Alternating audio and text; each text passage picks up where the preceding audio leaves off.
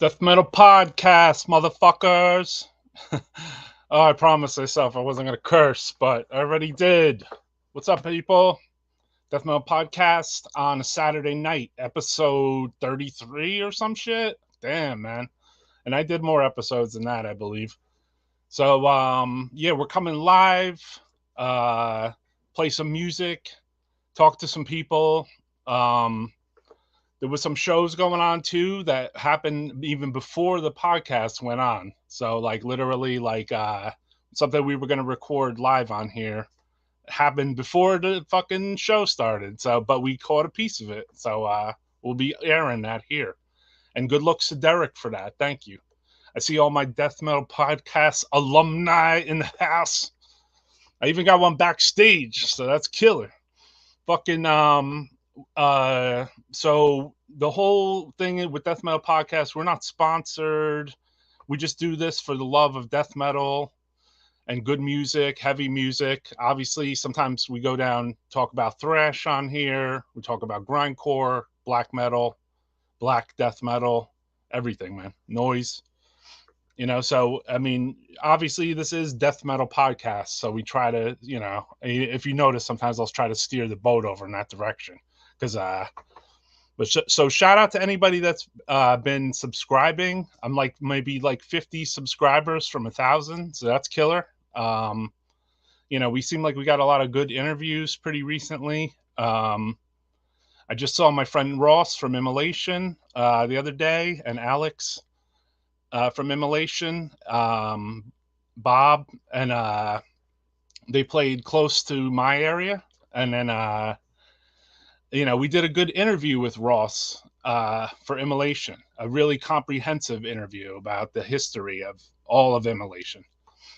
So if anybody is just checking out this episode for the first time, you should go back and check out some of our older episodes where sometimes it's just a straight interview with the band or whatever. Like, I wasn't going to go do that at the show. The band's there to do business. They want to go up and play. And, we'll probably bring you some live clips, man, from that show. UK represent. What's up, man? What's up, Patrick Woods Jr.?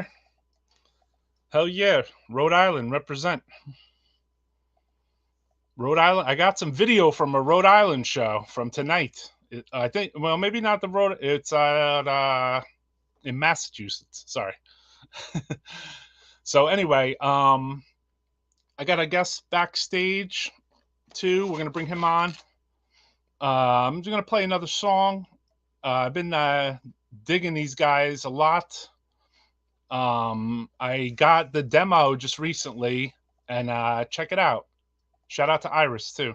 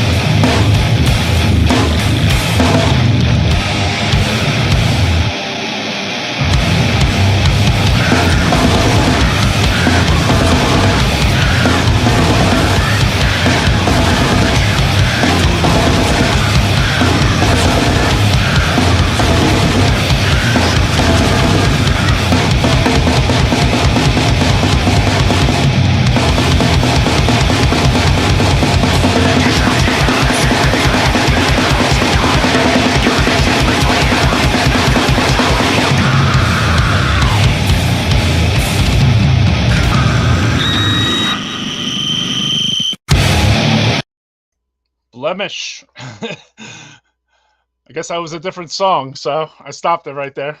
Anyway, fucking check it out. I got a guest backstage. He's from Vacuous Steps. Did I say the name right? Nah, you fucked it up totally. Fuck. How's it going, Austin? What's up, man? Nice to meet you, Roy. Did I say the name right? Vacuous. Vacuous Steps. You know what? Yeah, Aaron sent me a DM yesterday, and he said, you said the name wrong. I'm like, fuck. I said, I'll fuck it up tomorrow, too. It's cool, man. It's whatever. It wouldn't be the first time either. I hear you. Yo, so thanks for coming on. I appreciate it. You guys just put out some new stuff? Yeah, we just put out an LP. Or technically a full length. LP's coming next year.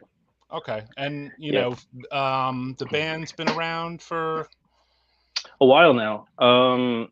We had a little bit of a stint of like nothingness in the middle. We started in 2017 and started with a couple guys that were just friends or acquaintances at that point, things like that. And it kind of went from there. Hold on, let me turn you up real quick. There we go. Cool. And it was really cool. It was nice, but like they were really wish-washy on the whole thing. Right. Wrote a demo. You wrote a demo with some guys, and then they were washing it out. So you moved lineups around a bit. Yeah, Doug, the bass player, he was real flaky. I love him to death, but he just had no drive to be across the bridge. And then the other dude in the band, Chris, who played drums, he was realistically in the band just because we were roommates. And so we did that. We wrote the demo, we recorded, and boom, I found out I was having a kid.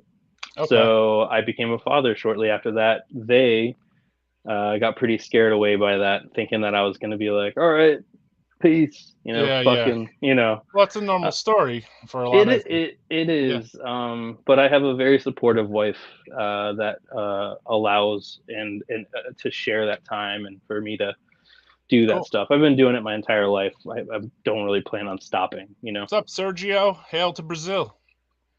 Hail the Leprovor. But yeah, but hey, I Headhunter just wanted DC. to, before I get too far into anything for me, thank you for having me on. I know Yeah, we've cool. been talking back and forth for a while now, and Yeah. And it's then I cool. I saw appreciate you it. had a release with Goat Throne. Yeah. The full length and the demo actually. But Cool. is that how you came to know me? Yeah, that's how I came to Okay, know because cool. I like the Goat Throne releases. You know, I like a lot of more underground stuff. I've always gravitated towards like Yeah, demos. Aaron has so first off, Aaron came to me in 2019 and he found our demo that we just never did anything with. We just had it online. Right. And Aaron came to me and wanted me to put it out, and I was just like, okay, let's do it. It's perfect timing. I had just gotten some artwork done for it, Nice. and that's what you see now with it. But he's like, let's put it on tape. Let's do this, and I was like, fuck yeah, dude, let's fucking do it. And then Yeah. that was my first in. Like step into the underground. Where you're Well, like, no, finally, step my in with music's out there. step into him, because Okay. he has a very particular roughness and rawness that he appreciates. Right.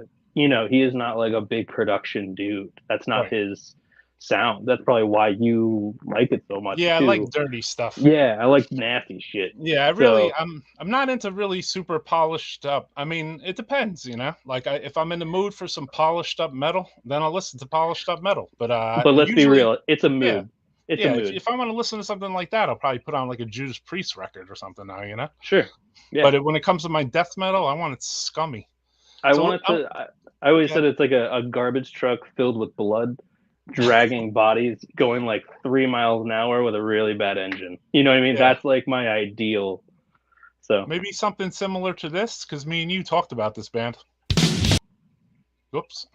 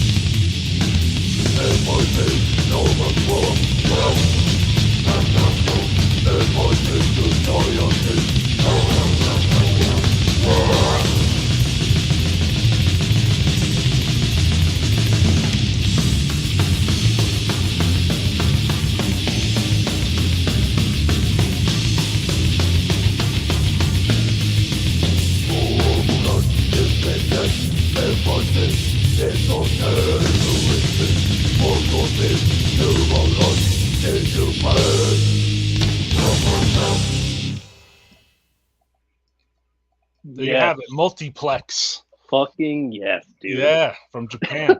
No one talks about that, right? Dude, Uncanny Complex. Unbelievable band. They are genuinely one of my favorite Japanese bands of like all time. Fuck yeah. Dude, they're so weird, so nichey, so fucking all over the place. Right.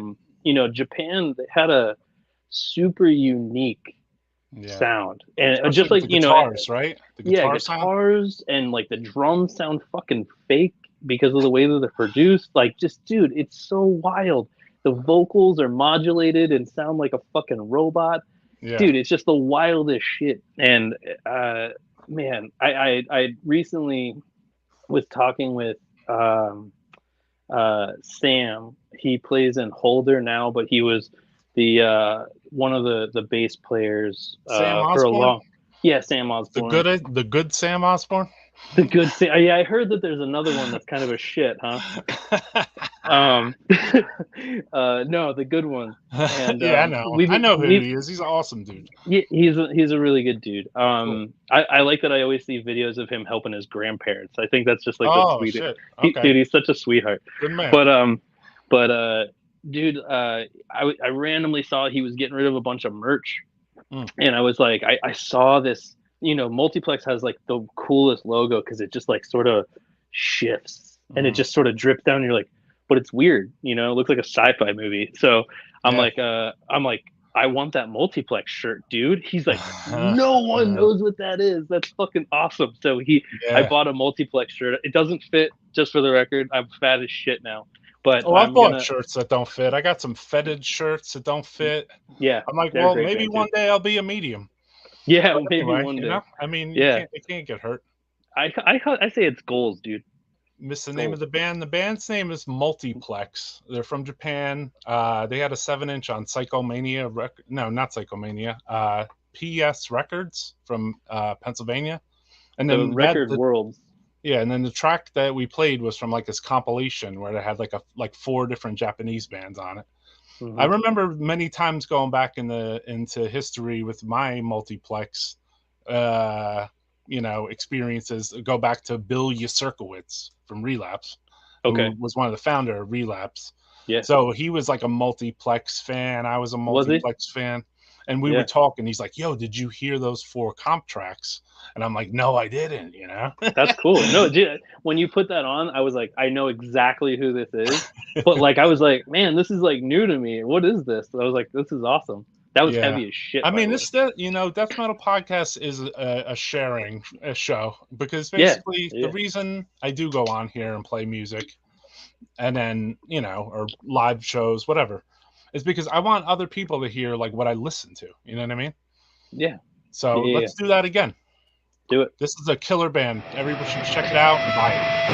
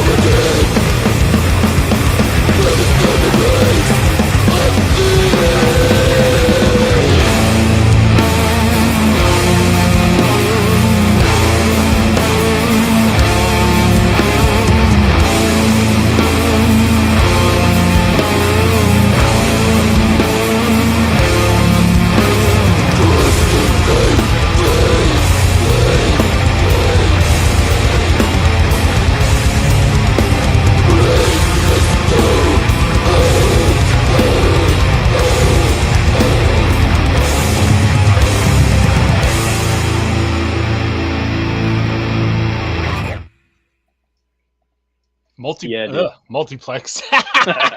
Plague Patrol. Yeah. Fucking sick. You know what's funny is before that tape came out, if that was their first one, right? That was that first demo that they did, right? I guess. Before that came out, they sent it to Aaron, and Aaron and I have, like I said, me and Aaron are pretty close now. Yeah. We go back and forth about cool shit that he gets, and that came in prior to the vocals being on it. And I told him, I was like, I really like this because I really like grind. I like, that's death grind. Anyone that could argue that, it's like that's a death grind band. But they didn't have the vocals on the record, and I was like, man, this is either going to be really boring or really cool, and it all depends on those vocals. Because and he nailed them, because I was like this is gonna either be like some fucking UK like chaos UK grunts, or it's gonna be like some fucking guttural boring garbage, like I was like if it's guttural garbage, fucking high class pestilence fucking style on there, yeah, like the fucking all over the place. No, it's the good. vocals are super nasty on that one, right? Yeah, dude. Yeah, I was like, real. I told him, I was like, you need to grab it. He's like, somebody already did. I was like, fuck. That happened to me one time, I believe. Myself and Razorback, we both got the Coffin CD on the same day, the demo CD. I like that band a lot. Signed them, and I was like, wow, this is really good. And I was like, they're signed. Yeah, dude, I was like, wow, it only took fucking 24 hours. That's the one thing that I have a rule of with my death metal, is that with Coffins especially, because they are really a D-beat band. But I always joke around. I say, like, we don't do D-beat. The D in D-beat doesn't stand for death. So I like to keep my death metal and my D-beat away from each other as much as possible. Yeah. So, but yeah, they have a good mesh. I like their slow, obviously. Yeah, Death Doom stuff. Yeah, that's where I'm at with them. It's they're nasty, dude. Their productions are always really good. Not too high. It's just always like perfectly in the gutter. Ken said there's no rules when it comes to death metal. Motherfucker, there is. There's some rules. There's Come on, some rules. We all know that. That's just my rule, Ken. Yeah, exactly. Everybody has their own. I also have my own, like, certain little pet peeves. I like it lower. I like lower stuff, lower sound, lower tuned. Shittier sounds, bad guitar sounds. Yep. Like a like a Rochevore demo. I mean, is like so. Yeah. The guitar sound alone is just crunched down and so brutal that it's amazing. It has its own like special vibe to it, even though it's an atmosphere in itself. Yeah, and and most of the really classic death metal 7-inches and demos, they all have like a super atmosphere all to themselves. I've been listening to a lot of Deteriorate lately, the past couple of days, and that's a perfect example of that. Like, just a gnarly guitars. Like I said, especially that first fucking pinch harmonic. Yeah. I love that part. Yeah, man. Yeah. No, that's my. I feel like you and I sit pretty close in taste. We have the same kind of like shit that we like. You like the lower stuff. You like the lower end. I like to feel it, man. I mean, it's not that I won't get into like a Nocturnus, the key or something, where it's not as low. It's like a little bit more like high pitched and tuned up and played well. I like to say that I like my shit a little less refined. Right. Same. There's a polish that, to speak to my own stuff for a second. Okay.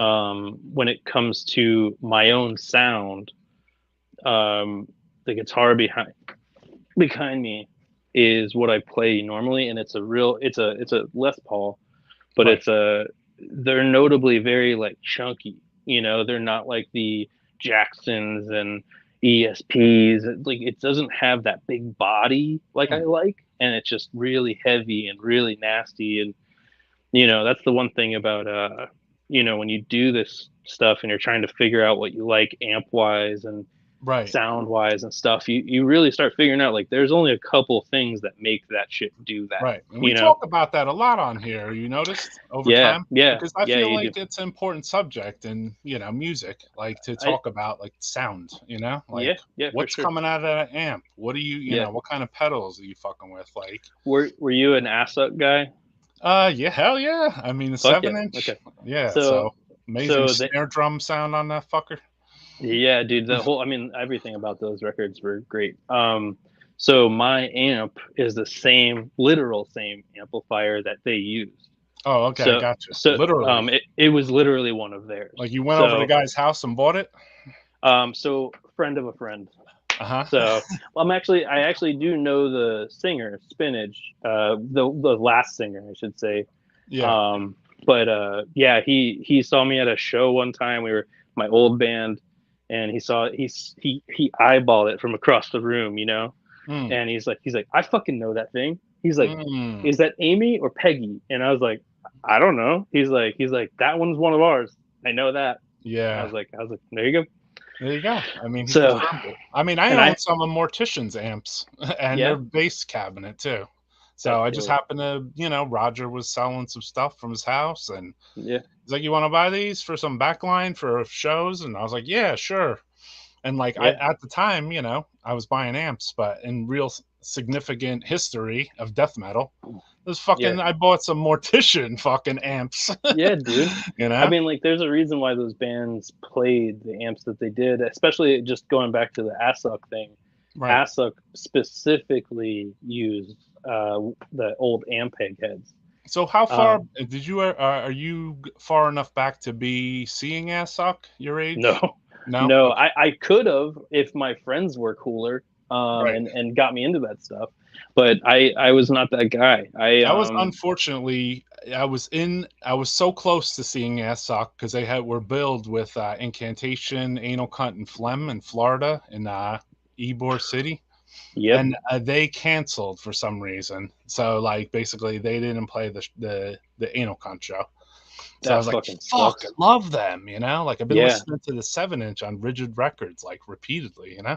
yeah, yeah. I mean, if you walk around Tampa with an Assoc shirt, you're getting like high fives, like you just got Really? off of a bus. Like, hey, what's up? Oh, Yeah, man. killer shirt, bro. Asuk. Like, yeah, Assoc. Yeah. So it's pretty funny, but like they are really like kind of like truly like the underground of Florida, Tampa hierarchy for sure. Right, right. So yeah, man. Cool, man. All right, listen, I'm gonna play something now. Okay. This happened a little earlier, so we drop in on shows at Death Metal Podcast. Yep. And I watched then the Jerketto set that last time, and I can't yeah. remember what was before that. You sprung up on some show. Yeah, I can't. spring up. My friend Derek from Church Burn and Ancient Death sprung up on this, and this happened about an hour or two ago. Check it out. Brand new. Where is it? Hold on. Try to play that video file again. Fuck. You can do it, man. I know you can. I could do this. It's not playing for some reason. All right, sorry guys. Let me see if I have to might play it from the original source here. Let's see if that works. Damn, maybe because I renamed it. Not good. Roy Fox. Unless, yeah, that's kind of weird. I can re-download it though, and we could still watch it, so it's not a big deal. But let's go to this because I don't know how to work StreamYard. How's that sound, guys? And this is something actually I'll save that for when he comes on. But this was something I just saw too. Check it out. What the fuck, man? You gonna play? I think you're just psyching everybody out. That's what it is. Yeah, what the fuck? Just hold on another hour. I promise I'll get it. Yeah, it's like Yeah. the video's so heavy that just Oh, can't dude. play. Dude, I was trying to send you some stuff, and my fucking computer, it still has an error message. I'm looking No, at it. yeah, your video files were fucking ridiculous, dude. Just to be Huge. honest. The guy that sends me those, he's one dude in the area. He literally is an archive. He Right. is so good at what he does. He just goes to every show, brings a GoPro, puts it on a stick, just stands there, and it sounds so good. It's crazy. Those files are also enormous. Yeah, your files were But enormous, brother. yeah, so I couldn't even. I don't. I mean, if they play, I'll be surprised now. Maybe I should have restarted my computer before the beginning of this. yeah, for real. You got to dump everything. That's what I got to do. Yeah. So let's. Yeah. I don't know why I'm having a little bit of a video problem here. Let's see though. I'm having a full on fucking meltdown. I guess he's gonna restart it. There it is. Look at that. This is great. All right. I So like I that reloaded the screensaver. thing. So maybe now. I like that screensaver, Roy. Yeah. You like my screensaver? So this Yeah, is for man. your band. Yeah, it is. And then the cassette CD out November 4th. Yep. And then Yeah, it just came vinyl out. edition in 2023. Mm-hmm. This I is a got a couple. collaboration of Goat Throne, Chaos Records, and Blood Harvest. Yeah, Chaos did the CDs. Okay. And then Goat Throne, and all three of them are doing the vinyl. And Okay. then Goat Throne did their copies of the tape, and then Blood Harvest also did a set. Okay. So Cool. Sick. Here, yeah, let's see if my videos play here now. I got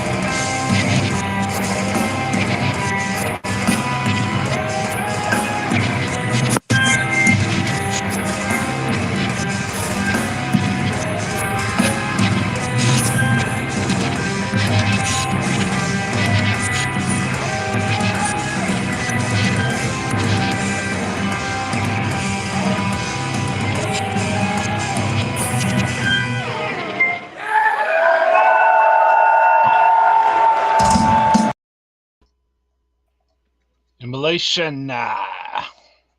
It's at the Dude, Immolation tour with Cannibal Corpse and Dark Funeral. Yeah. So I went to go Dude. see them the other day, Mm-hmm. and it was definitely cool, man. Fucking new Immolation kills, dude. Dude, they're one of those bands. It's so funny because you put on the demo from '88. Yeah. It's so crazy how that band has changed over the years from like yeah. essentially like Black Death, like borderline Morbid Angel, Right. and then it went like I've always considered them personally like almost like a tech death band, like before tech death was ever a thing. Before it was even a thing, right? Yeah, like they have and hold like musical chops and they are true musicians and I've Right. always loved them. They are definitely like a top contender, and somebody that I don't know about you, but when I think of like bands with staying power, Oh, bands that have fucking A, dude, like Cyanide, or even for me, because I lived by them, they had yeah, a complete huge impact on me. Like the two sure. biggest bands that had impact on me that lived by me were obviously Immolation and I would say Mortician, you know? I So mean, that's why you like Dump with Truck. Incantation obviously running a third, and then I would say like Revenant maybe even too, throw in there because, you know, that was very Yeah, early for me. If you yeah. go back just one little squeak earlier, we had a band from our town who signed to Metal Blade. They were called Slaughterhouse. And Mhm. I also bought some guy's equipment down his fucking basement. The amplifier, the guitar player from Slaughterhouse. I was like 16 years old, you know? Yeah. Hey, what's up, Yeah. everybody? I appreciate you guys coming in and support. There we go. There's Aaron right What there. up, Aaron? What up, baby? Everybody saying what's up. Who's this? Who's this Vacuous steps? Just What's up? remember vacuum. What's up, John Grave? How's it going, brother? What's up, John? I actually met him at a show in Tampa. Who doesn't love ass suck? Fuck yeah, I know. dude. It's true. Met Chris Webber last weekend in Atlanta. One of the coolest dudes. He sounded great filling in with Decay. Yep. Fuck yeah, dude. Yeah, it's Let's awesome. see here. Taylor Swift rules, says Yeah. Ted's Death Metal Crypt. Ken, Does Slaughterhouse have any goddamn demos Joker. on YouTube? For some reason, I don't think their demo is on there. Just their album is on there. Their album is from 1990, but their demo is from like 87. It was really good, actually. I have a copy of it, but they don't. I wish their demo was online. They were like a thrash. They were kind of like a happy thrash Exodus kind of band, but Mm-hmm. for some reason, like the town I lived in, like all these bands came from there, like Evoking, Disma, Dripping, Slaughterhouse, Evoking's very cool. Funebrarum. like, Dude, Funebrarum is there's so like good. there's a bunch of other ones too, Yeah, man. that's cool. That's a lot of fucking bands, dude. Just for the town is only like maybe 2.5 miles by 2.5 miles wide, so that's not What even a big town, man. was it? Pretty incestuous with those bands? Not really. No. Just Huh. not really. Just you would think it would be, right? Yeah, Because yeah. it's a small town. Miami is like that for Florida Right. And are and you Tampa. closer Really, to Miami? Or you're closer to I'm like 4 Tampa? hours. 4 hours. You're more of like a Tampa death metaler. Yeah, yeah. I'm like across the bridge from. I'm right on the coast. I'm in Clearwater technically. Okay. Yeah. And what's So popping off? Like, so I just showed you a video from Immolation, and that was what was going on by me up in Albany, New York. yeah. What's going on in your area? You So seeing anything coming through there, or yeah. good concerts or clubs? So 2 weeks ago, Nunslaughter came through for the first time ever. Mm, Didn't know that was a thing. Yeah, they've never been here, so they wow, were fucking phenomenal.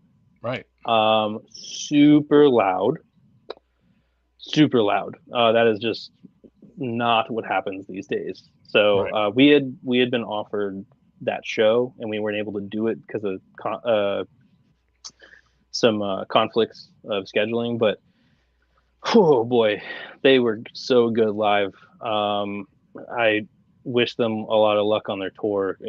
It was bleak here. Our scene is kind of shitty in some ways right now for the underground stuff. 50 kids. Right.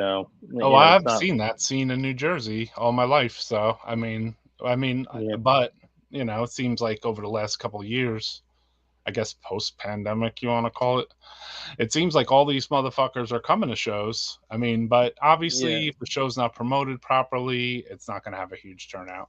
Or if the yeah, bands man. are too fucking underground, it's going to Yeah, be an underground show. but I mean, there's like a level of like, let's look at a band like Nunslaughter shouldn't have 40 people there for the 30 Yeah, this is years true. or whatever they've fucking been around. They paid their dues. They've Donna's definitely dead. paid their dues. Definitely paid his dues. Nunslaughter always kills live. Hell Dude, yeah. unbelievably good. I was Yeah, just, saw them at I was, Maryland Death Fest. They were killer. fuck, they were really good. I was really pumped. I'm trying to think if there's a bunch of stuff coming through. Mm, November is pretty busy. I just went to the Cavalera tour. cool.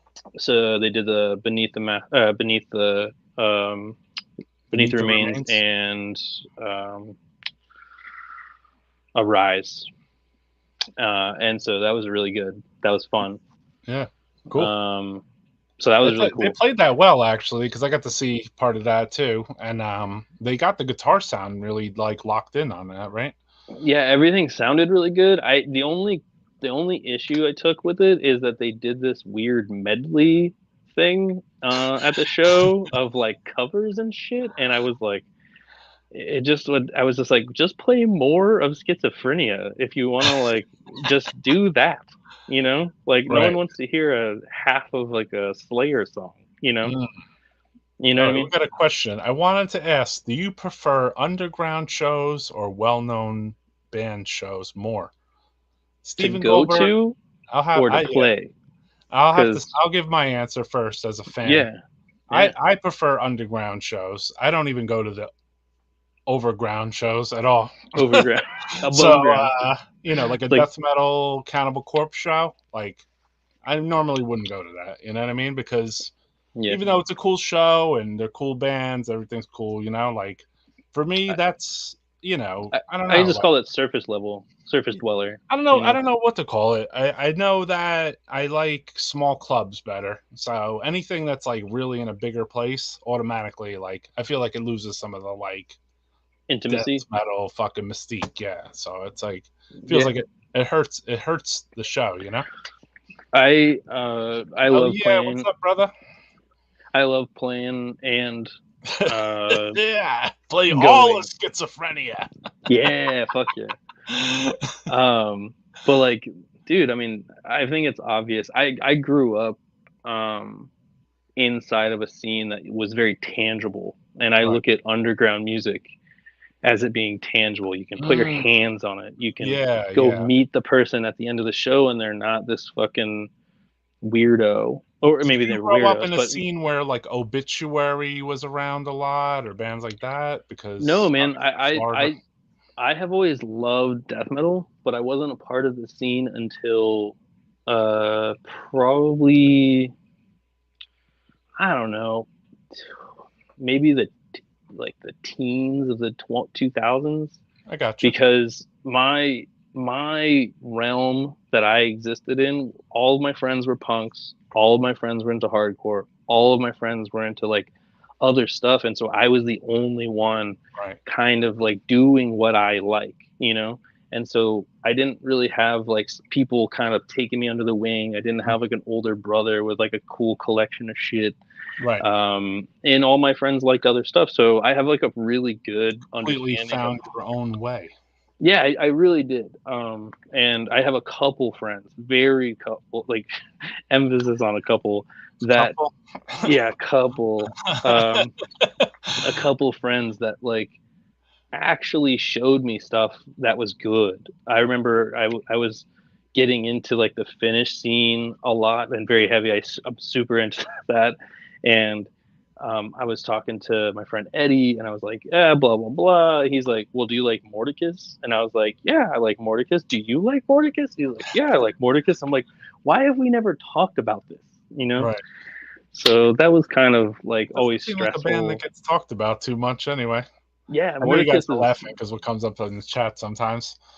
yeah. So let's play something else here. Let's go back to 1989. One of the best. Fuck yeah.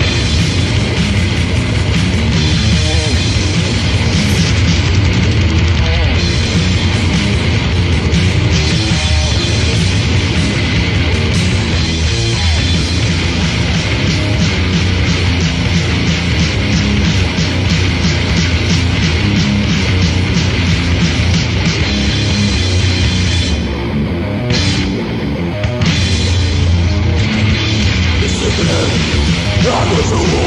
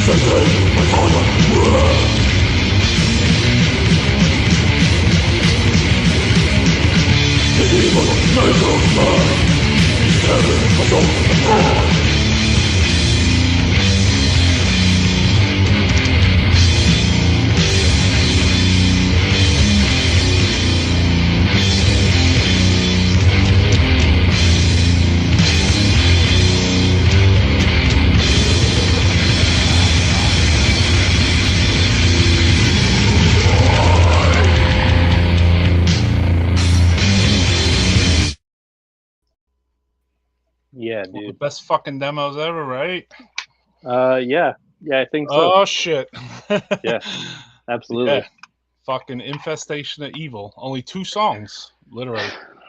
Dude, that's when people talk about Sweden, that's the Sweden that I'm talking about. I don't know which ones they're talking about, but Yeah, that's and the I one I'm saw talking Ian about. speaking on the cover art, and it's Jeff Walker from Carcass did the cover art on the Carnage demo there. I didn't know that. Yeah, That's who cool. made that artwork. That's killer, right? Mm-hmm. Yeah, I've always liked that face. All those fucking faces. Yeah, fucking A, dude. So I'm just Yeah. only hearing recently that the drums on the Dark Recollections are electronic. Did you ever hear that? I think that with all the technology and stuff that was happening in the 90s and like the late 80s, and I didn't think it made it to that, but yeah. well, you never know, I mean, like, what is it? Just, I mean, all it is like drum replacement now, like Yeah. they just take everything. They're like, just It seemed put like this that. Yeah, on that it. got like overdone a little bit, right? Yeah, it makes everything. If you ever heard people refer to the block of sound, or like it just makes everything one fat bar of sound, and Right. there's no like actual dips and dodges and natural kind of dips. Yeah. So it makes it tough. It's like you listen to an old Carnage demo, right? And you hear like the solos are like really fucking, they come in like real weird and shit. And then like they sound punched in a little bit sometimes. Yeah. But in a good way. Yeah. But then even like the slower parts, the eerie fucking slower, nihilist, the Swedish fucking deep, like kind of almost like an Autopsy ripoff. But I mean, you have Fred Espy on that also. So obviously you got a Dismember thing going on there. You know what I mean? Yeah, the speed is what I always think of when I think of Dismember. Yeah. So I mean, with the Carnage fucking demos, man. Where's No Baloney? Ain't Saloni. He was here before, actually. Dismember debut had electronic drums too. Interesting. Crematory is another fantastic Swedish band. Yes, they're the Swedish band to me. So check out Necroharmonic. We got a release coming out soon. Crematory Denial on cassette.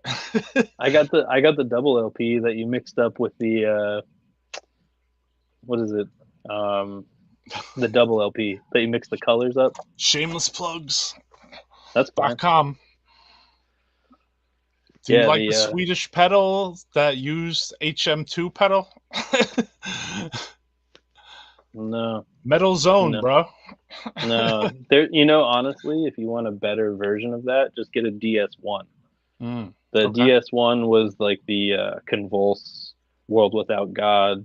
That's what we have 2 tracks of guitars on our record. We use the DS1 on one side, and then my Marshall pedal on the other. Gotcha. So, cool. So yeah. Yeah, I mean, everything counts, right? Yeah, and it all builds down, Need that tape, got the vinyl. Fuck yeah, brother. Thank you. Appreciate it. Yeah, that Crematory shit is impenetrable. You guys should check this out. I put this out. I think I'm going to reissue this again because the worthiness. Check it out. Yeah.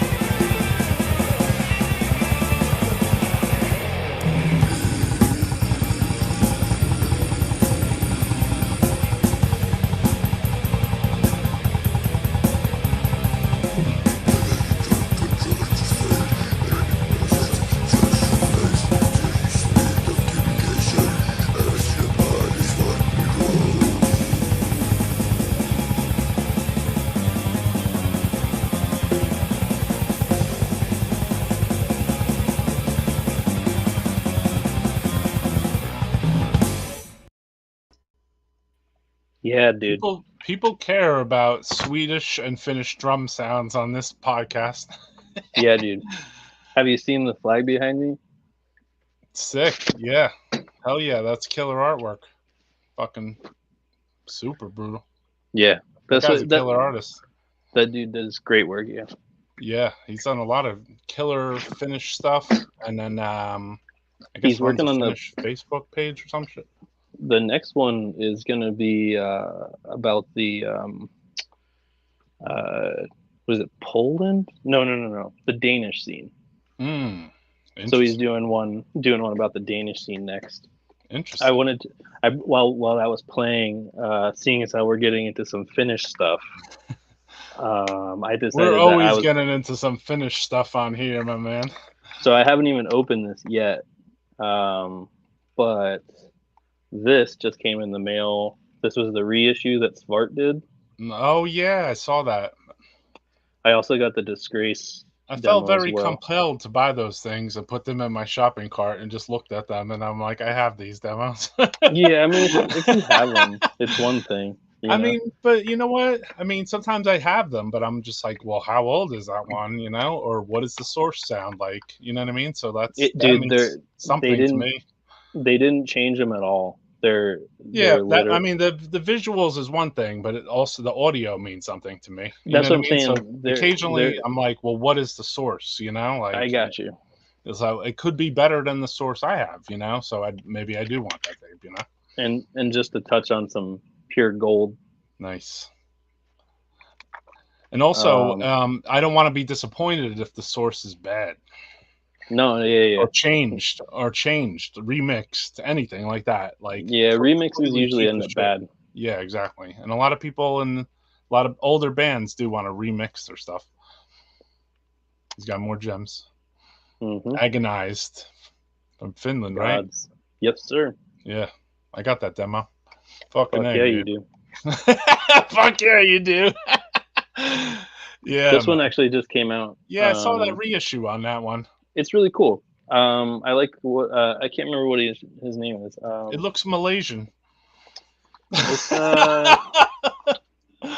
Iron Corpse put it out, Mm, but it was a Funebre demo. yeah. Vulgar necrolat. I could never say this. Necrolatry. One of the best. But yeah, Necrolatry. necrolatry.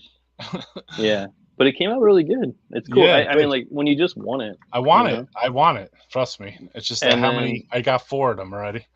yeah, this one came out on Intuit. Yeah, that I got. I got that on Yep, CD. I I don't know if have I this have that on tape. I vinyl. think I got the tape. I got it on vinyl as I don't know well. if that was on vinyl. That's the promo demo. Yeah, if a Oh, demo it's a demo extra tracks, right? Yeah, I got that. yeah, if a demo comes out as a comp, I'm in. I buy it. Right. It's not even a question. Well, that demo was a very rare demo because, like, Yeah. before just the last couple of years, like I used to listen to that religiously. It has that song Darkified or Darkened or something, and then it has it. They cut out the intro though. You know, Yeah. there was a small intro before that demo, and I noticed on the CD versions it was cut out. So I don't know why they did that, but whatever. And this is my favorite of all my boots and weird shit. Yeah, I bought that as original. Mm-hmm. Wrote with the band. Definitely a good, solid demo. Luxy cover. Mm-hmm. Yep. Yeah, I was a huge. Luxy, by the way. Yeah, got to get back on here, Luxy. Yeah, that was cool. That was an awesome interview. Cool. That man. was one of my favorites. I stumped Luxy for a Finnish band. Yeah, I was cool. I was impressed with that with myself. I'm like, damn, I stumped Luxy. Fucking, he's the Finnish fucking god, you know. But apparently, you know, like obviously, I'm a super collector, so yeah, you know what I mean. I said a name, and he was like, "What?" And then you know, once I gave it more context, he's like, "Oh shit," you know. I remember I was trying to throw him under the bus as well. I mean, you know what? I love Luxy because basically he was the catalyst for me and a lot of Finnish demos. So he would like, you know, not only would he write these long letters that told you everything you could know about the Finnish scene when there was no internet. Yeah. That he would have and then he would have all the letter was written like a fucking masterpiece, literally. I mean, I don't know, I showed some maybe on that live stream, but you have to see the Yeah. fucking letter in the flesh. And Yeah. then on top of that, the tapes that he sent along with these letters. I mean, some of the bands, like, I mean, first mover on something like maybe like I don't even know, man. Just like everything, dude. Like he just sent me so many cool early finished demos, just one after another. And I guess I was feeding him back something from the United States. So it was just like such a good relationship of like, Yeah. our tapes just going back and forth, back and forth. We were both addicted to each other's music, you know what I mean? So it was like Yeah. I really mean, you kind of come cool. from a very rich scene as well. I mean, like Northeast is insane. Yeah. Yeah, there was I a would. weird scene up here. It's pretty big. Yeah. New I York. actually my preference is Midwest, but in the U.S. But um, yeah, you guys My had a full rich death metal scene. preference isn't even US, I have to say. Like, I Mine love isn't either. US, but I would say it would probably be Swedish. Mine Yeah. isn't either. You know, It's either Swedish or Finnish, you know? Finnish for me, Mexican, South Yeah. American's really I cool mean, too. it's hard to say I don't love US death metal, but I mean, I just try to think which demos that I listen to the most, you know what I mean? And I would Yeah, probably say the Finnish ones, you know? Just yeah, because, say, like that Funebrary demo right there. I mean, fucking wore that unreal fucking heavy, thing out, you know? unreal heavy. And the first demo, fucking unreal heavy. Mhm, Little fact on here, that Intermin I just played, the mhm. guy who played guitar on that played on the first Funebrary demo. Hmm, So I don't know if many people know that, but he was the original guitarist of Funebrary, and then he branched off and did Intermin Finland. that's cool. No, in tournament was definitely really cool. Um, Yeah, yeah, there's a million Finnish bands that stand out. A lot of my vinyl collection is Finnish, so mm, it's just for me, the biggie was my favorite death metal record ever is Sentenced, right. uh, Shadows of the Past. So Fuck that's my yeah, number dude. one. I could literally listen to that any time of the day, any fucking day And that's for a Luxy days on cover end. too. That Yeah, was a really good cover. yeah, it was really cool. Yeah, and Convulsed World Without God. I mean, Mm, those two right there pretty much made the band for me. right. Like I was just like, I heard those and I was like, I have to put together a project that has like these two fucking things moving around somehow, Yeah, I'm you gonna know? But invite then, another Finnish death metal fan on right now. Let's yeah, give him a second. So that's yeah, cool. man. I guess he heard us talking Funebre, and his ears were ringing. So he's like, I gotta get on there. That's Yeah. awesome. Let's Have you do it. guys heard Cryptic Hatred from Finland? Yeah, I Yeah, have. I have their yeah. tape, I believe, sitting right over here somewhere. Weirdly polished. Yeah, I have But another Cryptic. Let me see if I could read this one. I bought both their demos. It's weird that I can't read the logo right now. Anybody know what this is? I heard they're Christians. I heard them on I can't Bandcamp. put it up closer. Wait, it should say it on the end, though. It's all decaying forms. Isn't this cryptic something? I don't know what that is. Anyone out there in death metal podcast land? I've lost my way. I bought this demo. I was really sick, and then maybe like I bought their other demo too, and then like 2 seconds later, I was reading their thing, and they said they were an all Christian band. I was like, oh no, Weird. There is nothing worse, you know? yeah. I was like, damn, all Christian. Like I like Incubus, you know? They're that, you know, Into the Unknown is like, oh, Are they Christian? yeah. Incubus from Louisiana. Yeah, Louisiana. Yeah, Right. that's what I've heard at least. You know, I'm not Yeah. really. I don't really know lineage. I'm really bad with lineage. I'm great with like some deep dive stuff. I love finding hard to find stuff and All right. I you knew know, someone who would know. Thank you, Evan. Cryptic Rising from Tennessee. Cool. hallelujah. Legacies 7-inch out in December. Shout out to Rob. Here, hold on 1 second. I got something for you. Stone from Finland. Yeah, there was a Finnish book written, and they were going back to Stone quite a bit. They were like really stepping back to say like this band had a huge impact on Finnish like death metal in a way. So that was kind of cool to that they acknowledge that, Yeah.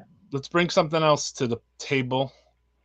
The show's going on tonight. Earlier, I got a good shout out from my friend. Check it out.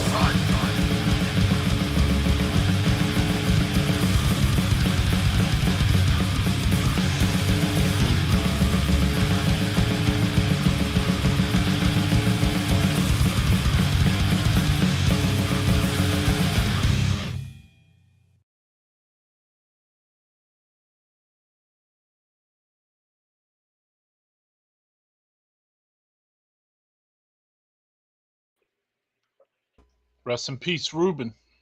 Rest in peace, man. Yeah, man. It really sucks that they're fucking losing so many dudes. I know. Fuck. Such a fucking bummer.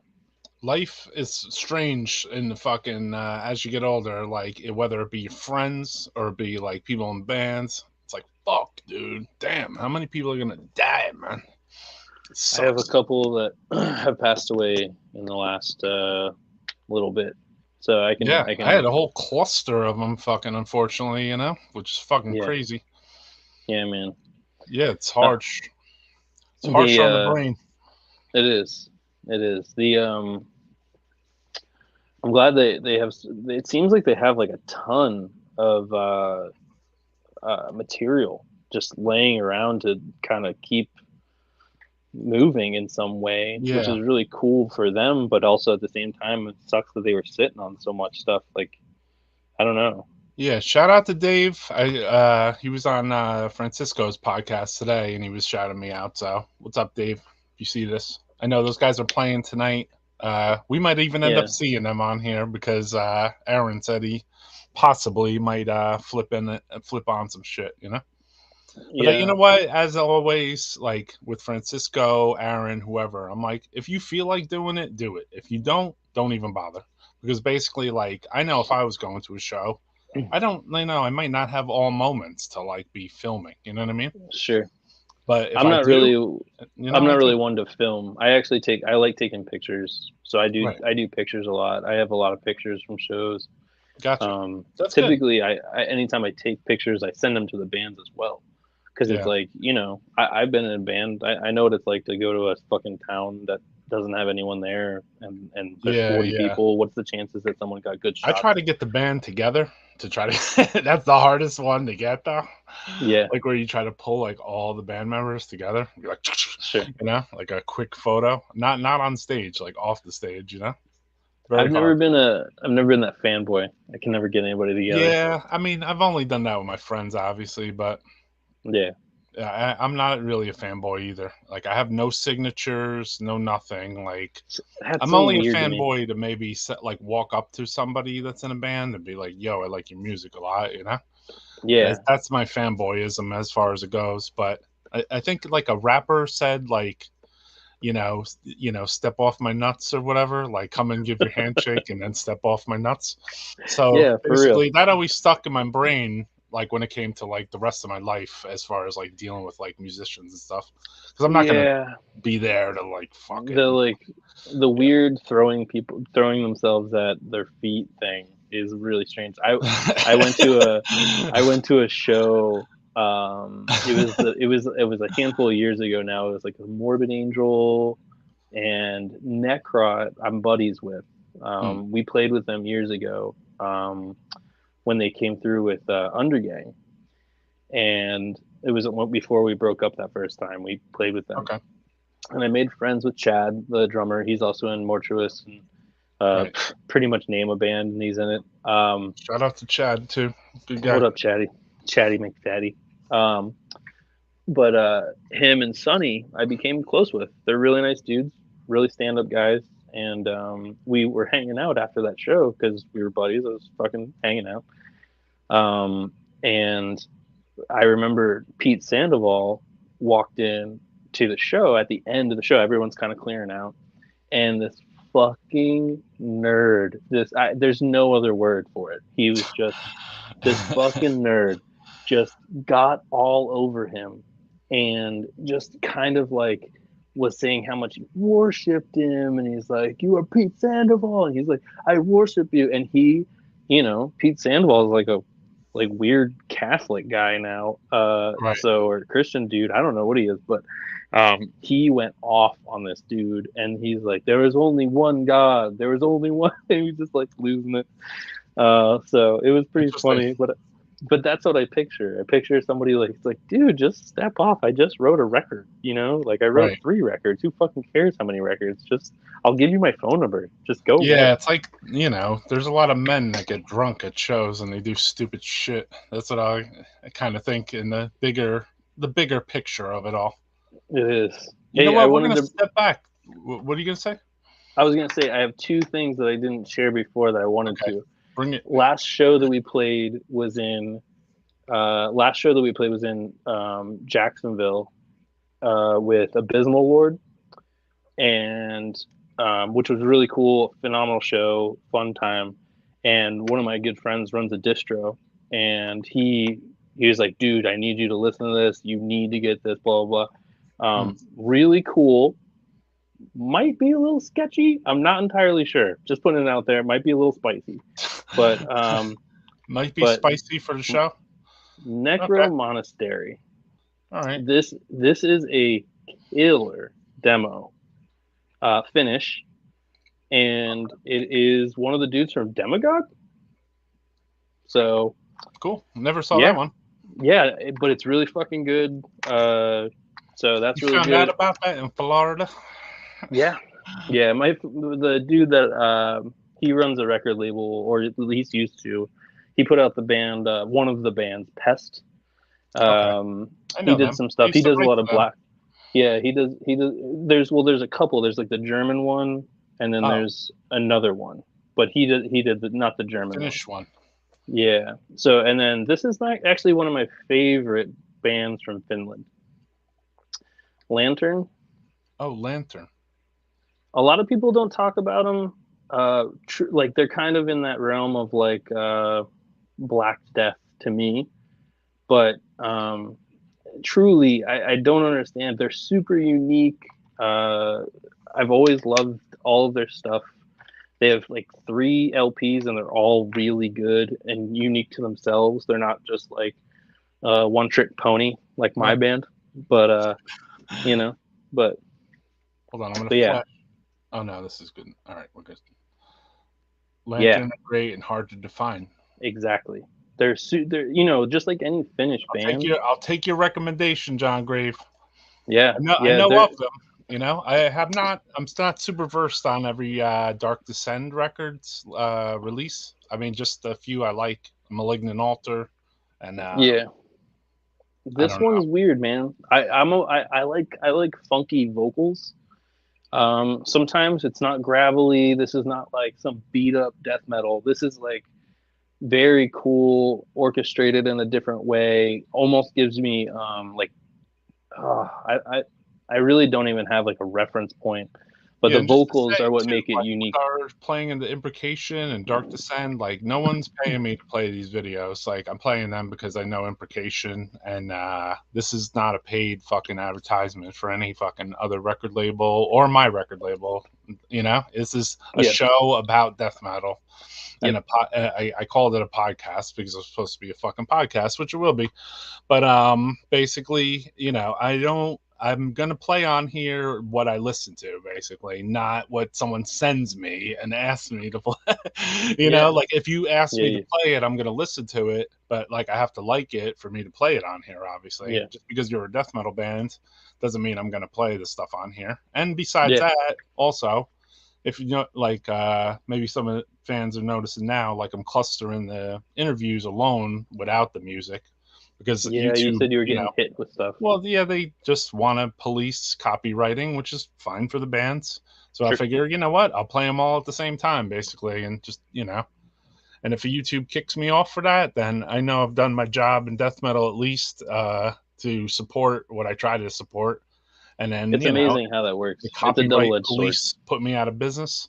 Then it's a double-edged sword, man. As a dude in a band, I want people to share our stuff. I don't care if they download it. I don't care if they post it on something.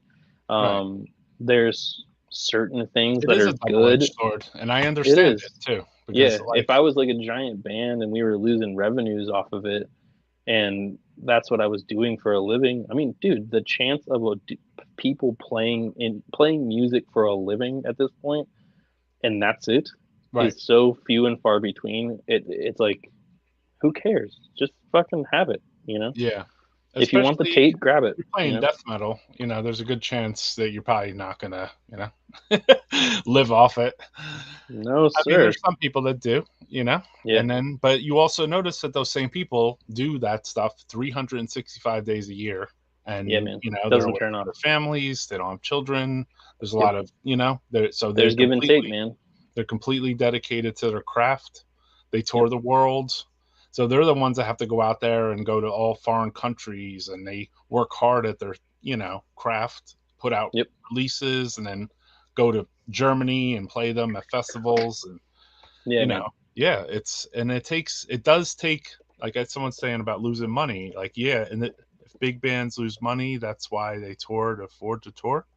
I think it's like, if you, in the beginning stage, if you're in a band, like, you're gonna lose money, and then if you could get it to the crack even spot, that's killer, and then if you can get it over to crack even spot, that's even better, and then obviously, everything is up from there, and it all depends on you and the individuals that are in your band, how much time you guys have, how much promotion you put into your band, and how unscared you are to promote your fucking band too. Because I notice people are kind of like, I don't want to post the same flyer for my 6 friends, or my 2,000 Facebook friends. But it's like, you know what? Make another flyer and post that one instead. Because why not? Why not? Why not? Right? Like, I battle. I think that when it comes down to it, the internet is annoying. And even though it might as well just be like tapping on somebody's forehead, so sometimes it is quite annoying. I try my best to keep things fresh for us. We're not super active. We play shows like maybe once a quarter. Okay. We're pretty choosy about shows and stuff. So, but promotion is always weird for everyone. What about for you in getting out there and playing shows in like other states and stuff? So I have a family. I have 2 kids. Right. And they're little. One of them is in a crib. One of them is 4 years old. So I can't really tour. And I know that life. I've been there. I've done that. It is fucking hard. With a band? Yeah. And say their name or? So this goes back to like 2003. 2000. This is like pretty far back. So I toured with a band called Now Soldiers. We basically were like a hardcore band, not like American hardcore, kind of like melodic, and it had like a quintessential time. That was like what was going on then.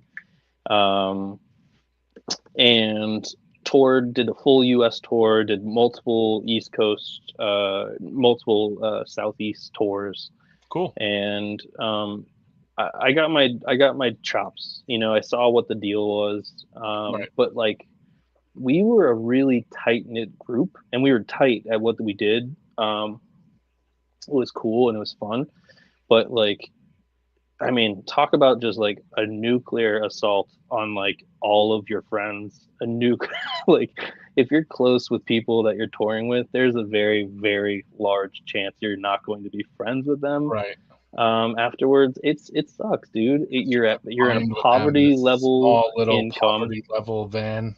Yeah, dude, you're living in a van. You're tight on money. It's just, there's a million reasons not to do it, but there's only a couple that just, it's once in a lifetime. You only get to do that stuff once. It's a lot of work to have a lot of fun. And to lose money, especially in the earliest days. Yeah, you really, the key, honestly, is just staying out. Yes. Once you're out, once you're in, let's say you're in Alabama, the next time you're going to be in Alabama is maybe a month from now when you circle around the country and come back around. So book that show then while you're in there, and then go, we're going to be playing back here about a month out, and then head north through there and whatever. So living in a van down by the river.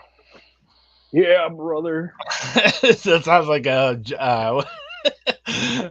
it sounds like a title Chris to Farley.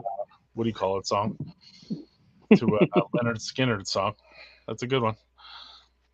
But yeah, man, I yeah, definitely living in a van down by the river. We're gonna play this because I wanted to go back in time too, because I love that this demo meant a lot to me. The Ceremony of the 9 Angles.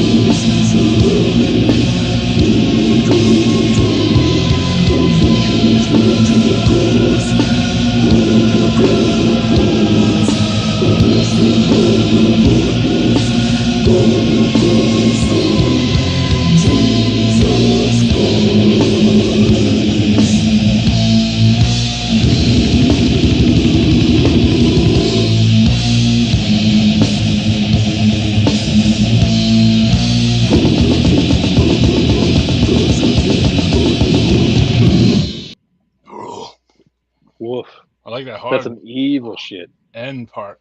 Fucking hard as fuck. It's so Hearing hard. imprecation demo for the first time. Sick, brother. Yeah. Yeah, so we brought it to the new and the old right there, you know? Yep. Yeah, Yeah, man. Ceremony of the 9 Angles, not Ceremony of the 9 Angels, as Dave clarified today for the 100,000th time. It's all about that placement of the L. Yeah, I know. That you could see how that could get confused. Not Ceremony of the 9 Angels. But I'm gonna have to make that into like a carpentry joke or something. Yeah. You know? Maybe that's a I know.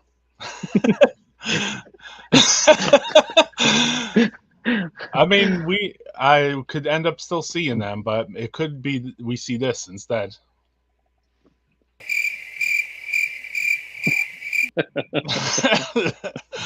I mean, basically on this show, like if someone, drops in and puts their phone on, then we get to see what they're doing, and then if they don't, they don't. I heard, I was talking to Aaron. He said that show might be at like a really particular venue. Yeah, do you know about Black that? Magic Social Club. Is it it's not like it's a venue? I'm not sure. Because I heard like something weird about it. Satanic fucking cult place. Oh, okay. I mean the Black Magic Social Club. Yeah, it's the Black Magic Social Club, bro. So yeah, we'll bring see. Your stage. We might pop in. I know Francisco said he couldn't do it. No biggie, bro. None of yous. I mean, if I'm at a show, I don't always have time to go out there and fucking videotape the shit. So I'm gonna play this. This is fucking brand new, and the full thing ain't out yet. But one track is online. Yeah.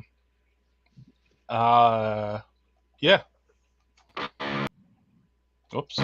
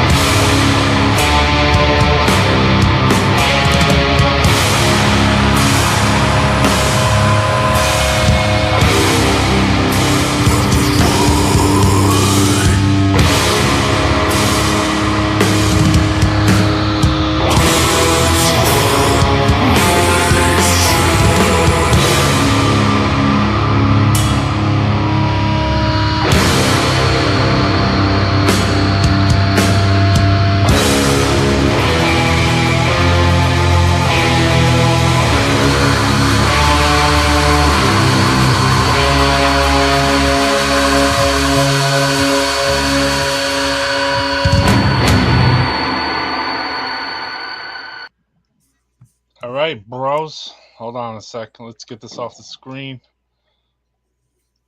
This didn't have its own thing. So we got John Grave in the house as well. What's up, guys? What's going on, my man? A whole lot, man. Slow parts are Jesus. dismal, this guy says. He's right.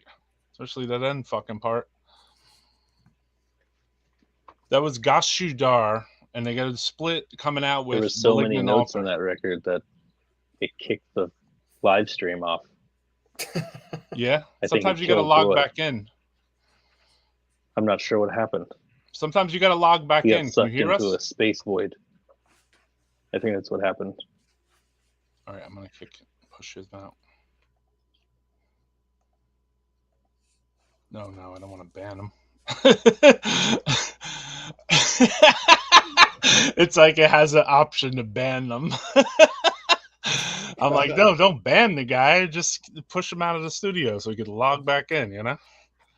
So here on Death Metal Podcast, sometimes we have a couple small technical difficulties, but nothing too big. So now we have our special other guest, John Grave. What's going on, Roy? How you doing, man? Doing well, my man. I saw you were posting up on the Ceremonium release that we put out. So thank you, my man. I appreciate the support on that. Yeah, man. Fucking awesome, man. I'm just happy to see it come to fruition, you know? Yeah, because John Grave was involved with the Ceremonium, man, since day one. Since the day we said we're going to fuck with this, he was right there to be like, yo, you want some ads? You want some stuff? So we really appreciate that too, man, because it means like, you know, like you come from the heart. So that's cool. Yeah.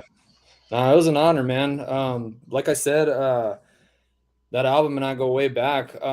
Even when when Oscar wasn't in the band anymore, you know, we still got the promos and stuff. We always supported all eras, you know. And yeah, I had a show with I even had a show with them when Oscar wasn't in the band. So no, it was the honor's all mine, man. I love that album, you know. Chris is my boy, Brandon, and obviously the person who was the brainchild of Ceremonium, Victor, is my boy too. So and Oscar, I lived with Oscar from Ceremonium, so we were roommates. So obviously I believe when we were roommates might have been when we like sealed the deal to do the Nightfall in Heaven, you know? Yeah. I guess I must have, I don't know, we were partying so fucking hard back then that I felt like I didn't do my mail at all, dude. But I must have just squeaked by, you know what I mean? There was like so many large liters of vodka, I remember. Like after a night, there would be like 26 or something, which is a lot. And it wouldn't just be me and Oscar. I mean, there would be like, you know, like 40 people there. You know what I mean? Yeah, I mean, it's those young days, man. I mean, you have those young livers, and yeah, exactly. No, it's I remember it was all about the blender for some reason. Like we were we were like fighting over the blender, you know, because everybody wanted to have a blended drinks, you know, or crushed ice or something. Yeah, man. We have Austin back. Yeah. Hey, sorry. Yeah, sometimes you just have to log out and log back in. You could hear us, right? Yeah, I'm good now. Cool. Hey, man. John. What's up, Austin? Good to see you, man. Same, dude. How are you? Good, dude. Last time, Roy, Austin didn't have tickets to that death reunion thing in Tampa, and I tried to sneak him in. I was over there buttering him up. I'm like, hey, man, just sneak past the door. You can get in. You can get in. I swear. And like we both like kind of cruise up, and I'm trying to like block, and then he could sneak by. Man, that lady busted him. Yeah. Oh, you were blocking for him. That's dope. Yeah, dude. Man. You know what's funny about that is that I get caught doing everything, so it figures. But no, it's fine. The windows are very thin there, so that's interesting. Yo, hey man, you got to take one for the team, and John Grave took one for you by doing some blocking. Yeah, I remember one year, me and my friend Connor, we went to go see, we went to Maryland Death Fest, and Autopsy was like headlining in the fucking what do you call it? And we couldn't. He said we couldn't get in, you know. But there was like somebody with like it was like a garbage can guy or whatever, and he was just like pushing his way through, and we just like we It just walked right behind him. It just walked right in, dude. And then I seen the dude inside. He's just shaking his head like, no.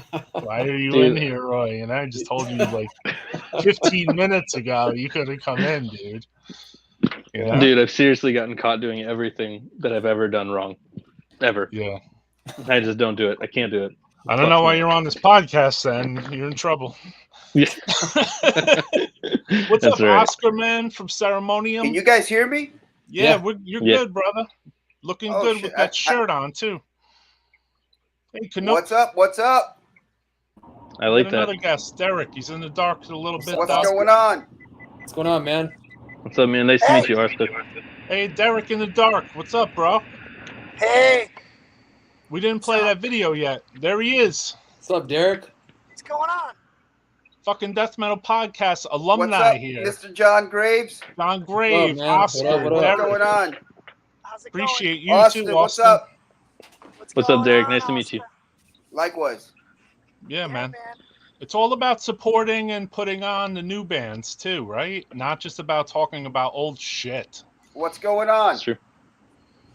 I mean, I feel like that's what this show is even about. It's not just about, because I could come on here and just ramble on about Demolich demos and songs for fucking 4 hours if you wanted to. We could But, do that together. You can, what do you mean, Instead, boy? You know, do we that can for like explore 11. new bands, right? You can chat about that for 11 Demolich. hours. I think I could go 11 hours. True. Yeah, you've already done the 12-hour Finnish death metal tribute marathon. Yeah. That's one of my favorite episodes. Yeah.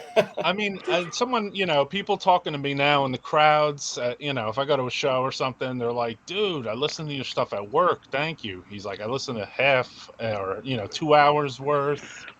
And I'm like, oh, that's cool, man. Like that was actually what it was intended for. You know what I mean? So like, Yeah. it was intended to be an audio thing. It wasn't intended to be a visual thing. But it Yeah. felt like the visual thing like was easier. So I was like, oh, fuck it. I'll just take the visual thing. Yeah, I always That's wondered probably about why that. you guys hear me saying like the names of the bands when we show the flyers, because like obviously you have to envision that. You know what I mean? Yeah. Yeah, Dude, for sure. It's safe to say that 11 hours might be the longest podcast in world history. I mean, I would have actually the longest is like that slow lo-fi music or whatever, and then they shut it off one time. Oh, okay. Yeah, they held the record. You ever see like when you click on like YouTube and sometimes like it's like, hey, do you want soft lo-fi? Oh, shit, man. Well, Maybe know only yours I came get that close. because I listen to rap music. So Yeah, your Death Metal podcast came close. I know that for a fact. Derek, are you driving? yeah, Yeah, I'm driving home for the Bulldozer show. fucking yeah. Oh shit. Oh, bulldozer. Yeah, so Yeah. Derek was kind enough to stream early for us. He was at this show right here, Bulldozer with Deceased, Oh, shit. Demisor, and Ours Kingdom, and this is at the Middle East in Cambridge, Mass. Start Badass. 7 p.m. You were Yeah, like it was- screaming at 7 p.m. That dude, they moved it even earlier, so Oh, I could first- tell. the first band started at 6 o'clock, and it was kind of like bullshit because it's such a hassle to get to that venue and park. Right. So when they move things at the last minute, you're like, damn, Oh, like, fuck. it takes forever to get through the traffic, but I wanted to see Ours Kingdom pretty bad, and they ended up Yeah, I switching. understand. So I got the chance to see them, so that was good. Yeah, that's cool. That's who I would want to see too. I would want to Yeah, see they- Ours Kingdom because I never got to see Yeah. them. Because I guess they hit them at Demiser flipped last minute, so that was cool that I was able to catch them. It was cool that you were able to, even though we weren't in a live stream situation on YouTube, you still had you try to slide in, and then I was like, yo, I'll just send you another link, and then just click on, and then you did, and then I recorded whatever you filmed. You know what I mean? Yeah, I'm new to And then that. we didn't even like, play it yet. We didn't even play I'm new it to yet. the pre-recording streaming. Now we know how to do it. Now, yeah, because I've been doing all these live. Yeah, exactly. So yeah, I could actually pre-record and then play it too. You know what I mean? that's So, but killer. I've been trying to link that up with like foreign bands. I'm like, yo, Yeah. put the phone on your fucking rehearsal spot. You know? I mean, Oh, right on. universally, I'm getting there's no reception. You know? Yeah, that's the hard part. It's hard to get reception when you're in a band in a rehearsal room. Because Yeah, they're they standing typically on the don't have walls. that kind of shit. Yeah, Yeah. thick walls, probably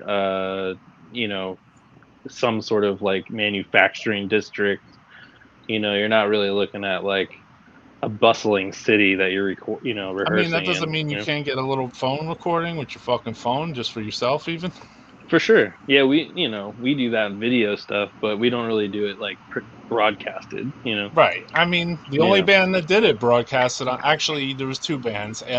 Embalmer did a whole set on here, which was dope, and then Anatomia did a live song on here, Oh, that's which awesome. was super dope too. I love Anatomia. Great band. What's up, Oscar man? What? Everything is like delayed, bro. For me. Then you have turn off your YouTube or whatever. Turn off my what? YouTube. I'm going in dark mode for a minute here. I don't want to get pulled over for having the What's light up, on Jenna? in the car. It's all good, man. We can still see your eyes. See? Death metal scene. It's all family. Hey, Yeah, Derek, so- how was Deceased? Oh, they were fantastic. Well, it was kind of cool because the footage that Roy's gonna play later, they just did like 3 songs in a row, without stopping. So Yeah. I just grabbed that and just filmed that. So it's kind of like nonstop Deceased Assault for like 3 songs. And, Yeah. We'll probably play like a song worth or so if I could figure out where to stop it. Because obviously I couldn't even say. I was like, damn, they're playing multiple songs here, I believe. Yeah, That's they just awesome. like bashed into tunes like boom, boom, boom. Yeah. They're one of my favorite live bands. Yeah, they had like 2 dudes filling in last minute, I guess, because it was like a short notice kind of tour for them, I guess. So it's not the usual guitar player and bass player. Some younger dudes filling in, I guess. But they sounded great to me. They were awesome. That's awesome.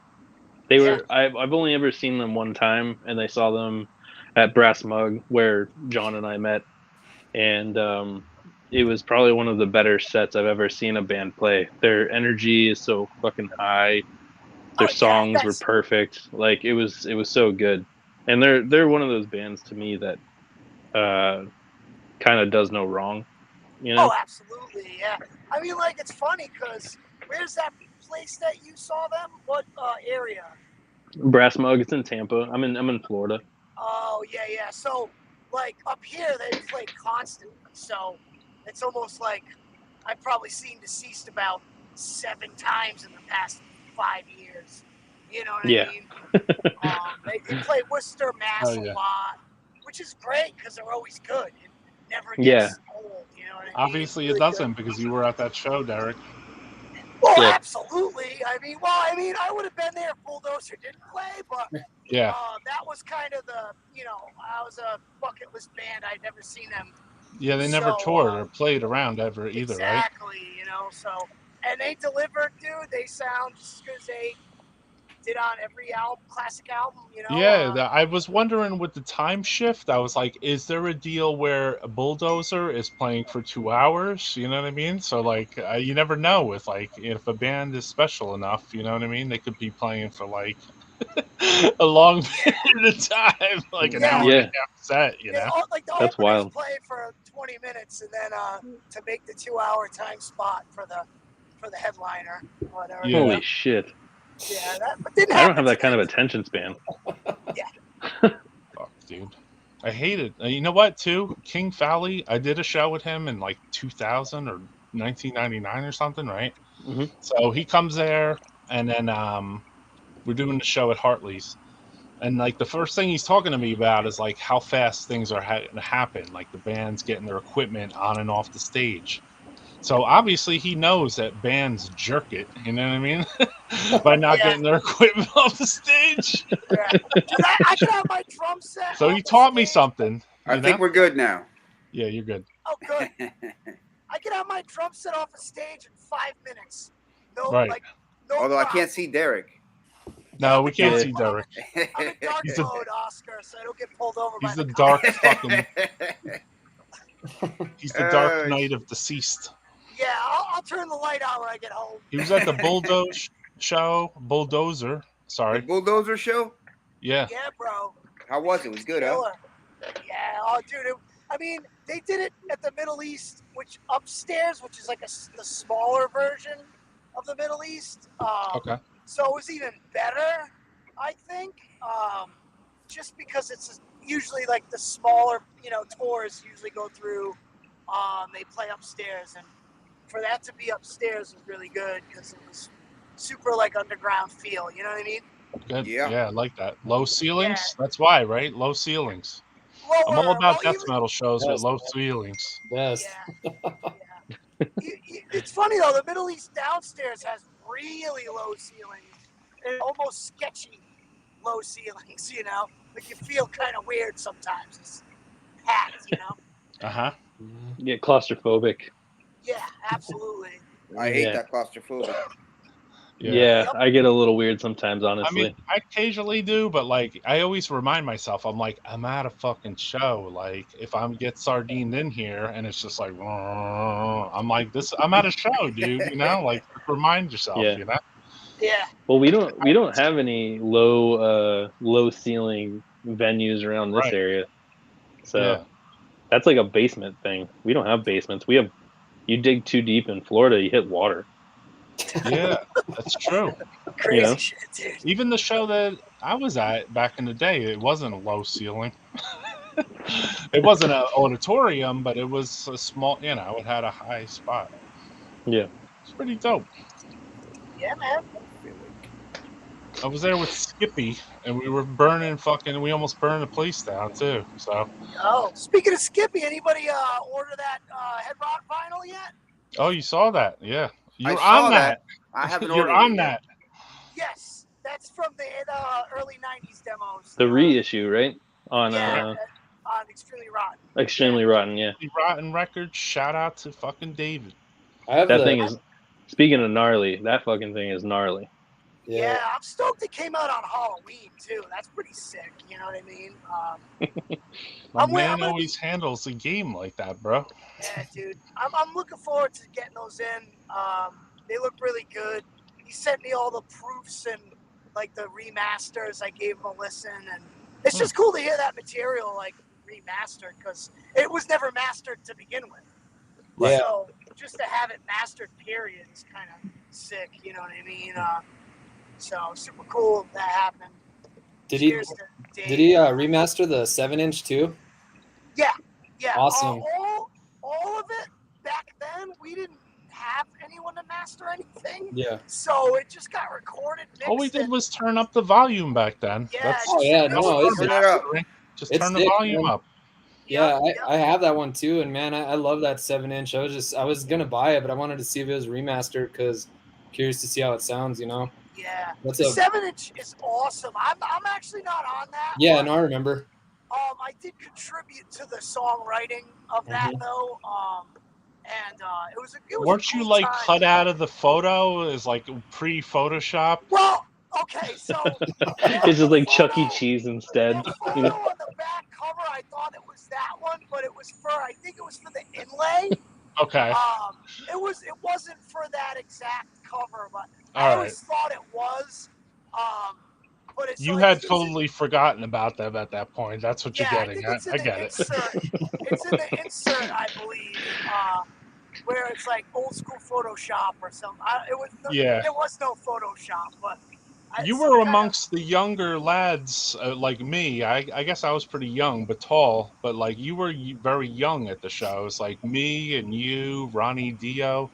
Oh, dude, I shouldn't even been there, bro. Like I should have been home doing homework or something. Yeah. I was way young. Homework sucks, Derek. Yeah. But I guess I turned out okay. But It seems was like cool. life turned out okay for you, though. Regardless. Eventually, yeah. Eventually, it's great now. I'm so psyched about my life today. But Oh yeah. That's awesome. it definitely took some work for for sure. Hey, man, that's what life is called, you know? Yeah, man. Yep. Anybody in the chat got mental problems? Hit us up. Love and Bomber, sick band, saw them the second time by the Mutilated Fest and got to talk to Brian Baxter. Head Rot kicks ass, says Head Split Records. Thank you, Dylan. What's up, The Dylan? 11-hour marathon was great. Fuck yeah, dude. Yeah, I didn't man. even listen to it.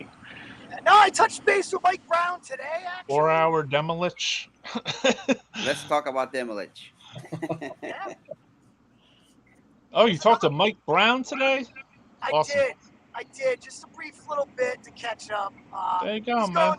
He's going through some health stuff, but he's hanging in Yeah. there, man. Shout Like out to you Mike told- Brown from Head Canoe. Rot.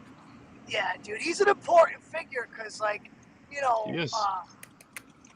he taught me how to play, you know, like really good. You know what I mean? And he had an epicenter of a spot where bands could play music together, right, Come on, Derek? guys. That Say that garage? again? I mean, in a weird way, didn't he have kind of the epicenter where bands could play music together, his garage outside his house? Well, he had like a massive house, and Uh-huh. the size of it was just like crazy, and everyone would just come by and just fucking party out, you know. Like Joe Lewis from Vital Remains lived there for a while. Right. So, you know, like, everyone would be hanging out. All the I Flip went to guys his would be house, there. though. He had like a barn, and it was like a rehearsal room or something. It Well- had like 2 stories. Well, we would have parties in the barn, but we would rehearse in the basement.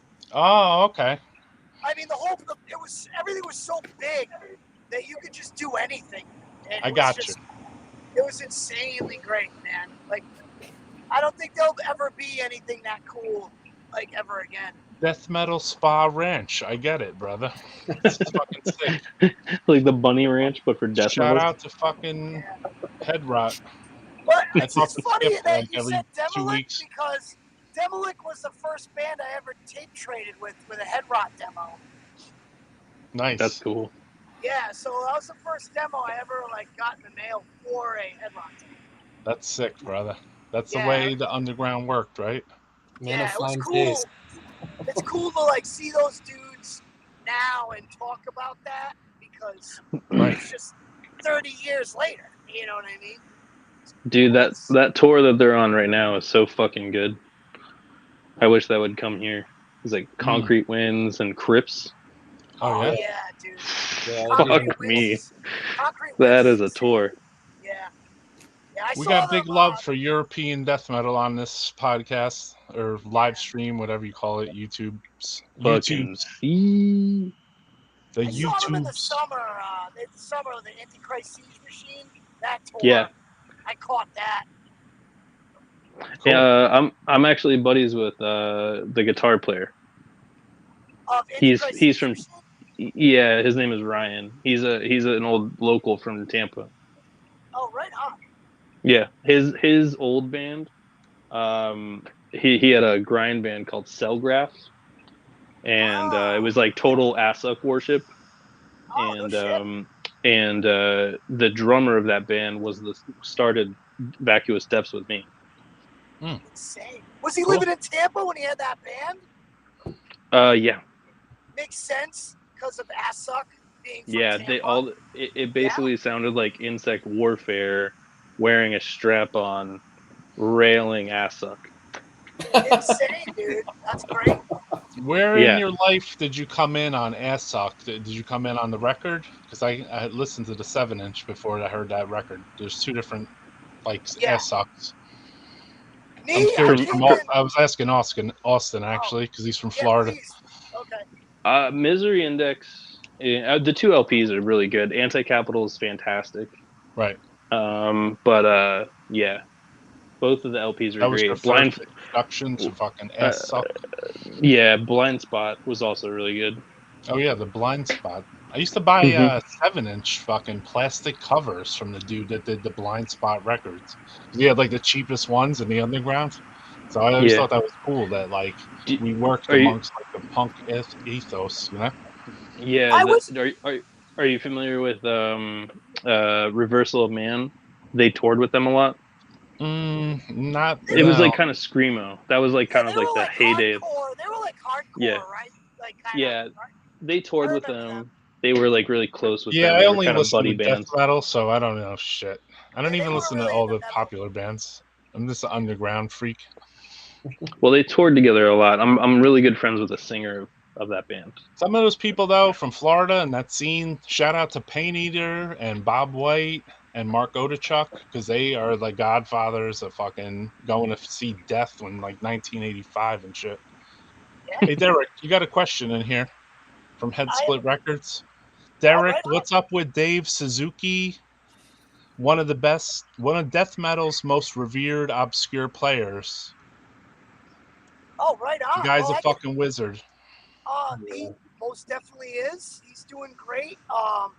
But you'll be able to hear him. He's got a solo on the new split coming out with Malignant Altar. Oh, badass.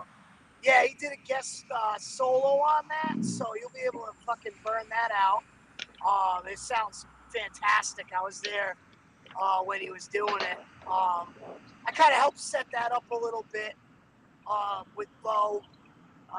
So that's pretty sick. And then we're writing new material now. We're in the process of writing a new. I don't know what's going to come of it, whether it's an LP or an EP, but so we're working on it. With Church Burn? Yeah. Cool.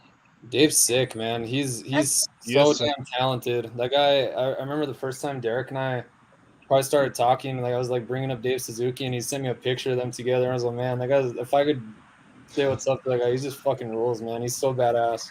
Yeah, Well, he was so badass at the plays one show. drums right now. Uh-huh. Suzuki's drumming with the first singer of Head Rock's band. They're called the Douchebags. And dude, his drumming is like, you think his guitar playing is sick? Like fucking, oh my god, what a drummer he is. Yeah. Unfucking real. His time in Vital was awesome, man. Like he's like that Dawn of the Apocalypse and all that, and dude, I mean, he was a machine, man. Yeah. So he's drumming now with that band. Just kind of, they're like more like punk, kind of fast, hardcore punk. But like he's incredible. He can do no wrong. Anything he touches is like fucking great, you know? Sick. Shout out to Dave Suzuki. That's the man. Yeah. Yeah. Right on, Dylan. Vital Remains is sick and brutal. The guy can fucking destroy drums and guitar. Talk about Pain Eater for 4 hours. Hell yeah. What's up, Sam Biles from Hideous Mangalus? Hideous Mangalus. Ooh. I bought a Pain Eater tape from you back in the day, the yellow cover one. There you go. Yeah, I saw him on tour. He did with Deicide and Jack Owen. Sick. I remember Jack Owen. I remember He's not Pain Eater at Cannibal Studio anymore, One. I thought. Yeah, dude, I think Suzuki did a little run with Jack Owen on Deicide, I think, for a minute. Mm-hmm. Right. Yeah. Yep. Yeah, your boy knows on here. That's sick. Dave Suzuki, you know what I liked about Dave Suzuki? When you guys played that small club show, he just took his fucking guitar case and just threw it in front of where people like would normally stand and shit in the crowd. And I thought that was fucking awesome. I was like, fuck yeah, dude. Just throw your fucking guitar case right there. Fuck you. Yeah. You know, he's like, I was like, damn, I wish I saw him taking it out of the guitar case or something. Yeah, well. Nah, dude, it's great, man. He's I consider him one of my Devastation. best friends, man. You know, we've been playing together now for almost 6 years. Cool. Yeah. It's pretty cool, man. We got a good thing going. Yeah. Shout out to all the guys from Church Burn. Absolutely. And everyone from Rhode Island. Shout out to Jim Fleet in the hospital right now. Damn. Yeah, I'm that's going to do an interview, though, for Death Metal Podcast offline. And then we'll see what's up, man. He's all right, though. But, you know, he had some shit going on, so. Yeah. Classic recovery guy. going out to Jim Fleet, the man. Yep. Probably won't see this, but maybe he will. Yeah, best of luck to Jim Fleet, man. Fucking A, dude. So let's get back. We got to talk about this Ceremonium, bro. What's up? What's up? Together, and we put out this reissue because basically, you know, the band might be back together, bro. Well,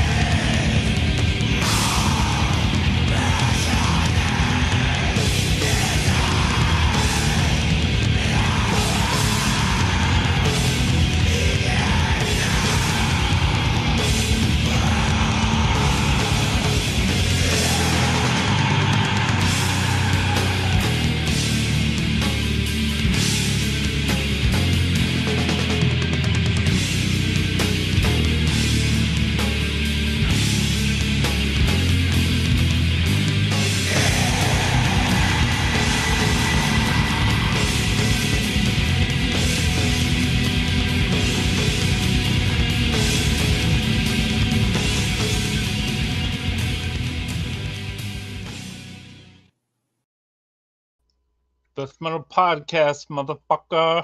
Let's bring Yeah, back our boy. audience here.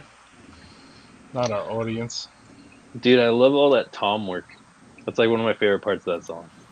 Yeah. Love that. All that like trudging fucking. Oh, I love it.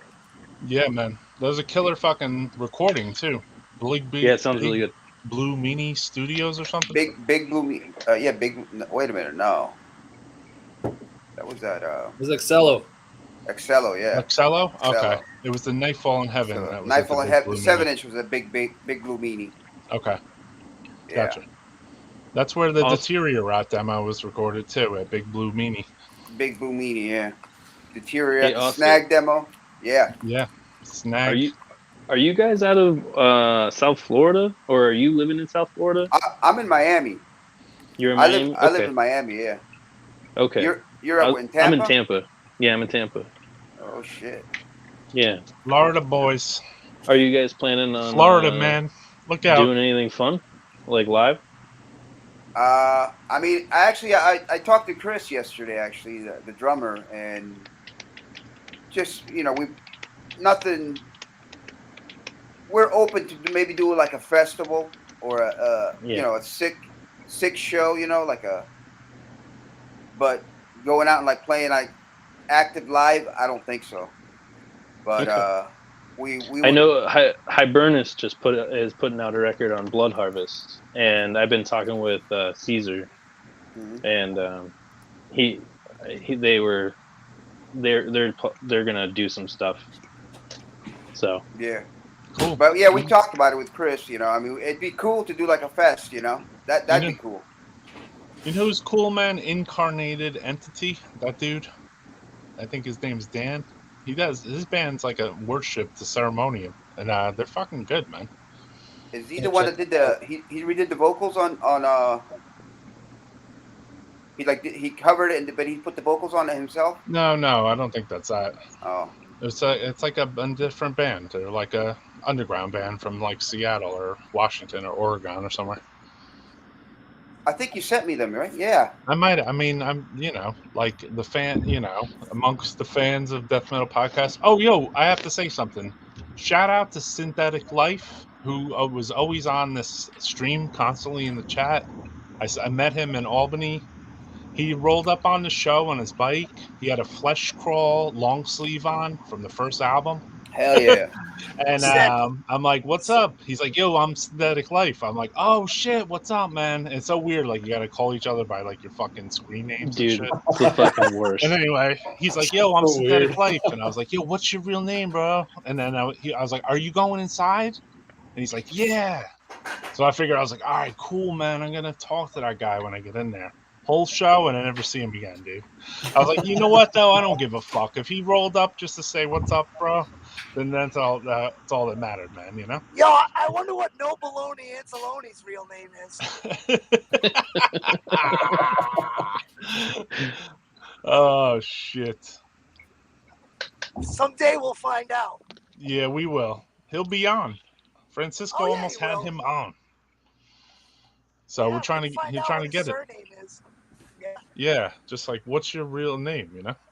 There's nothing like you used to have to remember everyone's phone numbers. Now you got to fucking remember 17 different online handles, you know? I can't even remember someone's name, much stupid. less a fucking screen name, you know? So it's like, I don't know. Like, I'm really bad at that, you know? Like, someone talks to me at a show, and I'm like, I make it a point, too, to try to, like, etch it into my brain, but I notice by the time I leave and the next day comes, I'm like, man, I don't remember that motherfucker's name at all. I used to know John Graves' last name until it was changed to the internet name, so now I forgot it.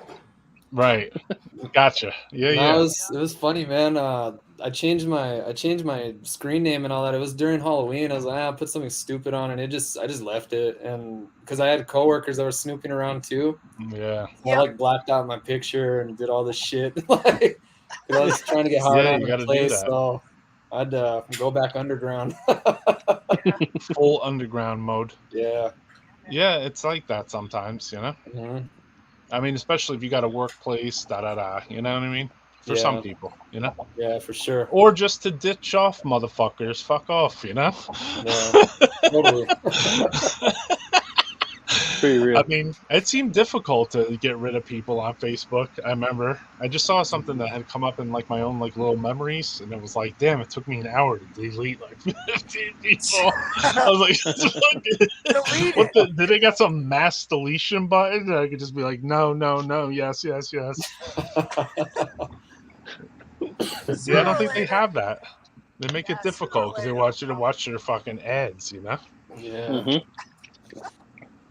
But at the Dude. same time, the usefulness of like the social medias, like Facebook, Instagram, they're fucking super fucking useful, right?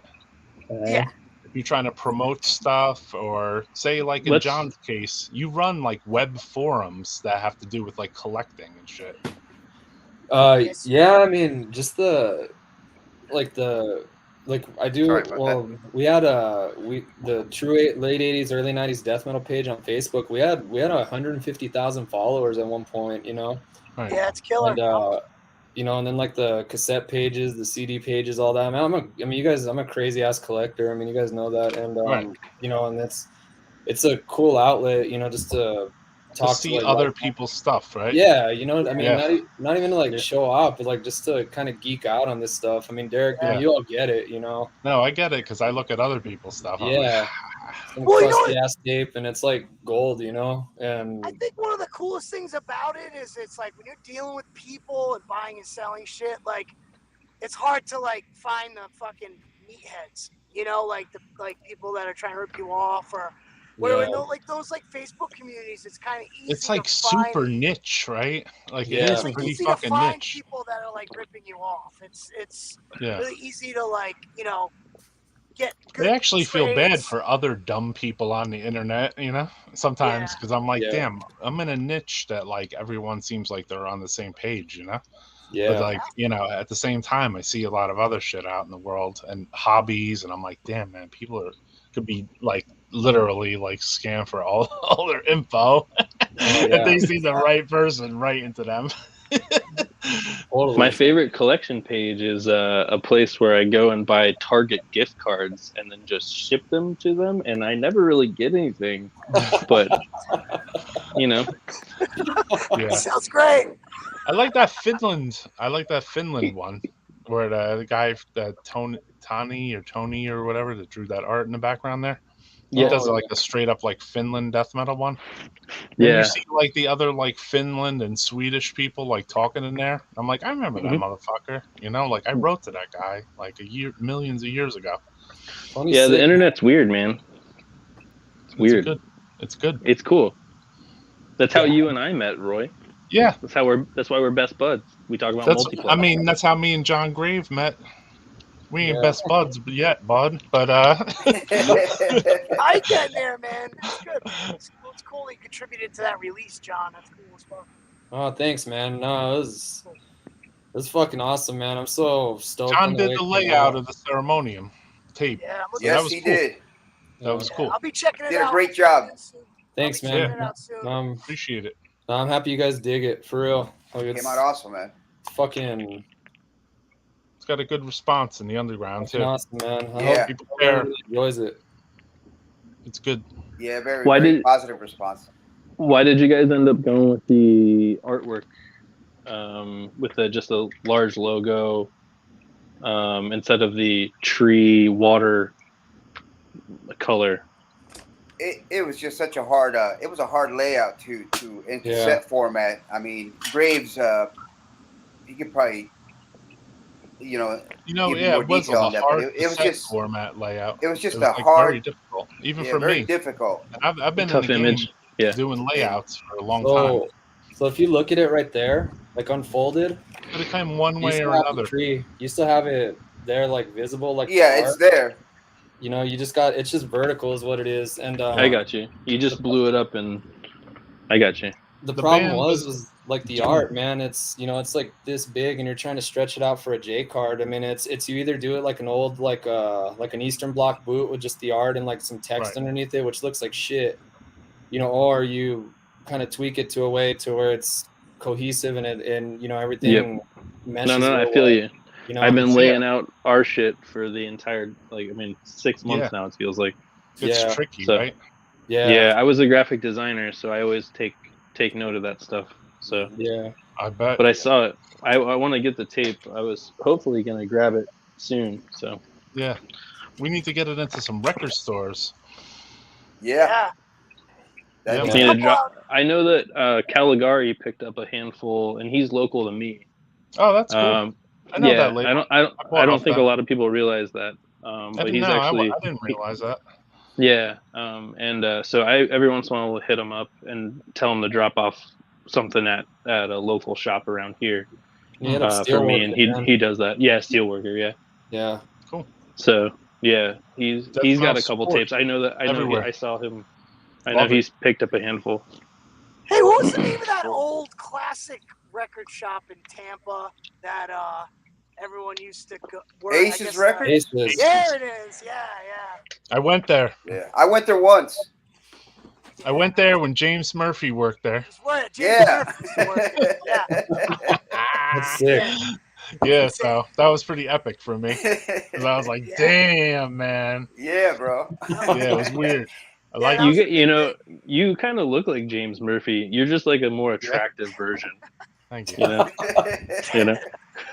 James. He's just saying that because he's saying that. No. I saw him, when we were at that show. I get Paul Ledney, so I get it all. That's funny. Yeah, it is. It's really the hat. That's what it is. Maybe. It's the black hat. He's always wearing that black hat. Structure, you know what I'm saying? Yeah, white guy. White guy, fat white guy. It is what it is.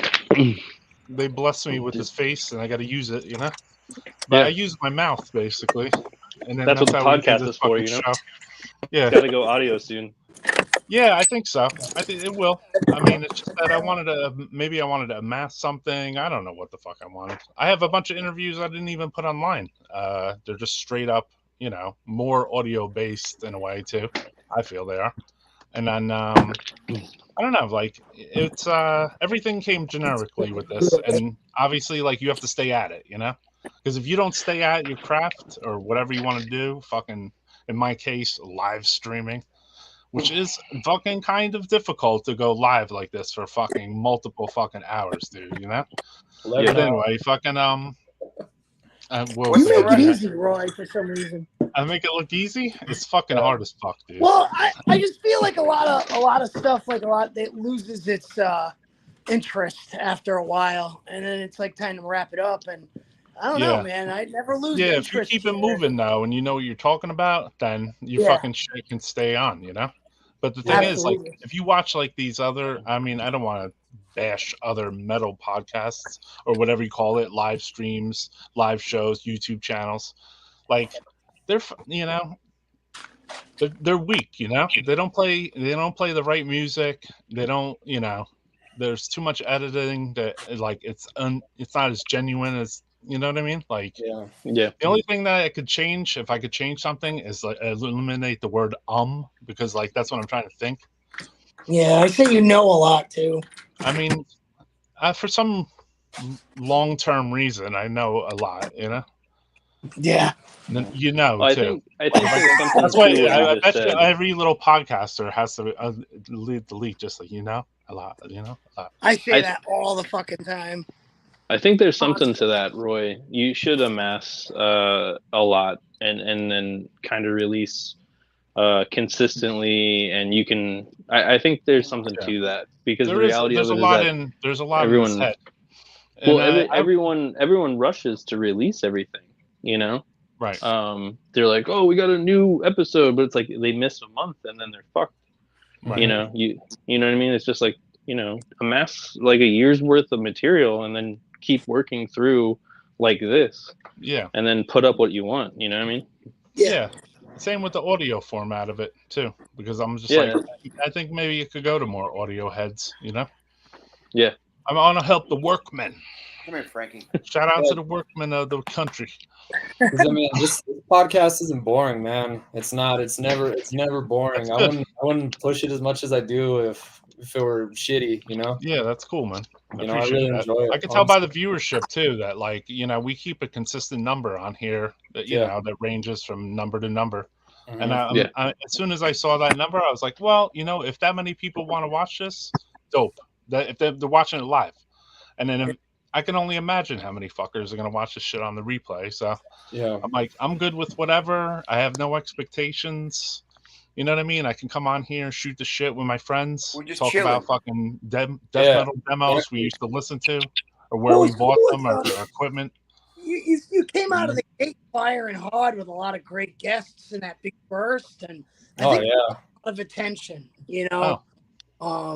I mean, for me, it's like when you did that format where it was like a short interview clip with like Dan Lilker, and then you did Immolation, just kind of like boom, boom, boom, where usually it's just one at a time for an hour or two, and then I'll see you next week or whatever, It was like, just gave like interview after interview, and I thought that was kind of cool because not a lot of people do that, Cool. Yeah. I don't know. Everything is just a work in progress. It's like being in a band. Yeah, that's years. It's the worst. Years. The best way I can put it, I guess. Hey, congrats on Ancient Death and Vacuous Depths, man. Both of you guys, fucking awesome. Hell yeah. Thanks, man. Yeah. Oh, thanks, Roy and Oscar, for that. Oh yeah, man, that shit rips, man. They sent me We're a all copy, team, brother. Yeah, bro. Yeah, it was definitely an unexpected treat. We got new stuff coming out soon already, so hopefully in the wintertime, we'll see how it goes.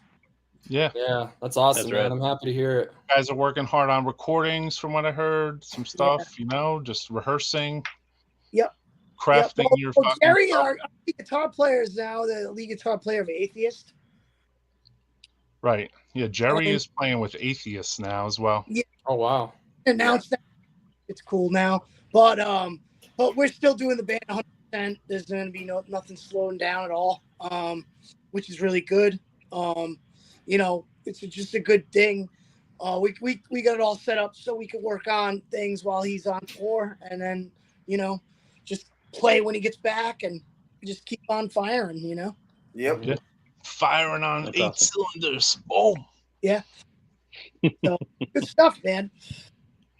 Derek, thanks for showing your old Vital Remains demo on the old podcast. I checked it out and it was brutal. Oh yeah. That's fucking killer, dude. Yeah. You need a counter per episode. We had one. His name was Andy Jones. Can you find old Ace's ad? And he wants to look at it on Google Images. Okay. David Vincent worked at Ace's Records as well. Yeah, that was the spot. The Tampa spot. Oh, Tampa? I don't know if it was Tampa. I don't remember. I know I bought a Raging Death record there. You know that comp? With Executioner, Ravage. And then I brought it on the tour bus with Incantation and it melted. It's a classic, man. Yeah, and it's like I still try to play it, and it's like, I'm like, I don't care. I bought this to Ace's Records. Isn't there a way to fix Warp Records or something? That's like a special Ricky. Yeah, there's some tricks.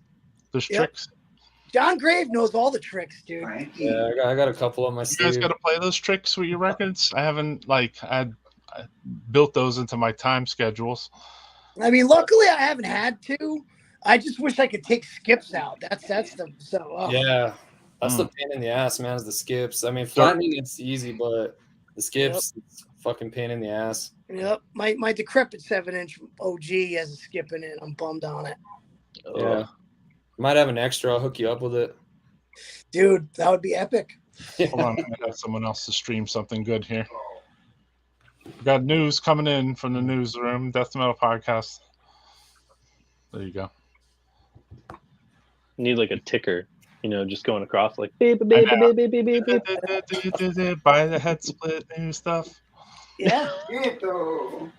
Shout out to Richard Santos. Hell yeah! All right. Check out the skips using a toothpick. Okay. See that fucking A, dude. I mean, Richard Santos is a classic, so he knows. All right. Easy. I'll try that. Try that. Yeah. That makes sense because the Need a wood new would be needle. not I so gotta get back abrasive on the Yeah, I'll plastic. test it with like a Freddie Fender album somewhere. How do you guys judge like what needles you're gonna buy for your record players nowadays? Because I found that like now I have to buy a new needle. So like I'm like what do I buy? Like I'm like I got the market used to be like small. There used to just be like 6 needle companies, and then like you just like you know what I mean. Now it's like it turned into some other fucking jazz. No, my buddy Johnny's a real good authority on like car needles and shit. Right. And he says the best one Needles. for metal with like on a good budget is the Ortofon Red, it's called. Okay. Yeah. They're like $70-$80. And they're just the best for like listening to metal stuff, and it's a good cheap cartridge that's not gonna butcher your vinyl. All right, you hear that, Death Metal Podcast listeners? They're bringing the exclusives. Yeah, Ortofon Red. Don't buy cheap cartridges or use cheap fucking record players at Walmart. They will destroy your vinyl. Yeah. Right. Yeah, dude. Yeah. Yeah. Damien No told ion those, man. products. Don't use those ion products. Yeah, If that you can shit, avoid them. poser shit. It'll destroy your fucking OG. Maybe you fucking can play your tapes for a little while, but be leery. Yep. Yep. Important to know. Yeah. And balance your turntables. That's another biggie. Yeah. Balance them. It's I've like been a running fucking, the Techniques 1200 MKs for like my entire life. It's like when I felt like I had like real turntables. Yeah. So they've been treating me good the whole time, man. It's a great player, man. yeah. Is that a direct drive? Yeah. Yeah. Like, does it spin backwards? Yeah. Direct drive. Mm-hmm. Yeah, they're great, man. I think still I got have some my hand-me-down that I got from my dad when I was a kid. Sick. It's an old Scott. It's a band drive. It's awesome. It rules. Man, Still I gotta plays. show you this I gotta show you the CD player I just got, dude. It's so A CD fucking- player. Yeah, Colts. it's so OG, dude. It's You got a lot I of think CDs. I think bro. those are called the computers, man. No. This is like in Not at my house either. right. Listen, Oh. I'm gonna try to see if I can get the cam turned over to show you this. I'm trying to get a Swedish cat on here too. He said he was sleeping. See, hold on. More. All right. I think I can do it. Okay, we got a second on the Orifon the Red. No, see this shit, dude? Hey, there we go. Have you ever seen one of those, bro? Is that a double CD player? It's That is a CDR. recorder, It's a dude. CD recorder. Yep, I used to have one of those, man. Yeah. I got me one of those too. Yeah, I just got that the other day, and everything's working like really well. I got a Take AD 500 or whatever. Yeah, man, that shit's crazy. It sounds so good, dude. Like, Cool, man. it's I'm so grateful to have that. I haven't had a working Nice. CD player in probably 20 years. I only do vinyl and tape. Yeah, I there's have, been like, a lot of people literally that put their 2 stereos CDs, I think. away because they take up too much room, you know. But you can't when you're an audiophile, you know. Yeah. That's how I feel. That's how I feel because like having to deal with just certain, you know, maybe because I run a business also a little bit related to music. Sure. So like I got to hear the music like everywhere, you know, and the Yeah. shittiest fucking thing I got to like the best I got. I Yeah. still Yeah. haven't Spotify yet. I don't Still have one haven't either. Yeah. See, and I love CDs, man. I'm a CD guy too. I mean, I'm an everything guy. I like it all, but I love CDs. Like you, CD's your main joint. yeah. Oh, No, I mean, I got a shitload of tapes and vinyl and all that, but I mean, I still buy CDs like crazy. You know, I always have. 5-disc CD player eternal. Oh, yeah. Dylan knows what's up, dude. Those Yeah. things are killer. But Mhm. Yeah, man. John, your tape collection is looking like it's pretty fucking epic now, though, man. Yeah, I got a lot, man. I counted like I think like 1,300 or something like that not long ago. Wow. Damn. Oh, dude. It's Counted insane. your shit. Yeah, it was in that area. I boxed them up and like I kind of did like a tally on it, and it was around there. You know, there's like, you know, like it. And honestly, I mean, like my CD collection's a little bit smaller now, but I still have quite a few. You know, Yeah. That's Yeah, my amazing. tape collection is way bigger than my CD collection. Yeah. It's Oh, like yeah. fucking 5-10 times as big. Oh, I can't imagine. I tell you all the time, Roy, I can't imagine what's in the vault, man. Yeah, I got some treats. I mean, even with Derek playing on them. Yeah. Literally from like a million years ago, no one heard it. You know, maybe they heard a song. I like having those too. They feel personal to me. Yeah. I remember, Roy, going to your apartment, bro. You had it in the wall. You had everything, all the demos on the wall, bro. And I was like, man, this fucking guy's got everything, man. And Roy had everything, man. Everything. Yeah, it's that little just came hider out. shit. It was that little hider shit though, when you got like a tape trader tape, and then they filled it up with like maybe a cover, and then like like 5 other demos on there. But there was like 2, like there was like the Putrefaction Sweden demo like on there, and I'm like, what the fuck is this? You know? Dude,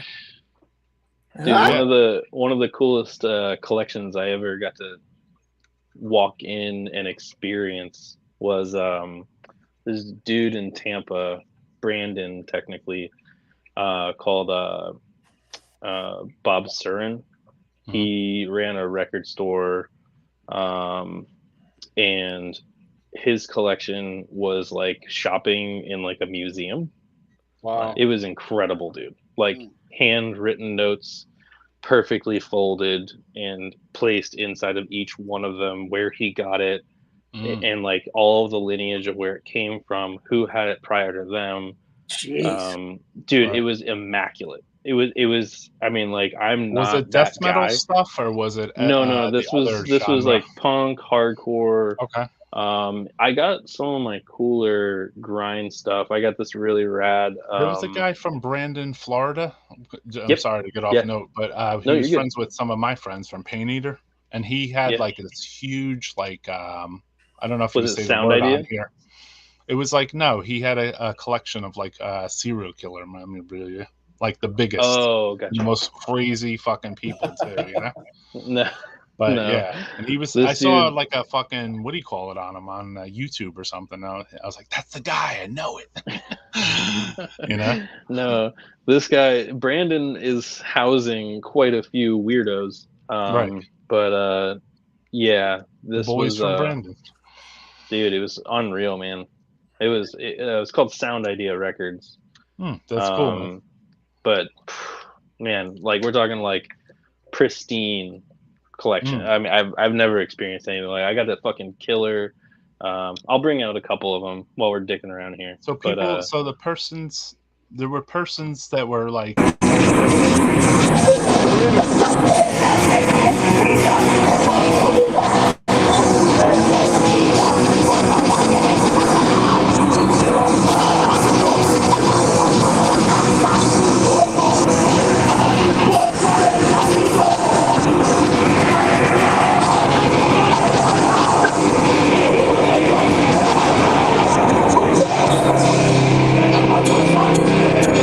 Eric's trying to drop in from the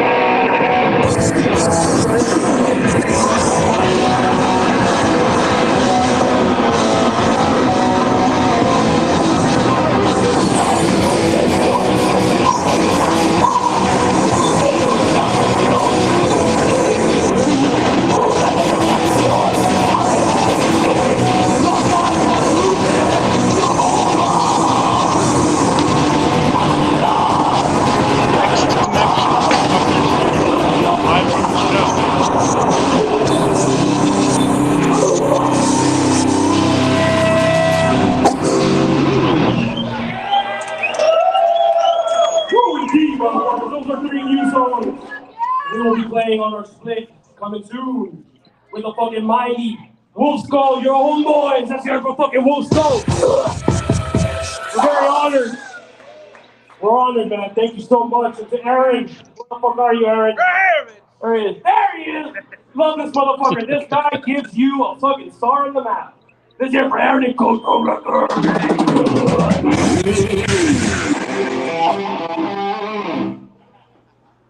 All right. Shut up, or I'm gonna beat you up, you freaking mackerel. Hey, I'm the Fraser. Everybody, Fraser sucks. Fraser sucks. I'm just kidding. I'm not gonna stop it. Alright, I love you, Fraser. I love you. Look at you, you're a fucking mob. Ready for some tough drama? Just a hosting course. Hey, yeah, let's go, Phil. Alright, we're gonna go ahead and play our next bunch of songs. This is all off our Rolling Hell album. It's not a demo, guys. It's just a short first album. That's it. And, we're gonna fuck shit up, Roy. What are we doing first? This next song is Transmutation.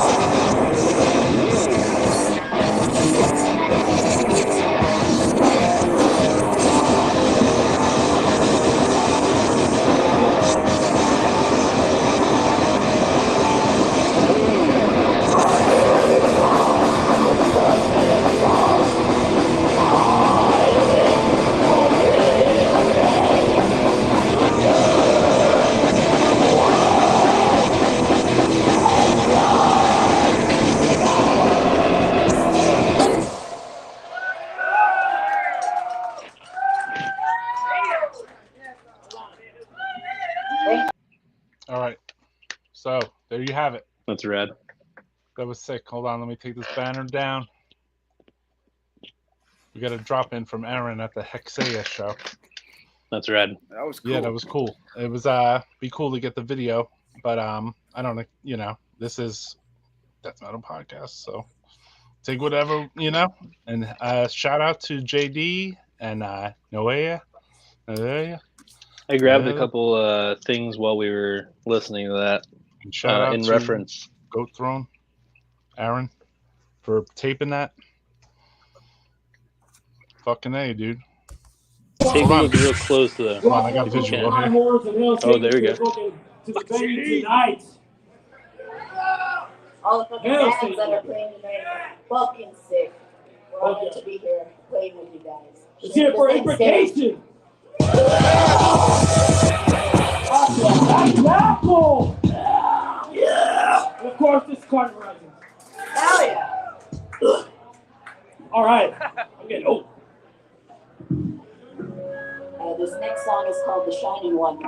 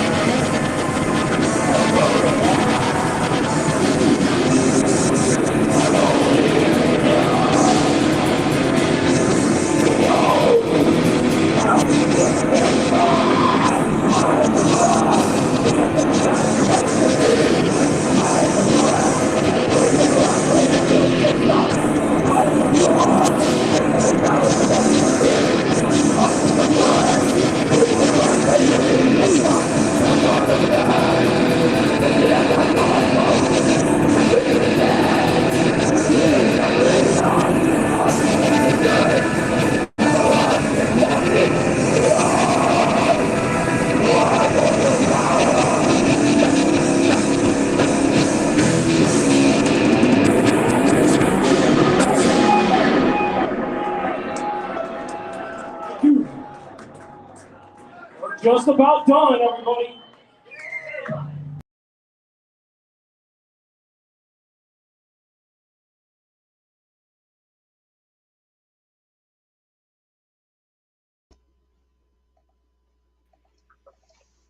Death Metal Podcast exclusives.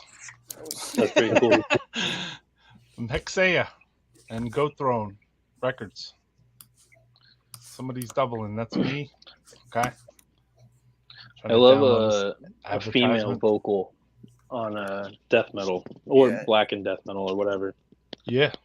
It's such a good sound. It's like a totally it's more evil sounding. It has a, you know? Yeah, I know what you mean, bro. Because I'm not really a big fan of like girl-fronted bands, not because of the girls, just I don't like the sound. Understandable. But like Derketa is fucking awesome, Mythic, awesome. You know, there's certain band, you know, Across the Con, you know, all of those. there's mainstays, but they're standout because they kind of sound like men, you know. So it's just not really whatever. But on a band like that, Hexea, it works. Yeah, that thrashy element, that like she old sounds 80s. evil. Yeah, she is evil. Yeah, she's cool as fuck. So is JD. Shout out to them and all my Aaron other. Aaron sent me that tape a little bit ago. Cool. Yeah. I was hoping we would get that something from that show. Yeah, I brought up this before. Check it's this cool out. that their show is later. Yeah, right. The show that other one was at what 6 p.m. Deceased play. It's like early bird special. 6 p.m. maybe. Yeah. Check this out. This is one of those finds that I got from the dude I was telling you about. This was a Japanese boot, and it has the demo as well as it's a comp basically, but really cool. Yeah, I have that. That's sick. It's a Brazilian bootleg. No. It's super cool. It wasn't Japanese? No, it's Brazilian. It has the demo tracks as bonus. Yeah. Yeah, that's really cool. It just put Japanese writing on the front. It's a Brazilian bootleg. That's sick. Weird. Yeah, and then one of my favorites. Hell yeah. Napalm Peel. Napalm, best era, man. I love one of the best Peels. recordings of them too, right? Fuck yeah. Yeah, easily. And then we were bringing up Asssuck again. So Asssuck. This is Asssuck. This is an original too. Oh shit. Yeah. Very nice. So those are just some random ones that I got from him. Yeah. Yeah, some of the more grind element ones. Terrorizer, says my man Richard Santos. Mm-hmm. Yeah, what you showed was a Brazilian bootleg, supposedly limited to 300, and it has the World Downfall, and then it has like some demo tracks tacked on side B. Yep. And then the same black labels, nothing else on it. Yeah, the same company that put those out back then. They put out a Venom Bathory split one, and they also put out it's been a while, you know. That's cool. I didn't know that though. Out. Yeah. They put those two out. Maybe another Bathory one or something. I just assumed it was Morbid Japanese. Angel split LP. I believe they put out as well. Yeah, I think I could be wrong on that one, but if I'm not mistaken, and it kind of has the same looking layout, then that's all from the same source. It was like a Brazilian bootlegger who was trading and selling those, like I don't know, maybe like 12 years ago, 10 years ago, 8 years ago. I've thought about getting the as like a tramp stamp, the Japanese World Downfall. Like maybe you should though. I think it's good. I think I will. It was either that or maybe like the Sick of It All logo, you know. World Downfall released November 13th, 1989. God damn. Crazy. Damn. It was meant to be, man. Yeah, the Peel sessions do rule. Fuck yeah, they do. I got a Peel session too. Let me see if I can locate. Oh yeah, it's locatable. Everybody's got Bust Out Records now. I love it. Yeah. That's one. I want that so bad, dude. I have a thing for Peels. Peel sessions. Yeah, dude. I love that. That's a big one on my list. Strange Fruit Records. Yep, man, Strange Fruit. The Bolt Thrower Peel sessions were the shit, man. That's probably my favorite stuff from them. I just got that. I don't have that one. I have a red one. Sick. I got that gold red and a gold though. one. Hell yeah. Show and tell time, dudes. Fuck yeah. Hell yeah, Peel Carcass. Well, tell me. I like the off-market stuff a little more than I like the actual like release stuff. If it has like the music I like on it. I've always been a big fan of EPs, so like I don't really like I don't really always go for the full length. You know. I got you. You know, I understand. It's like such a concentrated ball of like whatever they wanted to do. Oh, okay. Look at that. God damn, bro. Satanic Records, It man. looks fresh as shit. Do you Let's have see that the in back. carbonite? Jesus Christ. Oh, clean. shit. Yeah, that's real clean. Look how tight that is. Yeah, If that was good at my God. house, I would have moshed on that fucker. My records are wrecked. Not Yeah. all of them, just some. BT Peel Sessions is great. Fuck yeah, Ian. That's the shit, man. John Sick Morbid Angel demo vinyl. Thanks, man. It's actually the unreleased Morbid Angel record. Yep. Abominations of Desolations. Earache fights it all the time. Everybody says that it's a demo and this and that, but Mike Browning is dead set. It's an album. It's an album. Like 100%. And it is. Exactly. It's the shit, man. It's one of the best death metal and black metal albums there Godly, is. man. You know? Mm-hmm.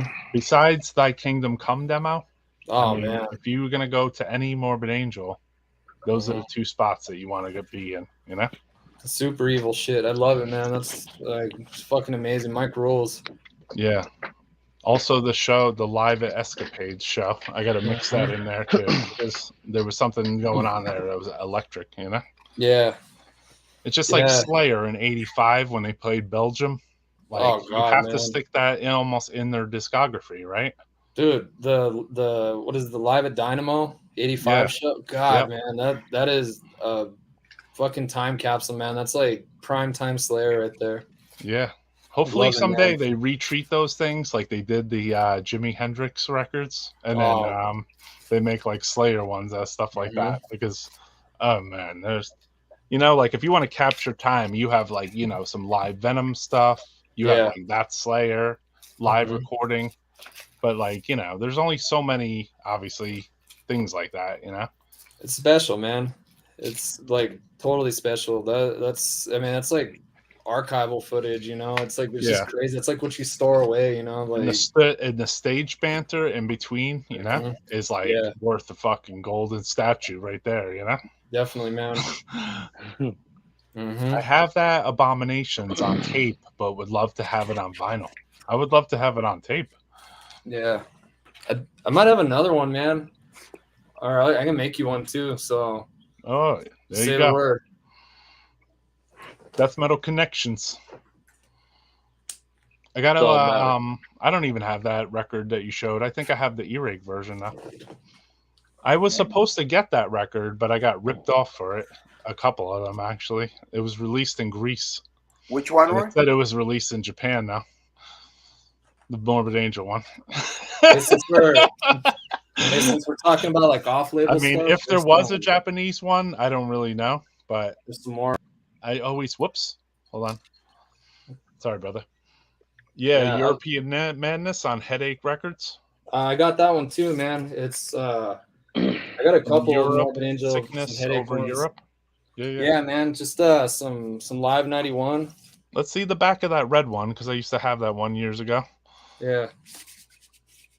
Okay. Yeah.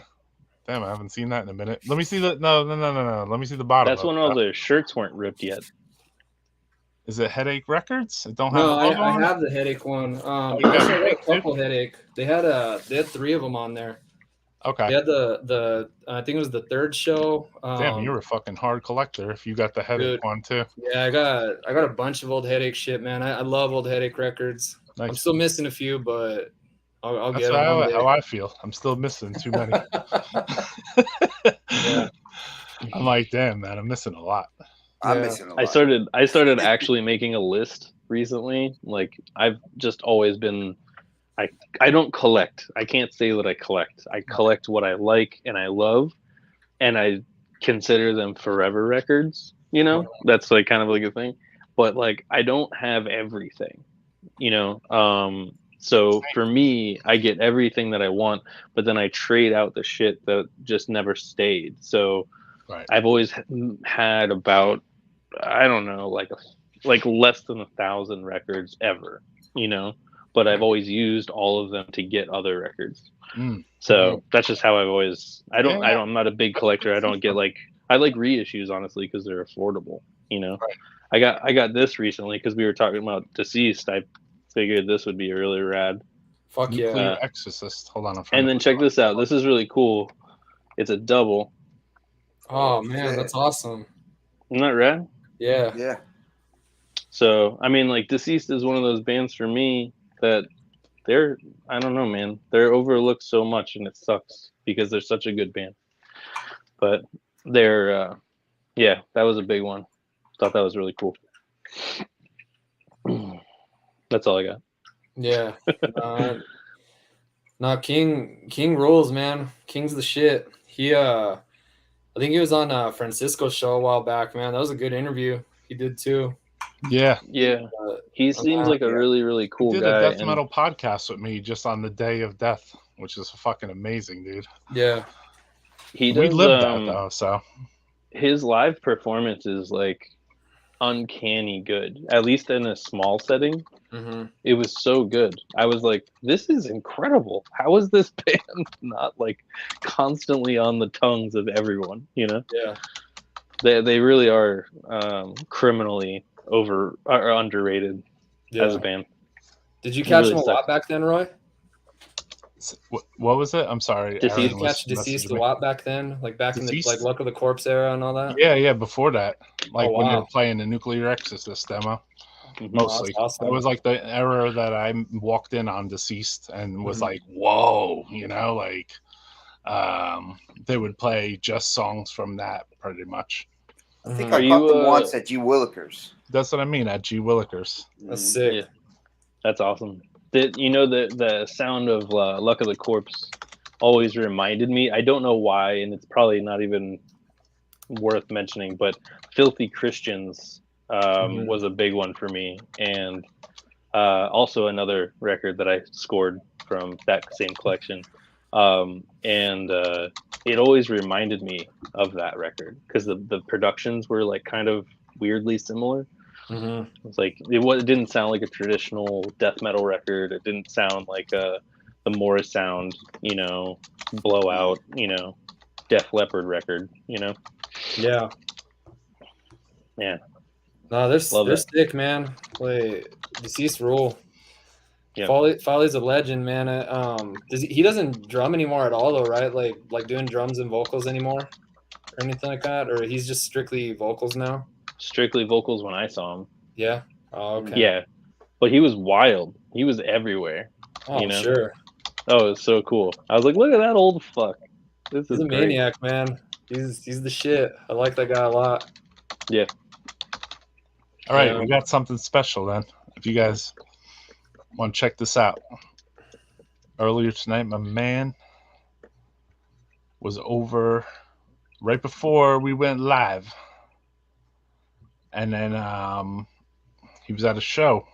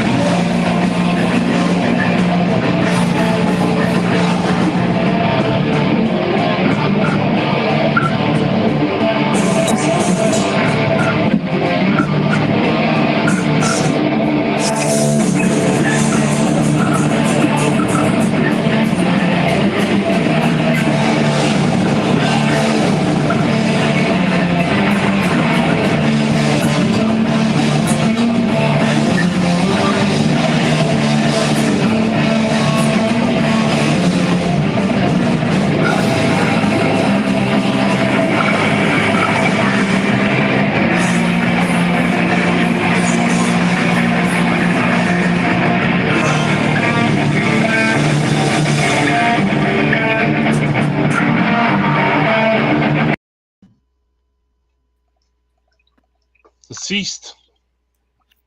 I was Fucking sick, man man. rules. That was where it was going to Yeah. the next song, right? Mm-hmm. That's Awesome, awesome, man. man. That was the footage that Derek took. Yeah. Thanks, Derek. That Fuck was yeah, sick. thanks, It was Derek. good. That footage, I just logged on while it was on. It was Yeah, that was it. That's awesome, dude. Fuck yeah. I didn't play the Fucking whole man thing rules. because they were playing multiple songs, like you said, you know? Yeah, yeah. So when they were cutting to the next song, I was like, that's where I cut it right there. It Yeah, looked man. great, brother. Thank you. No Mhm. problem. Yeah. It was so cool that you were like, you brought that live element here. And that's like, I love that. I might have another band coming on too. I have multiple ones, actually. We'll was like- see. It was really Like, loud in there, but I asked. Aaron was trying to get it going over there, you know? Yeah, I asked King. I told him that I was going to record that for you. Oh, cool. Yeah, Yeah. and he was like, "Yeah," like he was excited about it. Yeah, we talked. I mean, I was like, come on, you need to come on again. You need your own interview, you know? Like a full ass interview. Yeah, he was really excited about it to do it, and I think he like came up to the camera at one point and was like pointing at playing video. It's pretty cool. He's a showman. So Yeah. it was weird, my growing up with King, he was behind the drums. So like he wasn't out in the front of the show. He was Yeah, behind the it's totally drums. different. Yeah, But that he was he would talk between the songs. Yeah, totally different vibe. Oscar, what? when I was like, that's him on just doing the vocals now, huh? Yeah. He doesn't drum anymore. Wow. That's what Remember he's those been- old G Willikers shows though, where he would say shit between the songs and he shit? would have like a little dialogue between each song. Yeah. Yeah. How long Yeah, has he he been would. just doing the vocals? Long time. A pretty long time. Wow. Yeah. He had like a heart attack or something, and then he changed away from the drums. Mhm. Oh, okay. His Wow. record Pretty, label is pretty too, man. grueling role. They sounded pretty good, man. Yeah. Yeah. Sounded No, good. that Real show, good. they sounded great. Like I Yeah. was They sounded real good. amazed how good they were. Mhm. Real good. Always gives a good show. King Fowley always Yeah, man. King Fowley is the man. really is. Shit, man. He put out a Abominog and Corpus Ratus, all that shit like that, Yeah. So Corpus Ratus was the shit. I remember man. because they were filming the commercial for it at Ann Bowman's house. I Sliding grabbed down the stairs the with the 7-inch. I grabbed the tape that came out through head split. what is it? Through Dylan. Yeah. Yeah. Yeah, it was awesome. I was so glad he did that. Yeah. That's like Did one of like my the favorite records. unreleased album, right? Yeah. Their EP after that was actually really good. Mm-hmm. I don't know if I heard that one. I heard the first It's EP, awesome. the one It's that King super put out. heavy. It definitely doesn't sound the same, but it's super heavy, same style. It's good. It's cool. Real mean. I can't remember the name of it. I'll check Yeah. that out. Yeah, they were great. I love that band.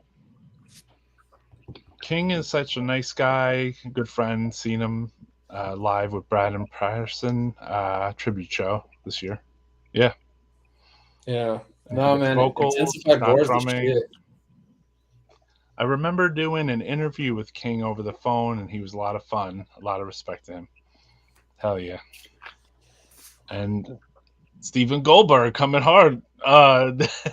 There's a video of King at the Day of Death playing drums, Luck of the Corpse. Yeah, we played it actually on Death Metal Podcast. Like it was the Day of Death because like I knew what day it was. It was like 10:20. So I was like, I'm gonna do a live fucking cast. I was like pretty new at it, But I noticed that I rewatched it later because at the time I didn't fathom what happened. But I lined up a bunch of Day of Death videos, and then I rewatched it like later, and I was like, I had fucking King Fowley on there, McEntee, and Alex, and he played in Agoraphobia, and I was like, damn, I can't believe that all those guys had come on the live stream, like just with me just playing it on fucking YouTube or whatever. Mm-hmm. That was cool because I didn't really like push it. Like I mean, maybe I sent them an invite, but the thing is, like, I wasn't really pushing it either. I was just like, "You want to come on?" Yeah. And I guess they started watching it, and they felt like, you know what? I'm gonna go on there and fucking talk about my experience at the Day of Death. So I thought that was fucking. It was shit like that I didn't realize it was happening at the time. But then, like, I looked at the video, like maybe like a month ago, and I was like, Fucking A, dude. I can't believe all three of those guys came on. Let me ask you a question. What's it like, because you were all there, you were there during that time, but what's it like being like 30 plus years later, 33, 35 years no later? different. I feel no difference. Seeing all these guys, they've stuck it out, they've grinded all these years, but you reconnect on this podcast. Right. Like that, what's it like, man? It's full circle for you, or just, like nothing ever changed? It's a good question. No. It's a good question. Everyone's just older. Yeah. I don't think you really grow up, man. Me, I just like, I guess everyone's thinking about their answers, but like everyone's still into exactly what they were into at that time. That blew them away then. And when you like talk about some stuff that came out in between, it might not resonate the same because like when you're there, it's so fresh. So when you saw great, the first time they blew me away. If I saw that same stuff now, would it have the same impact? I can't say definitely, because it was so new, to me. Yeah. I think Roy died. Yeah. Oh, I know what to do in this situation. I hear a lot of log off until he gets back. We had that happen. Echo. Yeah. Oh. Oh shit. Oh man. We have some technical difficulties going on here. He's changing his clothes. Yes. This is a Death Metal Podcast exclusive commercial. Yeah. Yeah. While I have you, I'd like to direct you to this fabulous split I was listening to earlier. One of the best. Epitaph. Excruciate. There you go. You're back. There he is. I'm on my phone. Hold on. I'm going to log back to this thing. I'm going to make Hey, Austin. What up? Fuck yeah, boy. Oh, shit's got a copy. John, I knew John would have a copy. He's got a lot of shit. That's What's like that? one of the best splits ever. Yeah, man. No, it's just funny. I think about that sometimes is you never grow up, man. When you're into this music, you just kind of like you just get older, but none of this shit changes, you still geek out on it the same, and As a new guy in this shit, I kind of look at it like when I see an older dude or whoever at a fucking show, and Broke internet. I feel like it's really inspiring to see old dudes doing shit still. I used to think that it's like, people just gave up because it was hard, or they got out because touring is impossible, or they only play festivals now and they really don't have the means to get around to just do like other than these one-off shows, or there's a multitude of reasons why 5 people in a band can't get together anymore, but it's really cool to see like a band like Deceased, or a band because they have new members like in the band, Nunslaughter, like those dudes who went and played a Nunslaughter. fest, but then they went on a tour too. Yeah, Totally. and it's like when you go and see bands like that, it's just like, how can you not want to keep doing this? Like I've never wanted to not play shows. I've never not wanted to record. I've never not wanted to write. That's never turned off. Why would it stop? And I know I have big responsibilities now with kids and shit like that, but like the reality of it is that it doesn't stop me from doing what I want to do. It just means that it's harder, It's just you have to balance it with your family, basically. I have kids, I have 3 children, so you balance it into your world, and then it's still part of your world. Yeah, man. So anyone Wild. that's out there that's like thinking, oh, he left the scene, he had kids. It's like, you know what? If he wanted to fucking come to the shows, he could still go. Yeah. Mhm. I mean, Yeah. that's my own opinion because, like, it didn't stop me from frigging, Yeah. Yeah. Obviously, if I Yeah. was with a woman that I had kids with, like, she knew this was part of my lifestyle. So, like, either you're coming with or, I mean, obviously, I guess some men are left in some choice situation. Like, you Yeah. better hang out with me and not go to shows, Yeah. Then I guess you would go hang out with your family and stop going to shows, But I didn't get Yeah. put in that situation, so. Well, Yeah. I've gotten into different types of music, but I think the difference between what people say nowadays, like, oh, you're here today, go on the next, is I never got out of the shit that I got No, into. me neither. Like that, you know what I mean? Just because like I got into maybe some different stuff in a period of my life, I still always loved Autopsy. I know. I Always was loved collecting Carcass. horror Always shit loved, for a while Yeah. because I got bored of death metal just a little, and I was Yeah. still listening to it, but I was Yeah. collecting like fucking horror, European horror fucking magazines and shit, Yeah. and films. Because I was like, Yeah. I did the death metal thing. Like, let me get some other shit. Yeah. And it kind of like when I revisit stuff, it repumps my interest too. Like if I kept listening to like high volume of the same thing for years and years, it might not, for a little while, I might want to put it down for a minute. Just for a minute. Doesn't mean I'm not into it. Just means that, and I'm glad I did because I think it refueled my interest in things. You look fully refueled, bro. You're at a lot of shows. Yeah. Yeah. I mean, I don't get, I wasn't sick of it ever. Just you're playing them and you're fucking going to them. So that's a rarity actually, because most people that are in bands, they just go to their own shows. Yeah. It's hard to get to shows.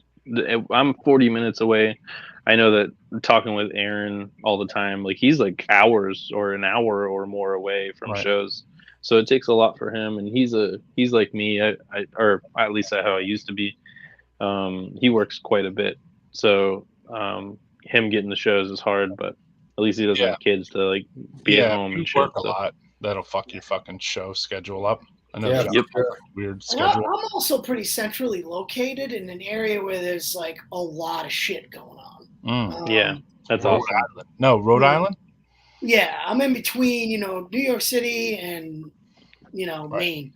So you got Boston, you have Rhode Island, New York. That's why I went to a show in Rhode Island, because I felt that it was the same once you mixed in the traffic and the parking with going to a show in Brooklyn. I was you know what? I'll just go to fucking Rhode Island to a show too, Yeah. Same deal. Luckily, I'm in a good spot. There's a lot of shit. Pretty much every tour guaranteed. Oscar got Mortician coming down by him. Yeah, January. My friend's booking that. Yeah. Mortician. Nice. What's that other big fest with Impaled Nazarene? Isn't that out your way coming next year? Chicago. It's like in Chicago, I think. Whoa, what's that? Yeah, I think that was. That one's in. I think that's in Lombard, in Illinois. I think that's the one. Okay, I thought it was Florida. But next weekend, I'm gonna I'm going to Gramps here, and I'm gonna check out Undeath, 200 Stab Wounds. It's been enforced, and Phobophilic. Yeah. I was just up there last night. That's going to be a sick show. You should go. Make sure you see Phobophilic. Yeah. I was in Boston last night. Definitely. They're opening, so I want to check them out. I will be there for that, my brother. Yeah, Phobophilic's sick. Those dudes rip. I got to check them out. And they're cool as fuck. Yeah, they're great. They're great. They just came out here. Those Undeath, they're cool. I got to check them out, bro. Stab Wounds are cool, actually. I got to hang out with them at a show. I think I'm going with Sebastian. Cool.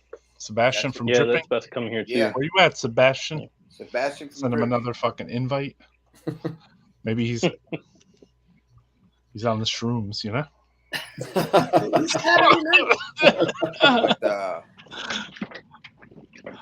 People getting crazy on the weekend. And then Mortician playing there at the same spot. Just not me. I'm just drinking soda. That's my hey man, they legalized some of this stuff, so I can talk about it on here. Hey, are those the ones from Mexico, Derek? You know it, dude. Yeah, those are the best ones. Refresco. Mexican Cokes are great, dude. Do they have additional like Coca-Cola syrup in them? Is that why they make it with Nah. they make it with sugar cane? Yeah, Okay. regular sugar, not that like crazy high fructose shit. Interesting. And does it give it a more of a jolt thing or what? Yeah, it just doesn't taste as processed. It tastes better. It's Yeah. lighter. It's got a better taste to it. Damn, man, I don't want to open the gateway to drinking sodas again. I'll be fucked. Well, I don't. Luckily, I don't drink them too much, so I'm doing pretty good with that. I'm like seltzer water guy, so I'm in that mid-40s fucking shit, you know. You're on some mid-40s hiking shit right now. Yeah, tell me about it, man. I know that feeling. Bicycle riding and shit. Yeah, dude. Hey, if you were Finnish, you would be in a sauna. Yeah. Like a cold lake or some shit. Cold lake. Cold I'll lake. never be in the cold lake, John. The fucking dude from Convulse is constantly jumping in those fucking frozen lakes. Right. Convulse or the sauna band that Venner said with Disma when they went on tour. They were like, saunas. Yeah. I'll be seeing Mortician at St. Vitus again next month, second time. Yeah, someone was asking me. They're like, you going to be at that Mortician show? I was like, I want to go. That's the Boston show, too. I want to go to that Miami show. I don't know if I'll be able to get down there. I self-imposed for the rest of the year that I wasn't going to go to any more shows, you know? I'm like, all right, I'm good for this year. Yeah, you've been busy though, man. Did a lot of shows. Morticians next year, Roy. Yeah, I went to a lot of shows this year, right? Yeah. Yeah. More than I had gone to in 10 years, so. Yeah, when you started the podcast, you were like saying how you didn't really go. I know. I hadn't gone to shows in a long time, up until late last year? Yeah, didn't you go see Mortuous? Yeah. Yeah, that was good. I went and saw that too. That was a great tour, man. That new stuff is good. Fuck yeah. I'd like to see that too. I didn't get to see that. Traffic was so bad. I missed their set, Bloody Incantation. Fuck. It's probably my favorite album this year, That man. sounds exactly like going to a show in Brooklyn from New York. Like when I'm from New Jersey. Like you would go like and try to go to a show and then like the fucking 3 bands would be over when you got there because there's so much traffic. Yep. Fuck. It was fine when you only lived across the river though. But like now that I live with a 3-hour drive in front of that, like I'm like, I don't know, man. That's a long drive. I don't even give a fuck about the drive home. I'm just like, it's like you almost I ain't even gonna get there. It's like driving there and missing the band. Oh, man. You gotta like make a whole day out of going. I know. I gotta really fucking make a day. I gotta make more than a day. It feels like. Yep. I gotta adjust my entire business schedule just to fucking go to a show. Like that's kind of insane, you know? Yeah. Yeah, that's a hard reach, man. Miami is a stretch for me. Jacksonville is a stretch for me. We're right in the center. So Orlando being the kind of touchdown spot for most bands. Right. That's pretty much where if I'm going to go to a show and it's out of town, that's probably got to be where I got to be. It's like a 2-hour drive. Right. So I'm surprised they're having that show all the way down here in Miami. I'm not. They want to get some music played in that fucking club, bro. Well, that club's doing pretty good, man. Yeah, Graham. That'll be really rad. Action again with the shows. I'm noticing. What's that? Good. It seems like Florida's starting to get a lot more traction with the shows. Yeah. Well, that's good. We opened up before everybody else, you know. Yeah. We played a show in the middle of everything, so we were like one of. That's right. Yeah, I'm not even exaggerating. Like it was like lockdown. The first show I saw that opened up was a Deicide show, and I was like, "Holy shit! I can't believe they're playing a show." But I was like, you know what? They're fucking Deicide. They don't give a fuck what the fuck don't care at all. They don't care at all. I thought that was actually kind of cool in a weird way. I was like, "This Deicide. They don't give a fuck what the fuck's going on." Yeah. It wasn't even we played a show in 21. Yeah, there was no shows in 21. I felt like that wasn't even a political thing. They just went out there and they're like, fuck this. No, there was some shows up here in 21. Yeah, it wasn't. Well, it was outside mostly, but they started having a few, and then shit got crazy again. It was just kind of like we open and we not. But there was definitely there was a couple things in 21. You know what was cool that came out of this though was there was like a rise in people that wanted to go to shows because for a long time people were fucking lazy motherfuckers and they didn't go to shit. Yeah, sure. I wasn't personally. I was the self-imposed self-imposer. That I didn't go to the shows because I was like, I want to work on my business at home. This is a self-imposed. I'm not going to shows thing because I had Yours is more of a boycott, you know.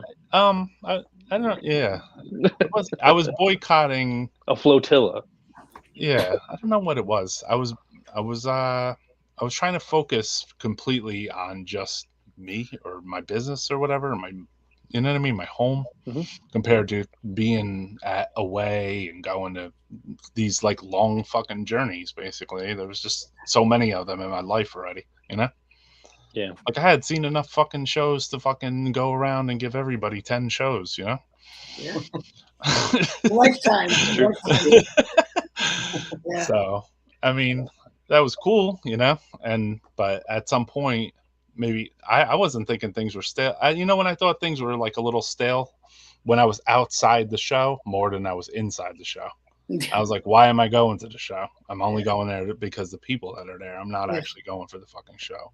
So that was like a wake up call for me. And it happened at Martyrdom, which was like Dead Congregation and Grave Miasma, Vulcan. So I went to the show and I was hanging out with Black Witchery outside. And I was like, damn, man. I was like, you know what? Like, why am I even going to shows? I just thought to myself, like, I was like, you know what? I think I'm going to stay home from now on.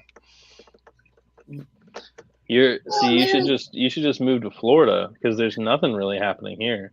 Yeah. And then you don't have to worry about like how you feel about it. There's just nothing opposite. Here, you know. Like it's the complete polar opposite in New York City. Like it's like there was a fucking show. Even when I left, right? Venner's like, "Yo, you want to hang around tomorrow? Witch Trap playing at like a fucking goth club that I used to know when I was fucking like 17. You know what I mean?" He's like, "Yeah." He said Witch Trap was playing. And they just came out here. We just saw them the other day. Dude, Witch Trap from Columbia is playing like tomorrow. It was enticing, but you know what made me not go? QXTs. Yeah, because I was like, you know what? Fuck that, ain't. They had them stairs that you went downstairs. Remember them spiral stairs they had, and you go down to like the basement. I just was like, fuck that, man. Shitty venue? Was it a bad venue? It wasn't even a venue. It wasn't like a death metal venue. Poser, not like a punk like bar. More like a. Yeah.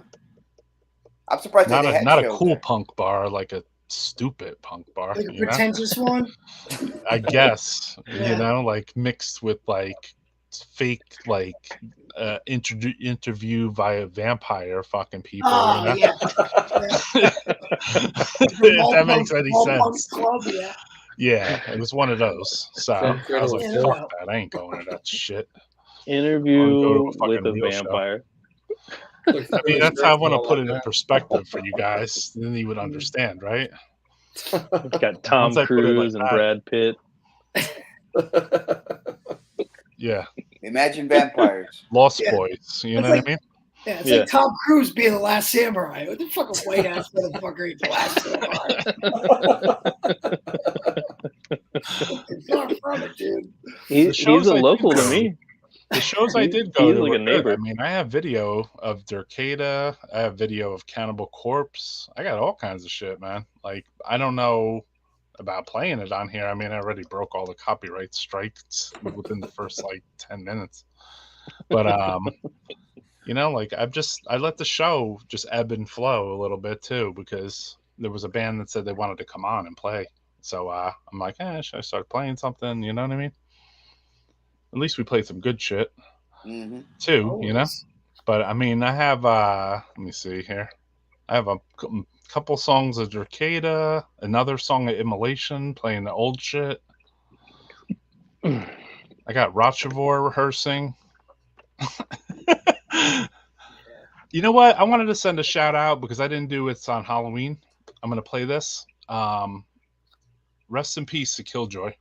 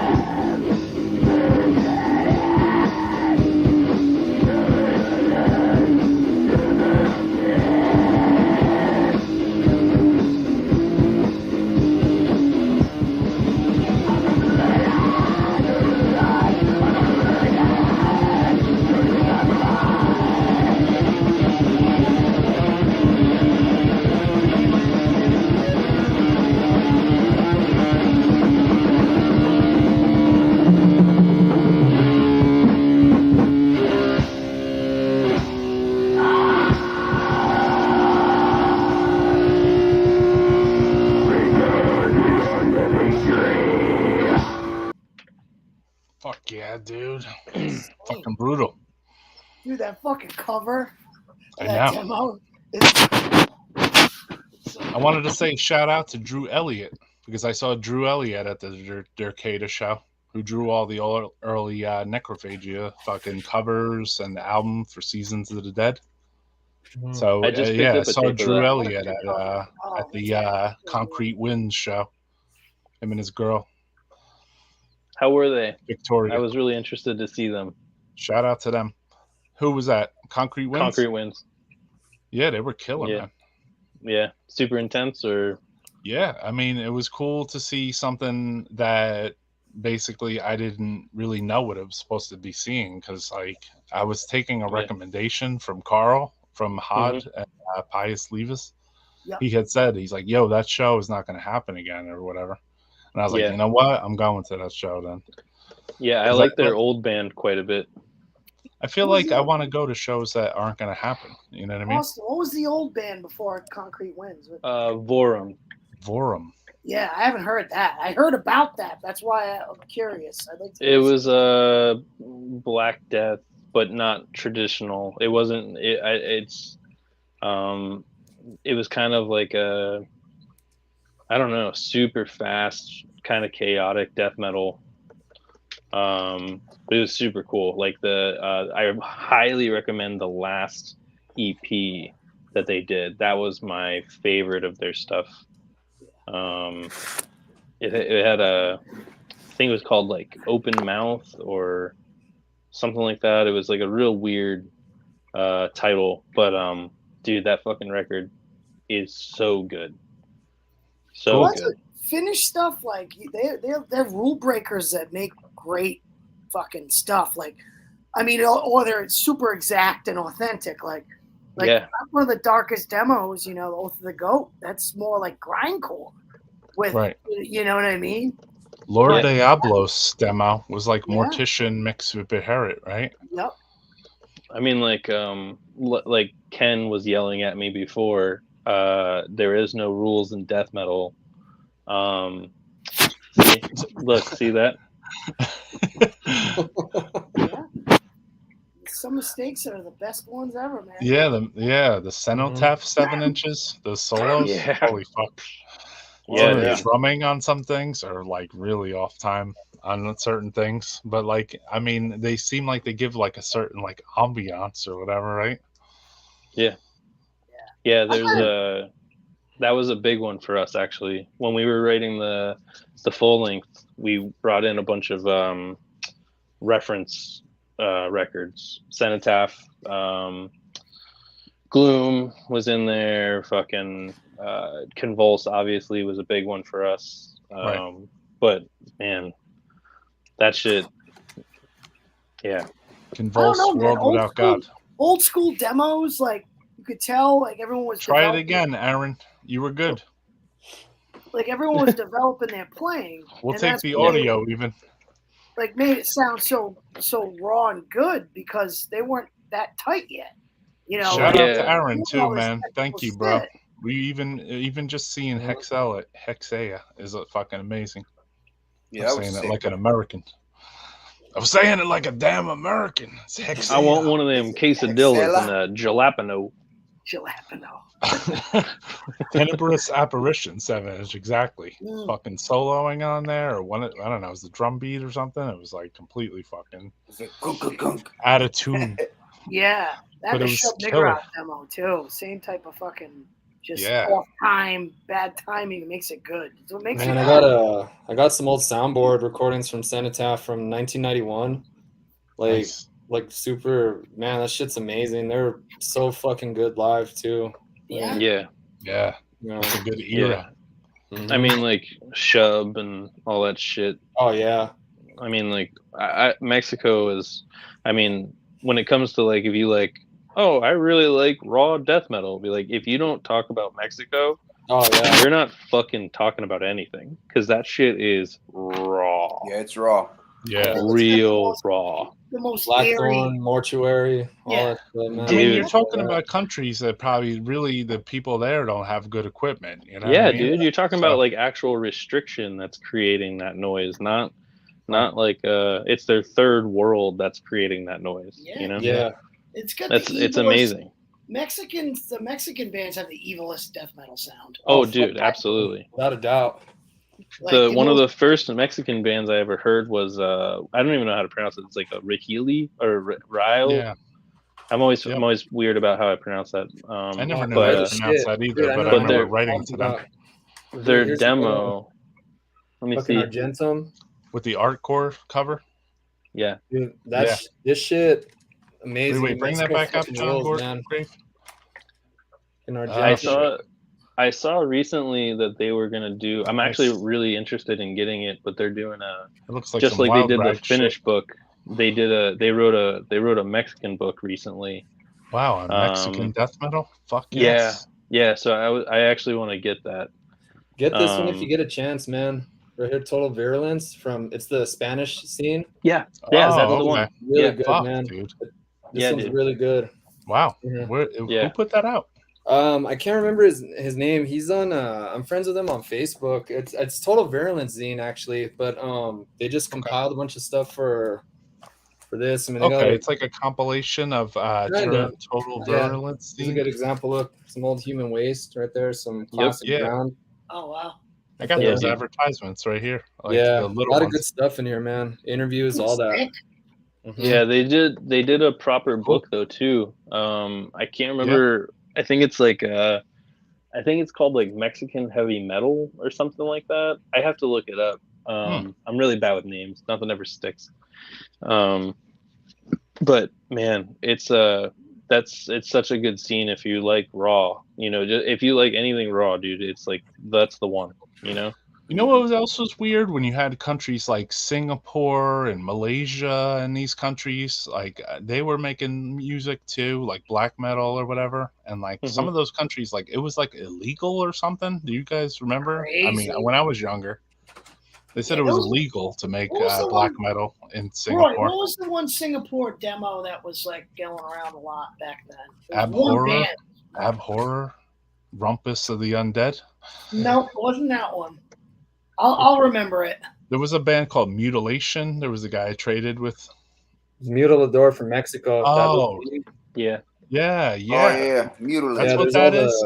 Got all the comps right here, man. Fuck, dude. And then there's the Mexican Underground cassette, 84 through 94. Yeah. Essential, man. It's amazing. That's a killer one. Yeah. That's what I saw. Yeah. I saw that out there. That was like a fanzine, right? Mm-hmm. Yeah, Juan Carlos Mutilador, man. Dude's a legend in Mexico. Right. So he made even that newer thing. What's that? He made that last tape he showed. He put so that out they did this Mexican Underground tape, but they also I think they're doing a compilation of all his zines. Right. It was like a fanzine or something, right? That kind of looked like that. Yeah, and he because like he was writing to like Necrophobic, Crematory, Sentence. I mean, all these guys. I mean, he sent Nocturnus to Mexico too. He's the one that did that Mexican tour over there, and dude's a legend, man. He's a cool ass dude too. I talk to him sometimes on Facebook. He's a real one for sure. For sure, man. I know he's a real one. Oh, sick. Holy shit.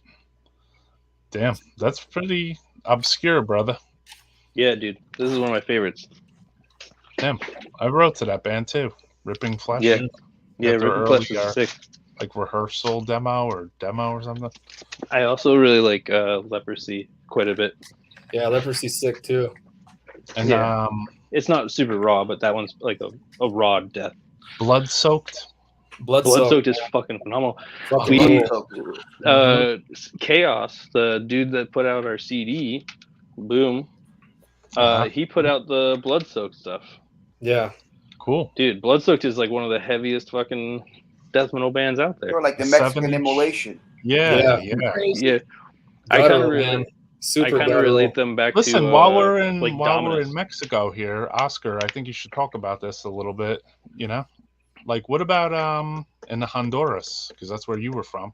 In Honduras, I mean, there's a lot of bands in Honduras, and I'm not familiar with a lot of them. The only band that I'm really familiar with is Orco Mostropus, which is like the most, I guess, known band in the capital of Honduras. They came out with a couple of demos I had them. I don't have them anymore. But I think Somebody they came out. reissued one of them Somebody at least. reissued. I Yeah. have one. You were able to get one? I did. I got something. Oh yeah. Yeah. So I mean, they have a couple of demos out, and I'm pretty sure that they have a CD out as well. It might be with all the demos on it, and I think they got a full length too. But I don't think they're active anymore. But there's a What lot about of bands in the Honduras. definition of Hogro Mostropo? Or como stropos. I think that's I mean, it's not a common name. You know, I think it's probably like a demon or something like that. Right. I thought you said it was like the octopus monster. That'd be even more killer. But I mean, could be Cthulhu, right? It could be. It could be. Yeah. It could be. Yeah. Could be. But This they shit were too. pretty brutal. They were pretty brutal. Oh, is that it? Ken That's just. metal. Toxo Death. Toxo Death. Toxo Fuck yeah. Death. That's a new one, right? No, guys I'm were sorry. cool. That just come out Nah, again? this is an original. Oh, all right. Yeah, this is an old ass one, man. It's an old Wild Rags. Awesome. Wild record. Rags. Yeah. Damn, Wild Yeah. Rags to the rescue. Bunch of fucking kids, man. Look at these guys. Look like they're like 12 years old. Damn. Holy shit, dude. Those Yeah, are it great looks like the pictures. singer from Menudo in the middle. Yeah. Right. That's awesome. Yeah. Holy I love those old centerfold things or the old promo pictures. fuck, dude. Can you hold this pumpkin? Yeah. Toxo What was Death. it? Mike Browning when they dolled up his hair and all that stuff, like on the key and all that, and Mike Davis, all these guys like, like this, holding the guitar. Yeah. Yeah. Oh, God. man. All I Yeah. picture is Napoleon Dynamite when she tries to get the uncle to go in and take pictures with him, and like he's just like, all right, go ahead and look natural, and he's like, Hey, let me ask you guys something. When did they start reissuing the battery with the yellow goat? Because they did that. Like, what was it in the late '90s or early 2000s? Yeah, like Hey, there you they go. reissued it on and off actually. Oh Hell yeah. shit, I remember that one. It is Wild It's Rags, an oldie. Volume Yeah. 1. First volume. What Yeah. the Yeah, fuck? See that one? Horror of Horrors was on there. Yeah, that's Sadistic Intent as well. Man, that's a great comp, man. Yeah, there's some Infamy. really good shit on this one. Infamy Yeah. and shit. Infamy, Yeah. man. Yeah. That's dude. I haven't seen that one in a while. I have that. you I went didn't into realize the bands on there were that good. one of the shows that you did a little while ago. I remember you got into a bunch of comps, talk, Yeah. and it was awesome. There's so many. There's not a lot of them. It doesn't seem like there is. Not as at many as least- there was albums of bands, Yeah. Roy had that one on right there. Pantasia.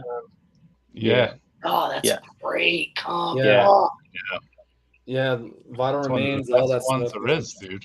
Yeah, yep. that's that one right there. Satanic Hell The Slaughter. original art and everything. What a Not just great the comp. internet bootleg art. Mhm. Mhm. You know what was cool about that comp? That the songs were different. They were Yeah. different recordings. 'Cause Different Yeah. recordings. Yep. Yeah, the Cenotaph Evoke Doom. It was its Yeah. own recording. Then I the think Rock the- Report was its own The recording. Therion was the 7-inch, though, I think, wasn't it? Yeah, it was. Yeah. But I'm just saying, like the Rotrevor version on there and the Cenotaph, Different. that Yeah. takes. Oh, they were all recorded for that. Yeah, specifically. those two take the entire cake for Yeah. that fucking record right there. Well, Yeah, that's a biggie. that old God Macabre end there, man, that shit is amazing. Yeah. Like all that is, man. Yeah. Yeah. Yeah. Yeah, the God Macabre 7-inch. Fuck. Dude. Yeah. Yeah. I ended All up that- getting like the Macabre end. I ended up writing to get that demo tape from that Mm-hmm. comp. Like, from, you know what I mean? I was like, I got to get everything. Same, Yeah. man. Yeah, Back when we no, had to write for this stuff. Yeah. yeah, that's all that Now stuff's you awesome, just click a man. couple buttons and you can listen to that shit in 15 seconds.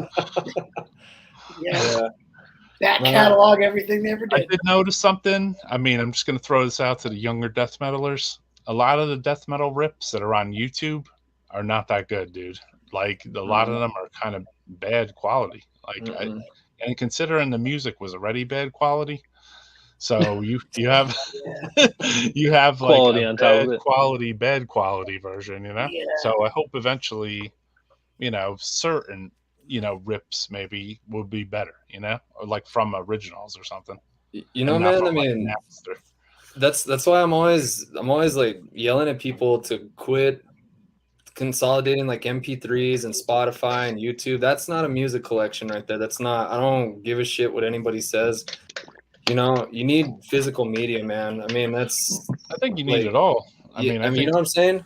if those MP3s you have are ones that are not anywhere else, then I could Yeah. see it, For But sure. if they're MP3s of something that's out physically, yeah, Mhm. you should probably go Well- if you love the band. For Well, I sure. mean, the thing that was cool is if you put a tape on, you'd have an equalizer. You could, if it, it was too bassy or too, you could kind of tweak it around. But with the MP3s, it's got that streamy fucking Mhm. thing in it.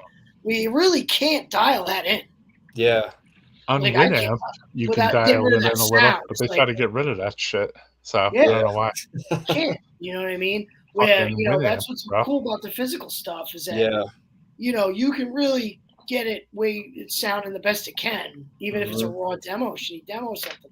You can still Yeah. kind of fuck with it a little bit. Yeah. Yeah, if you listen to like some of the YouTube, the only reason I noticed that is because I've been playing some of them on here, and then I'm just like, whoa, like that does not sound as good as the quality of my own demo, Yeah. Definitely. Not all the time. Sometimes it sounds better, I'm like, Yeah. holy fuck, that sounds even better than my shit, because mine might have been a 6th generation dub, Yeah. Well, and I have MP3s, like you're saying, I mean, of like some rare stuff and all that. I mean, and that's important too. I mean, you got to save it somehow. But I mean, there's nothing like buying music, throwing it on and chilling, reading the notes, looking at the photos, digging out your old shit, whatever.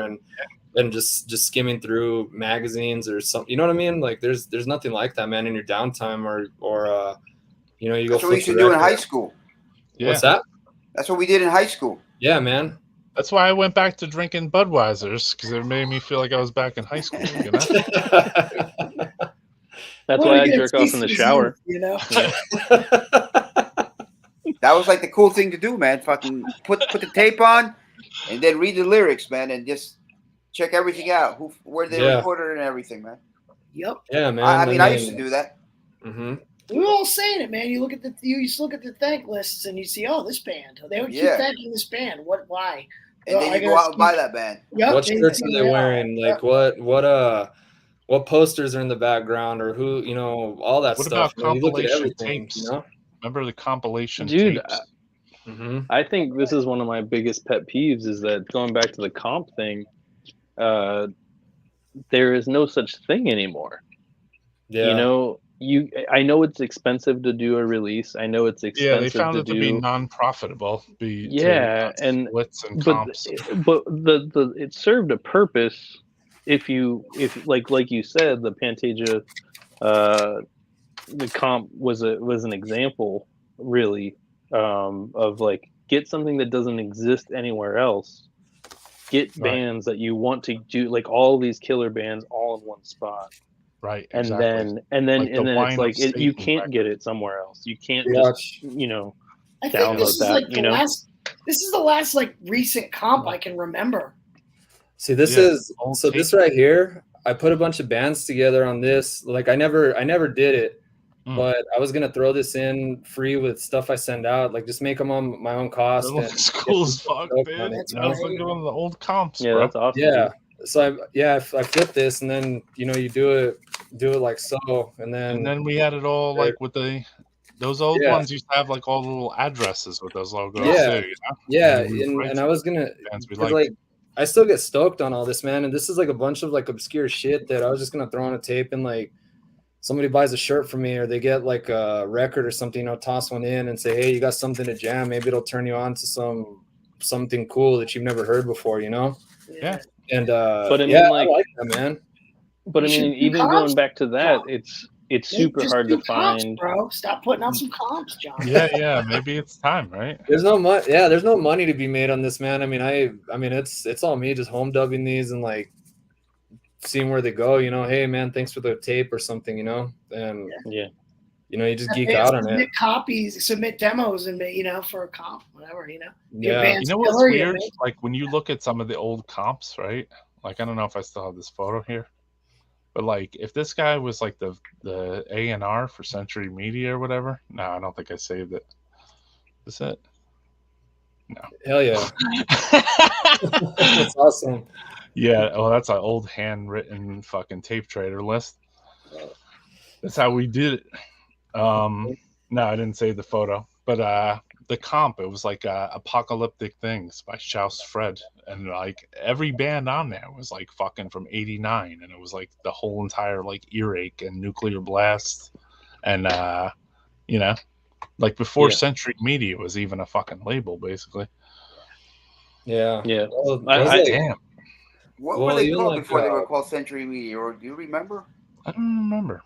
Weren't they like a smaller label, and then all of a sudden they were like, oh, now they were Century Media?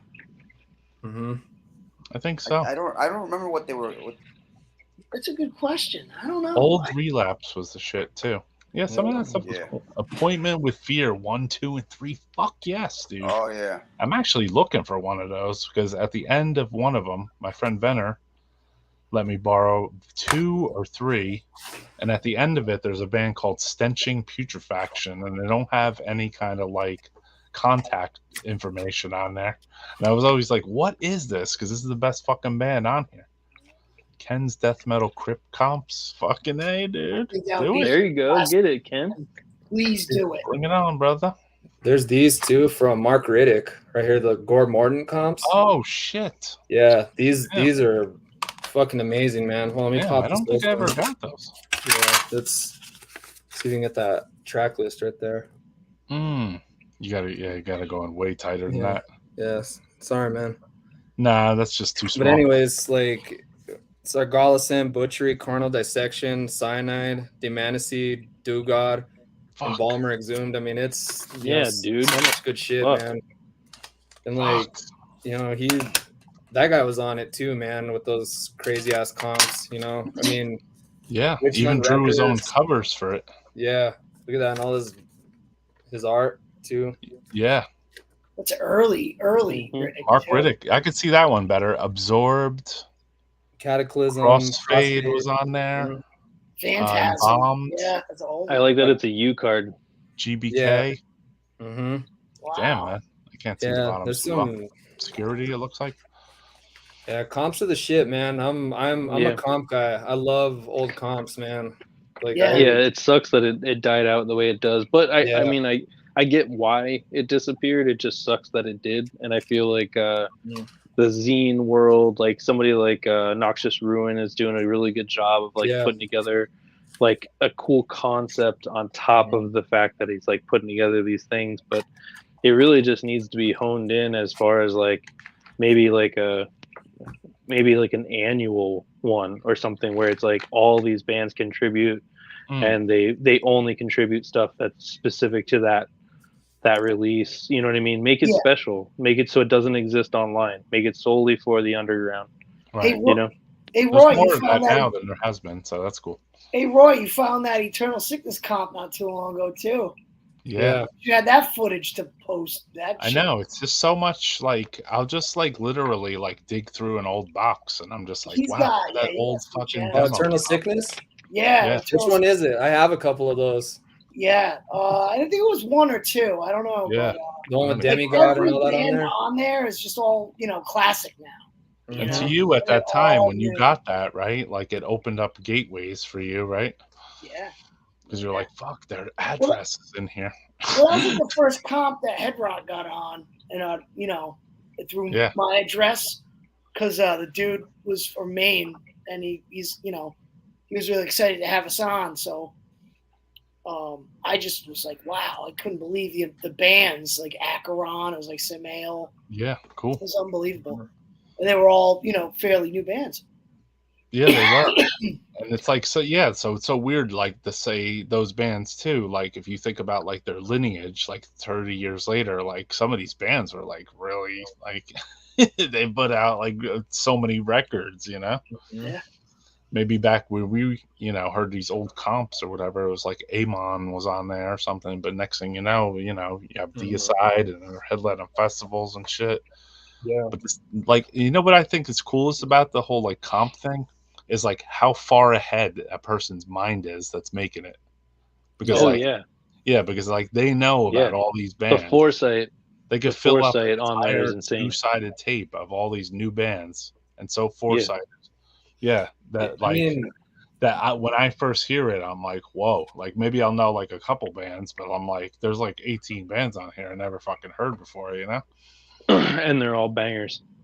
Yeah. I mean, sometimes there's not all bangers, but yeah, I agree. The oldest comps have all the fucking bangers, dude. That's what I'm saying. But it was so fresh then. I mean, it's a fair statement to say that it's definitely. like in the moment. There was by a the lot of time- important stuff happening. I think by the time, like, say you have like your relapse comps coming out and you have your At Death's Door and all that stuff, that kind of like cheapened it a little bit for me. I don't know about you guys. Maybe Derek, because you're my age more. No, I mean you have demo era Suffocation, or demo tracks of Breeding the Spawn, on Death's Doors too. You have Cynic playing demo era, stuff. So I mean, there was some good like special things on there. It wasn't just like cookie cutter. It felt I don't know if I wasn't fucking with them because I thought like there was no unreleased stuff on there. You know what I mean? It felt like it was just like all their album tracks. Yeah. Well, no, Francisco pulled a cool that pathological compilation. Yeah. That was one of the last of the cool, like, bigger ones, And that was the best Carcass version of Exhume to Consume. That was to me, it was Grind Crusher, then Death is Just the Beginning. That was another big one. And everything after that was underground from there. You know what I mean? I was gonna say I agree. The Death is Just the Beginning is actually pretty cool. I still go back to that and I'm like, this still fucking maybe I need to fucking go man. back to that. Dude, it's amazing. Listen, I mean, I'm a learner, Padawan. So like I'm not scared to go back there, Yeah. Even on I know Roy is probably a more of a Grind Crusher guy, because that was fresh. You know what I mean? That was like a gateway. That was the comp, man. Yeah. Morbid Angel, Carcass, Terrorizer, I'm right in a row. It was like, The best that made me buy earache stuff sight unseen because I went looking for that stuff afterwards. You were looking for earache label, right? Bob's and in New York City, this famous I want to get the Bleakers. I want to get the tank as like a head tattoo or face tattoo. So, and Bleakers, they had I remember they had a Godflesh street cleaner tape, and I was just like, you know what? I heard the comp track, but I was like, it's earache, so I'm buying the fucking thing, Yeah. And I bought it. I brought it home, and I was like, kind of like, I don't know, man. Like I don't know if this is really what I like. But as time went on, it definitely built on me. I wanted a Terrorizer basically, but there's only one Terrorizer. Oh shit! Damn, son. So I'll give you my address. You can just send that right to my house. £2.99. Right. Shit's mint too. Wow, it's awesome, man. That's a great comp. Dude, I got a good comp for you. It's not death metal though. And then there's where is it?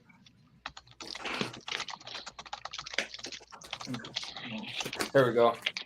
Look at that. That's fucking awesome, man. This is such a good one too. Sorry, guys. I'm trying to bring on another live band. Godflesh rules. Indeed.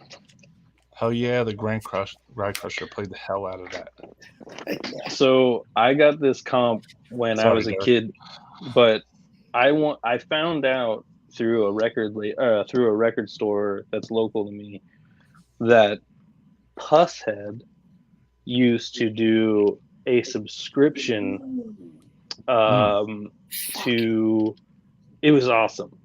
He used to do a subscription service where you would pay him like $25 or $20 or $10 or whatever the fuck, and he would make these like zines for you.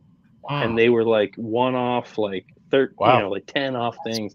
Crazy. Super cool. That's But sick. I always love this one. This is actually Holy just fuck. because we're on the comp thing. Well, but this is a big that's a one. record, right? Cleanse the Yeah. bacteria. Yeah, cleanse the bacteria, and I know, man. it's just Look at the drawing of the lettering and everything. Oh, that's sick, everything. man. Everything's So hand drawn. classic. I know. Head shit, dude.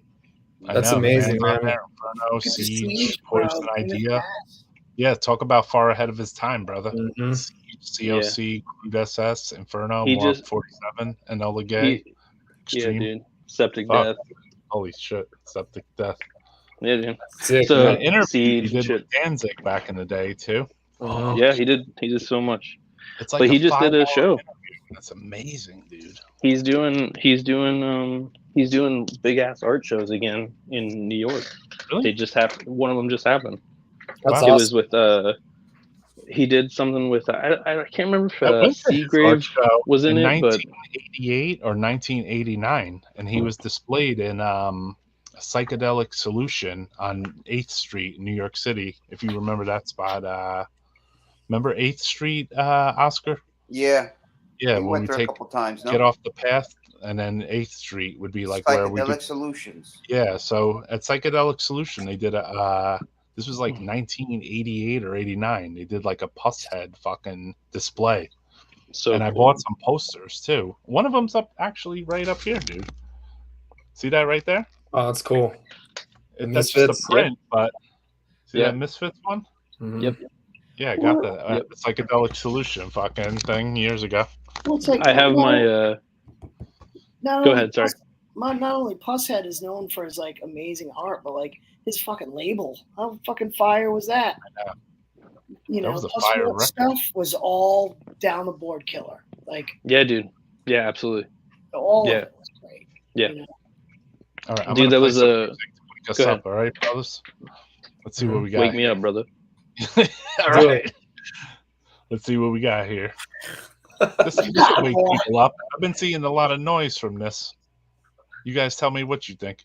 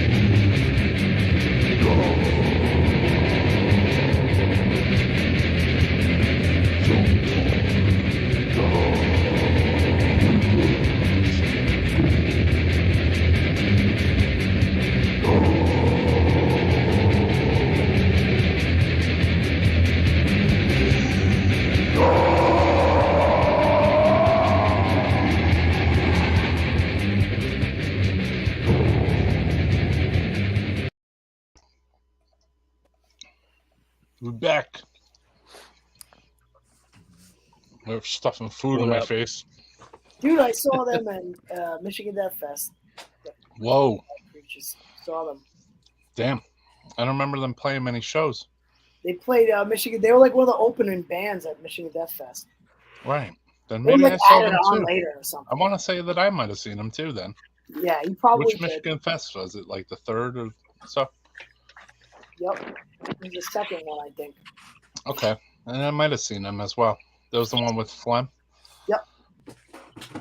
Cool. I think I used to write with those guys. The demo was killer. One robbed it from me though. I remember Ken showing the comp Zombified Preachers of Gore on his videos not long ago. It's the first time hearing this band. Cool. Yeah, like, if you look at the flyer, they're like written in the fine print opening bands on the bottom. The classic Michigan Death Fest flyer. Yeah. One of the last bands. I remember that. I was looking at one of those the other day, the one that had Dog Star on it. Crazy. That was a different. Maybe it wasn't Michigan though. That was like Milwaukee. Oh, there he is. Oh yeah, Derek. There it is. Damn, son. Yeah, it's hot. Damn. Yeah, that was a good one for me. Is that the one that had? That's the best one. Yeah, that's the best easily, one. Easily the best one.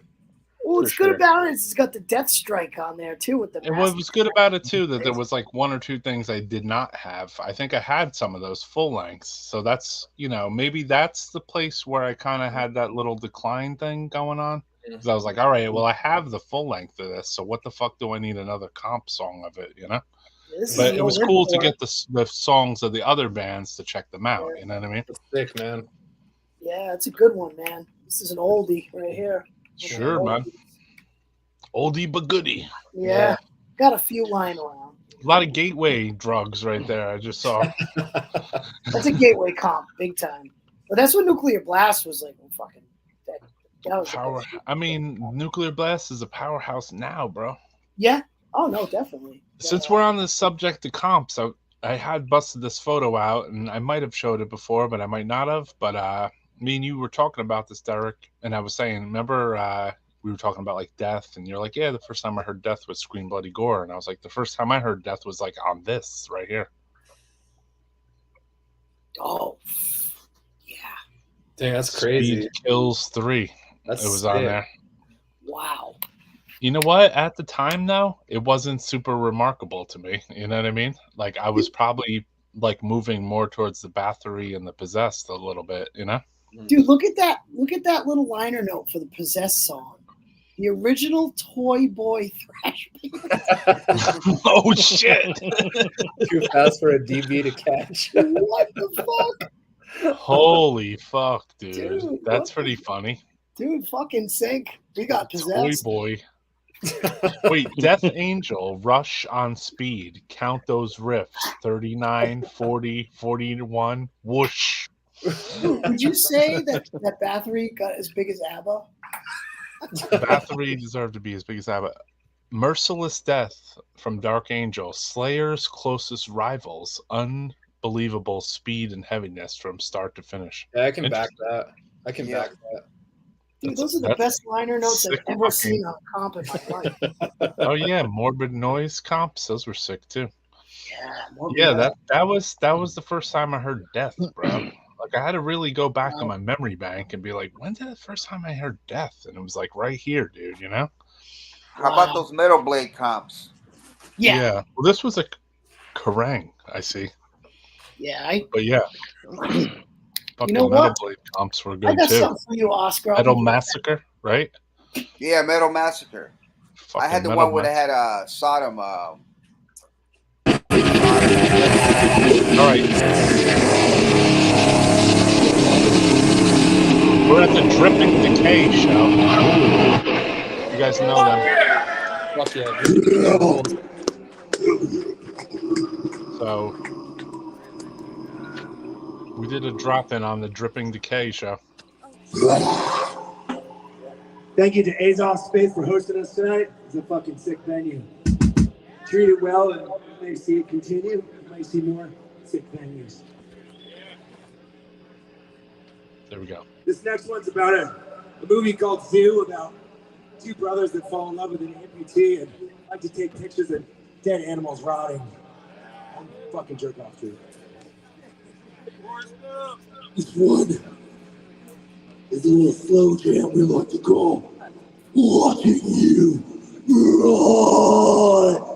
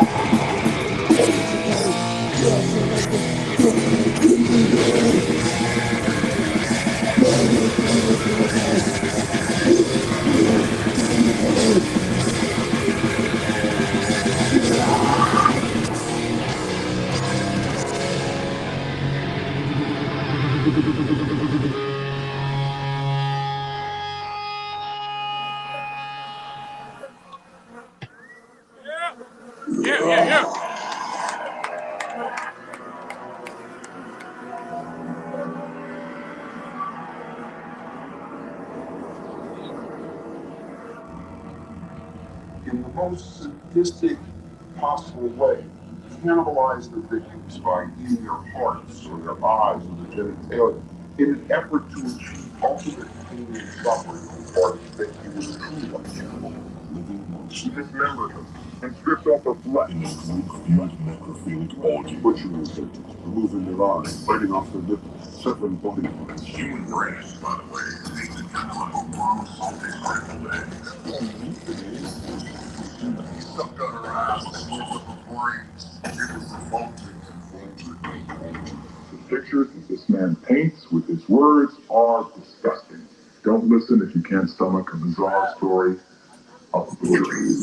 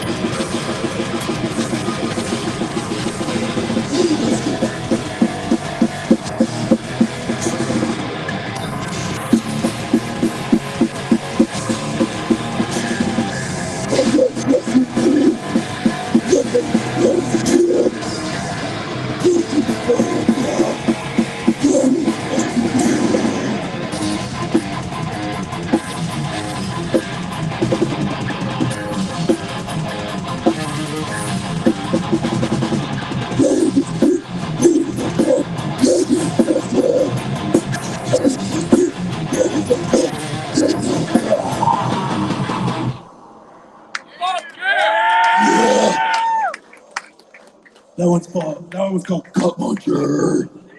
You got fucking Slasher Dave from Acid Wish doing some guest vocals on that on their album.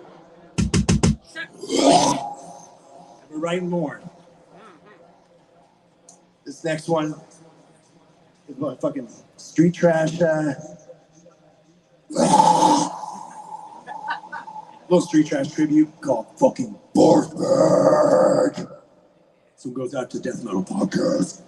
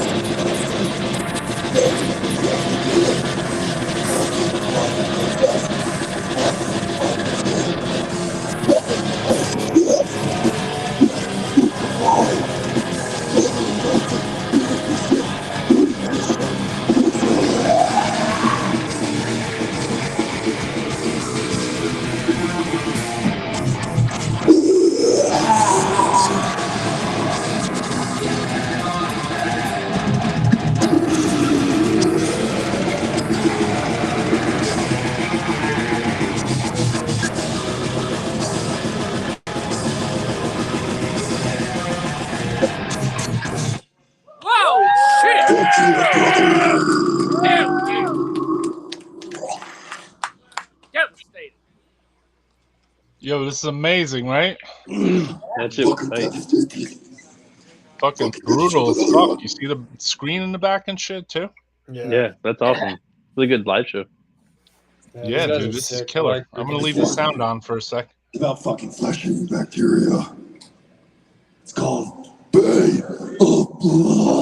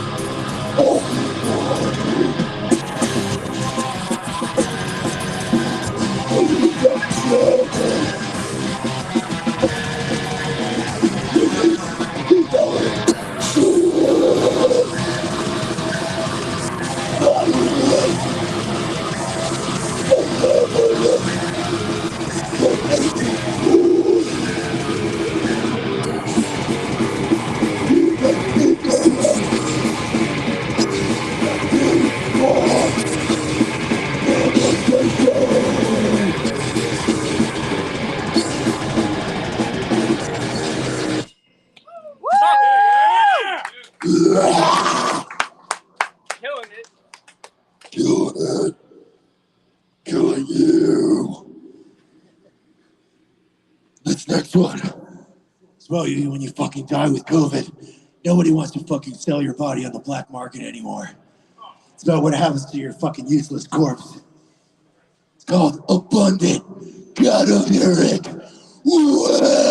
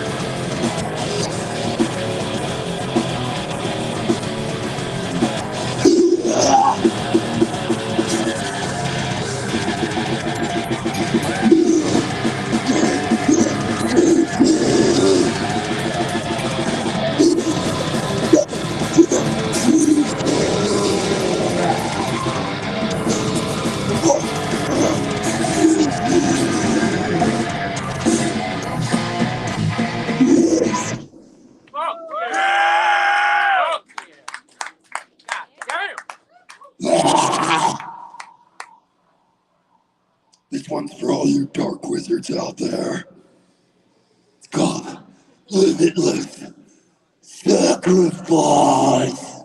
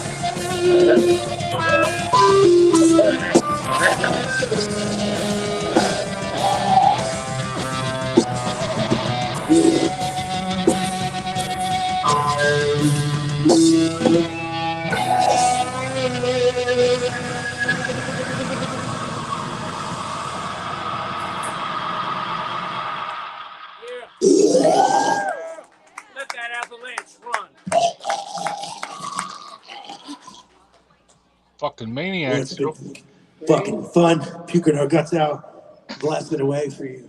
Fucking little They bitches. shouldn't have shout out to Death Metal Podcast. What? Our time. It's almost over here. We got a very poignant song title out next. It's called Trippy Decay.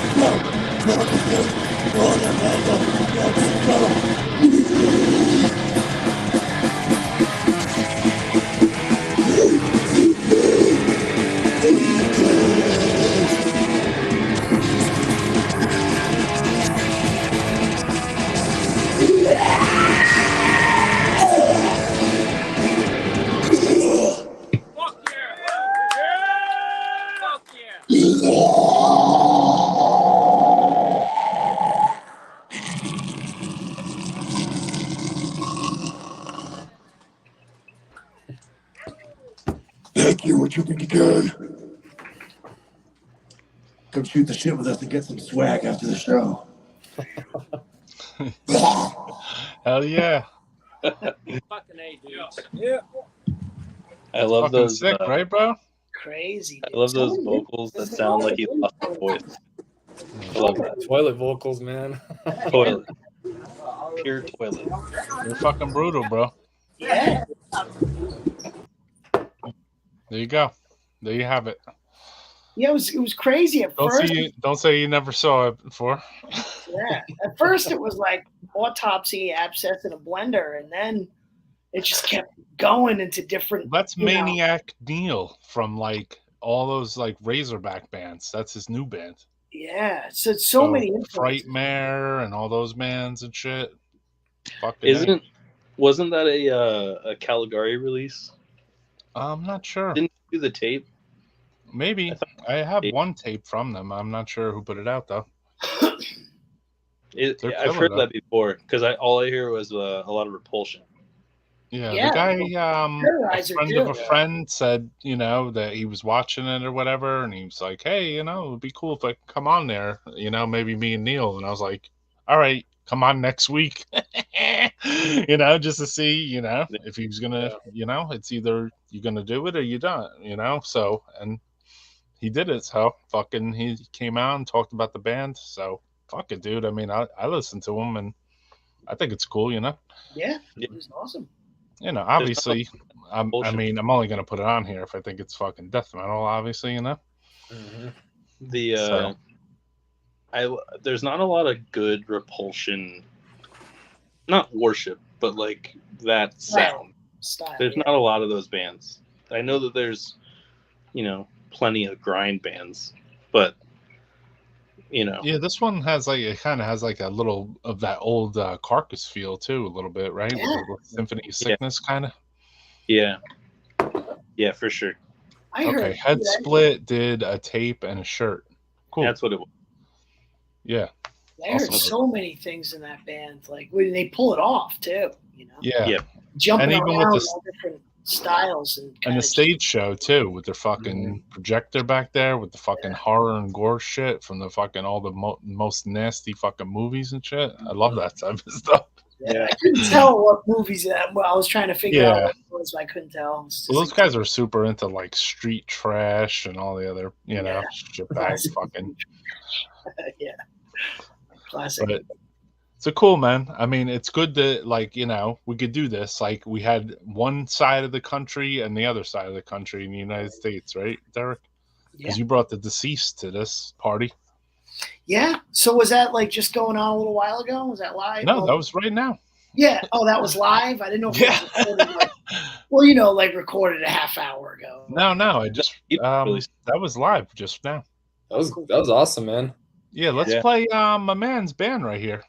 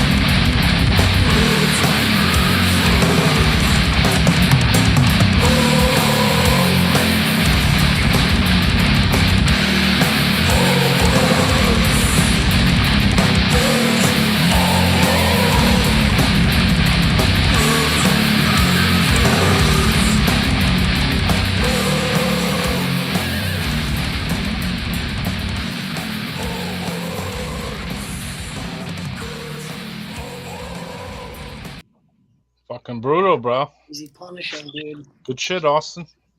Yeah, that's sick. It only takes you 5 hours to get your song on Death Metal Podcast, right? You know what, man? That's all right. I was here to hang. You were. You could hang. Because, we all are a fucking family, right? Death metal. It's it's like we have obviously a lot of us have similar tastes, but even if you see someone that's completely not down with your 100% taste, I was at that Cannibal show. You know what I mean? And I was like, just walking out, like I walked out of like the Immolation area or whatever, like Backstage and shit, Dark Funeral. And the dude's like, yo, what is that back there? I was like, oh, that's where the bands are. He's like, why are you leaving though? I said, because I'm going to watch the fucking show, motherfucker, you know?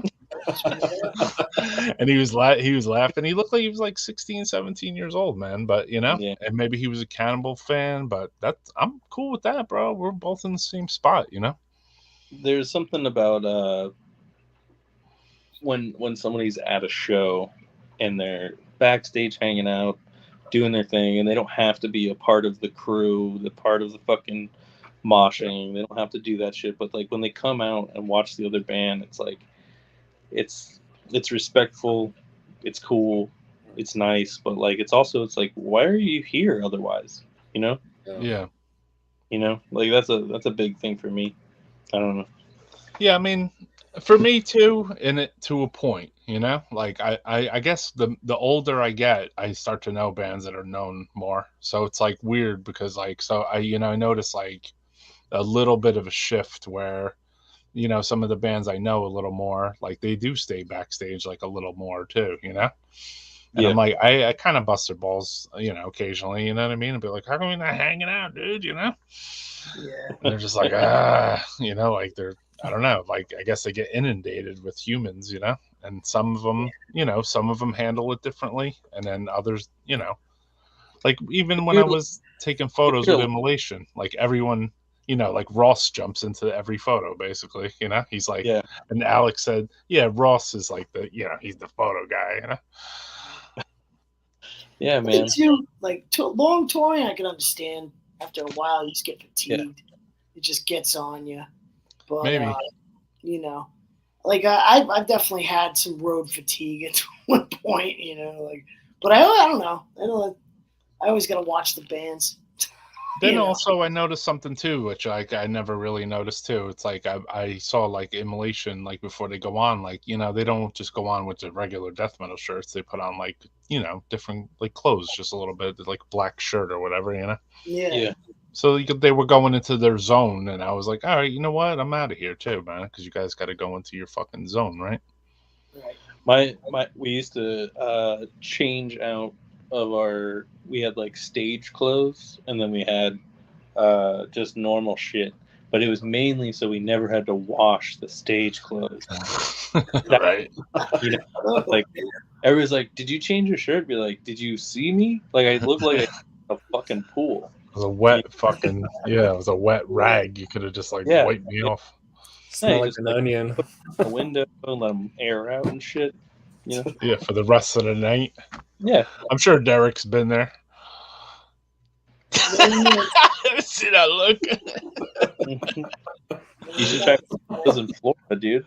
It's like you used to have your bag of dirty laundry, like completely separate room from your clean shit because you didn't want to get near that dirt bag, man. Shit's gross. Yeah. Dirt bag. You don't want any of that intermingling. Yeah. You open it up and all you smell is the club, right? Yeah, it's a worst. Oh, that's my equipment used to smell like when I came back from doing a show. I would bring my PA, and then like when I came home, like my fucking PA smelled like the fucking club, Oh yeah. Oh yeah. This shit smells like cigarettes. Yeah, exactly. Yeah. Old school fucking saturation. That's exactly what my fucking shit smelled like, cigarettes. And I don't smoke cigarettes, so I was like, oh, exactly. Dude, this sucks. Fucking all the PA smells like cigarettes. It'd be like hit right in my face. Like I'd be like loading it at like 4 a.m. into my house. I'd be like, fuck. But whatever. We had fun, and if it was a cool show, it's worth it, man. Right? Yep. That's some advice I could give also to other like young death metalers. Like, go get a fucking PA, man, and go throw your own shows. Because you could do them outside, possibly if you can get electric. Or say there's these clubs that don't have fucking even stages, or a hall or something. Yeah, we got a couple speakers and a couple wires, mics, you know what I mean? And just a small little mixer. You could fucking throw a show, basically. Yeah, dude, I used to run sound, and that's definitely like It's super easy.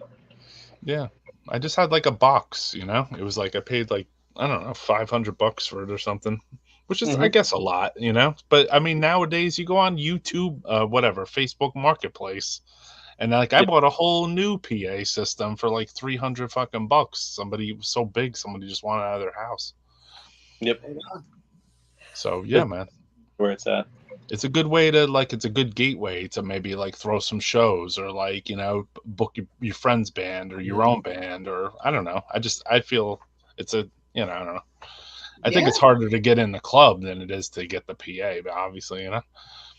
Yeah. Like not in terms of like moving it. I mean like trying to convince the club like, yo, what's up, man? Have a death metal show here, you know? They're like, Derek. nah, fuck that, you know? Where are you based out of, Derek? Providence, Rhode Island. Okay. So do you guys have like a fairly good like DIY like smaller venue? It's Yeah. more well not now. Like I'd say the climate here is like the younger kids are more in the grindcore, so more of the grindcore stuff is more DIY. Yeah. But it can get pretty wild. So you'll see that mostly around here now.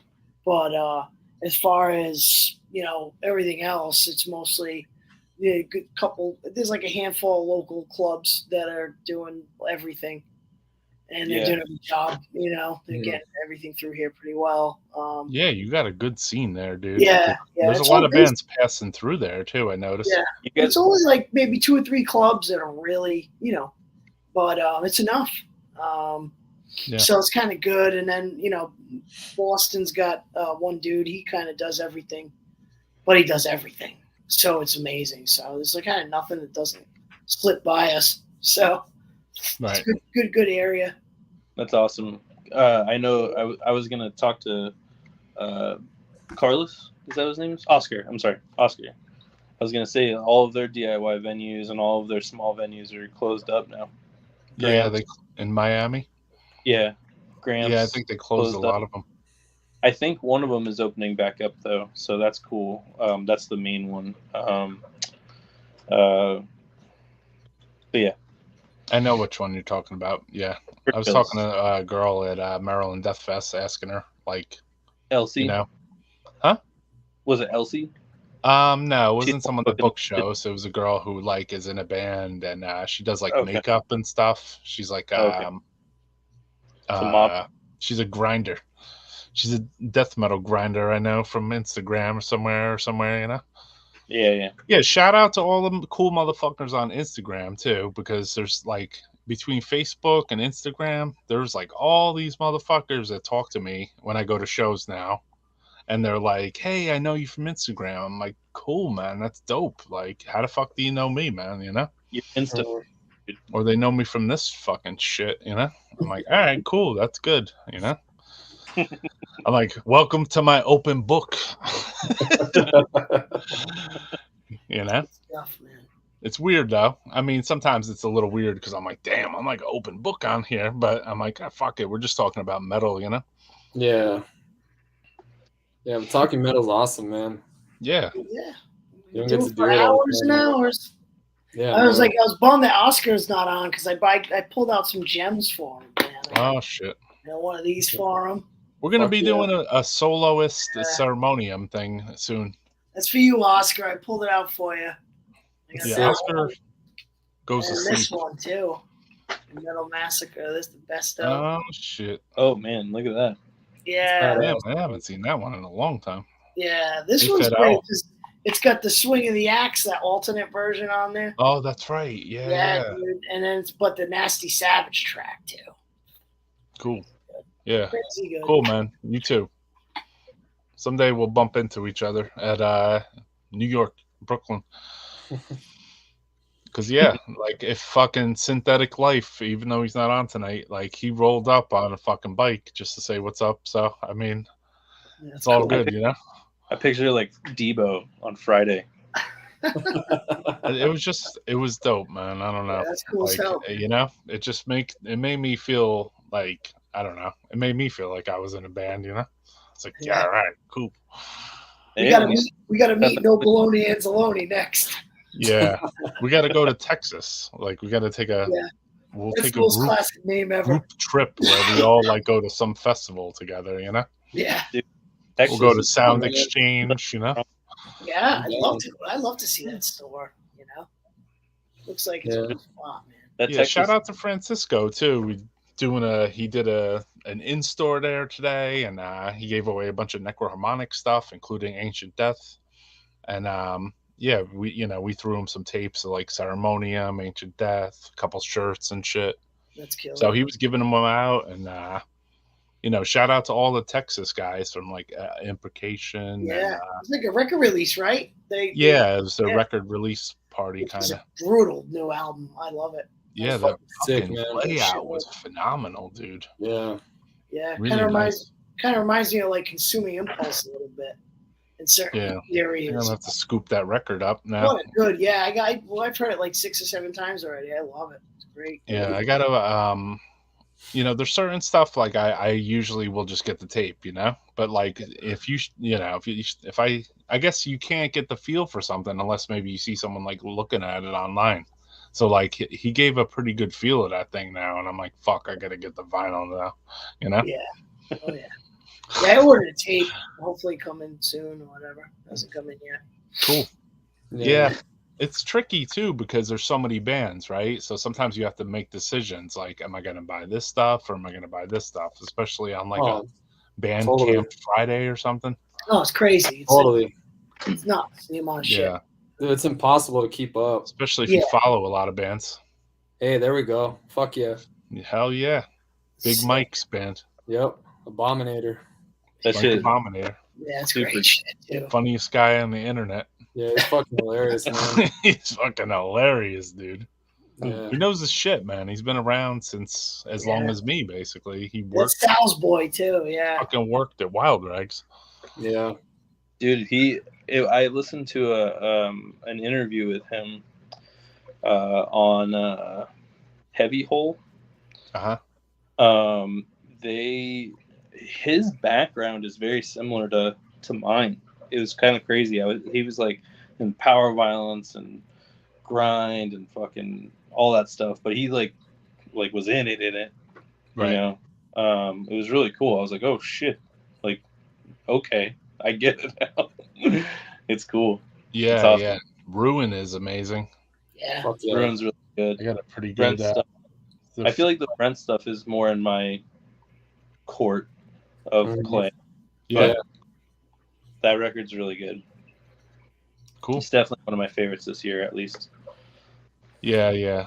Speaking of favorites, what about that Decibel Top 40? Dun-dun-dun. Didn't even look at it. There wasn't even metal. There wasn't even that much metal in it. There was a couple good. I mean, Mortuous was on there, but but there was like it was missing a few bands. There was like bands that weren't even metal on it. You know what? Maybe I don't listen to albums, though. I thought about this a little too. Like I was like, you know what? Do I even listen to albums? I was like, you don't even listen to albums, guy? motherfucker. Oh yeah, bro. Thanks, Aaron. We appreciate you streaming Hexea. Hey, Aaron. Hold on. Let me put a shout out to Aaron real quick. Look at him. Look what he did. This is hard. Hold on. There we go. Killer, bro. Yeah, nice. Set version. Shit's killer. Hell yeah, bro. Yeah, you don't see a lot of full art like out backlays. Oh yeah, that looks cool, man. It's cool, man. Yeah, we did a U card. Full art U card cassette. Yeah, that's cool. Dude, what's funny, Aaron and I, when we started talking, I ordered some tapes. Funny enough, I think the first one was Vacuous Depths. The first release. That was the first one that he sent me, and then I ordered one more, and then buying stuff off and on. I actually bought those Pertinence reissues that he just put out. I bought 2 of them because I needed both. I need both J cards. So. Yeah, dude. Oh, man, I'm fucking crazy. But one for each part of beforehand. Yeah, I remember I sent it to him, and I was like, "Hey, you're gonna need to get these Pertinence records or tapes or whatever." He's like, "Fuck that! I'm gonna hit him up and put it out." I'm like, "That's my dog." Yeah, he said that on here too. Also, John, you had an admirer here. I forgot to show you. John Grave is a hottie. That's my girlfriend. Right on, dude. Yeah, she was laying in bed right now. She has my dog in there, and oh, that's your girl. like, yeah. Oh, Yeah, nice, dude. she's That like rules. texting. She's like, That's hey, cool, man. She's like, I just left a message on the podcast. That's funny. It's great. I didn't want to play it during Drip and Decay. I felt it was out of place, you know. So I was like, wait till we could play it at a better time. Who knows what's up, man? She's down. So. Yeah, play some meat shits next. Yeah. Yeah, that was cool, man. That was a cool drop in, right? Like this shit, like this show, literally, like I'll just put the feelers out and just be like, yo, you want to be on? You know what I mean? So I noticed a lot of people I had asked to be on were in the chat, which is cool too. You know, like if you don't want to be on camera or you just not, you know, you're not in the moment, because sometimes I'm not in the moment. I'm busy, I'm working, I'm doing something. So I can't be on, you know, like I get asked to be on live streams and this and that. And I do it if I can, and sometimes I can't, and then sometimes I just watch it like a fan, you know? Yeah. But yeah, I mean, I was on yesterday on Carl from Pius Levis's thing. It's called the Midnight Hour on Fridays. And then we had a good fucking conversation, man. We were talking. Frazier was on there, unfortunately, but he was coming with some good questions. He was asking, he's like, Roy, how much does a record cost from beginning to end? You know, I'm like, you know, like that's a pretty legitimate question, dude. You know, yeah. Frazier, Yeah, man, it just sucks. It's like I want to listen to holy shit. You're still on here? I'm not surprised though. Oh yeah, I would be surprised if he jumps on himself. Yeah. You got the link. Yeah, come on, come on in. He'll be on.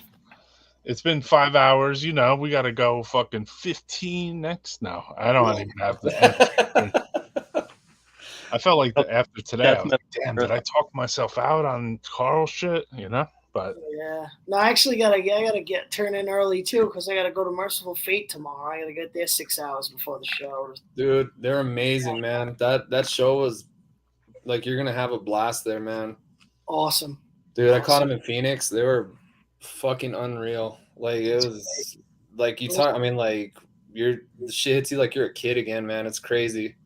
That's great. Yeah, this is a very crazy show week. I got Merciful Fate tomorrow and then Wasp on Wednesday. Dude, Blackie sounds amazing right now too, man. I watched some footage. Funny enough, when we were in Phoenix. Wasp was playing up in Albuquerque that same night, and my buddy Sean and I were gonna try to go up there to go catch that. But I mean, obviously, you know, there's only one choice, you know, when seeing one or the other. Oh, I gotcha. You know what I mean? And so, but the footage looked fucking great. I mean, they're playing Animal and shit like that. Yeah, you know, so, cool stuff, dude. Yeah, no, that's cool. You get to see both. Yeah. No, it's just funny though because you know how we're all like. Really deep into our merch. We know how it's supposed to look. We know what, you know, is good. Where, you know, some of these guys, you know, they're getting back and doing these big tours again. They don't really realize how important that is. Yeah. But we were talking about that tonight. Like, this dude was like, yeah, their merch kind of sucks. And I was like, why don't they just go in the Last Command and pull up their merch, you know, order form and just copy that, you know? Yeah. Kids fucking buy that shit so fast, you know? For sure. Right. It's like if you don't remember, just pull something out like from then and just run it, and kids are gonna fucking love it, you know. Right. But I would imagine you go to your most popular album and run shirts of that, you know. Yeah, you don't see that enough with a lot of these. I saw that Immolation. I mean, they had Dawn of Possession shirts. Oh, dude, yeah, see, they know what's up. Man. Yeah. Oh, they knew what's up, man. Dude, they did that anniversary of shirts for the, you know, like. Yeah. I was pissed too because. I was like, oh, I'll get one. And by the time I went to go get one, they were gone. Yeah, I caught them on the front end of the tour. You know, like, I caught them on the front end. Shirt. They didn't have any more. Yeah, I caught them on the front end of a tour. And usually, like, if you go, like, for me, like, I'll buy, like, 2X, 3X. So, like, those run out the fastest, actually. Yeah. And, what do you call it? Maybe not always. But anyway, I was like, should I go buy the shirt now? And I was like, I don't want to carry the fucking thing, no re-entry, Yeah. And then I was like, I'll wait till the end to fucking buy some shit. But I was like looking at the shirts and I was like, you know what? I want to buy the shirts that they're selling for just this tour. So that way I have, Yeah. Dude, I was so bummed about that. I had the same experience. I only wear logos only, Oh, yeah. So I only logos. That's like only what I want. So they did the original logo, and I fucking lost it. And I was like, "Fuck! I gotta get that." I was gone by the time I actually got it. I was You'd probably drool over the shirt. I think I traded it with you, John. The original Immolation long sleeve. It's just a logo. Oh yeah. It's just Yeah, a I logo. love logos only, man. Yeah, it's just a black. It's like black on red Love it. logo from late early 90s. Yeah, I traded you that Slowly We Rot shirt. Yeah. That 1990 tour. Yeah, it was Don Tardy's, right? Yeah, that was Don Tardy's shirt. That was right off his back, and that was the tour that they did right before Cause of Death. Yeah, we've traded some killer shit. We've done some good stuff. Yeah. Yeah, man. Don't even get started on old shirts. Yeah, John's like, don't crack that vault open. I got enough problems. Yeah, because I would say that you have like a first mover's advantage if you're running those boards, right? Because you would constantly get like every post that comes in, you see it first, right? Sometimes, man, but sometimes not. Fortunately for me, man, I mean, like even a lot of my old shirts, I got them like back then. I mean, I got rid of a lot of them because they were too small for me. I mean, when I was in high school, I was like like 140 pounds or something like that. So I mean, they were the ones that I had and that I kept then were tiny, and then I sold a shitload of them, and then I kicked myself in the ass when I saw what they were going for later on, trying to reacquire them. And join the club, brother. I know, man, it fucking sucks, dude. Like if even like some of my records that I got rid of, there's some that I just like kick myself in the ass for getting rid of, and I didn't even need to. CDs, records, 7 inches. I sold a couple very key 7 inches that I'm like, fuck now. Yeah. But you know what? At that time, it was either fucking put a roof over my head or sell these fucking 7 inches. Yeah, so absolutely. Obviously the roof over my head's more important, than a fucking couple of records. Yeah. And like even for me, like there's been times where somebody's like offered me a lot of money for shit. But I mean, if I have a friend that wants it, I'll just give it to him, dude. Like I don't give a fuck about that, to be honest with you. Like I don't. I'd rather give it away than have some dipshit have it just to flex on Facebook or Instagram or resell it. Or resell it, exactly. I was trying to throw him a bone, and hook him up. So I mean, that's just one of those things that kind of irks me. I mean, it kind of gets lost, but there are people out there that have that same type of mentality. I know a lot of you guys do, because I mean, we've hooked each other up. Most of my stuff I had done through eBay, so it was like whoever's the highest bidder. You know what I mean? Yeah, like for sure. Went to the highest bidder. Yeah. So totally. It was like a fight to the death. I used to watch the auctions end, and I was like, $50 for that shirt. Well, it was a rag 2 minutes ago. Yeah, and I mean, that was even like that book I just sent you. I mean, like I was like, don't send me shit for this. This is a gift. Like I don't need anything, no fucking shirts, nothing. Just take it. Man. That's cool. So I mean, it's just shit like that, man. I mean, John Graves sent me the Seraphic Decay book, which was super cool, man. Sick, dude. I got a little learning lesson on that a little bit. I need to really dig on that. Yeah. But looking through it and looking at all the different records and test presses and everything. Yeah. Again, the only thing I see missing from the Seraphic Decay book is the other Seraphic Decay releases, like SOB Auto and Morbid Angel, fucking Slaughter Lord split 7 inch. There you go. Yeah. Sick, man. Yeah, that's the 12-inch vinyl, right? Yeah. Yes, it is. I think we all been flexing that fucking thing. Yeah. This is awesome. I got like an unnumbered box for some weird reason now. Yeah, you're telling me about that. Yeah. That's cool, maybe though, man. Had a few extras. Yeah, maybe it makes it rarer, right? Yeah, who But knows? it's not like I'm gonna sell it or anything though. It's just gonna fucking, just throw it in my grave when I die, I guess. You guys ever think about that? Like, what are you gonna do sometimes. with your collection when you're not here? I told my Like, family, I was like, "Yo, you gotta sell this shit. It's worth money." yeah. Yeah, I don't know, because like, I Live don't have off- any kids. live I don't off have of it. like no one to give it to, really. So I'm Yeah. just like fucking, hey kid, today's your lucky day. Yeah.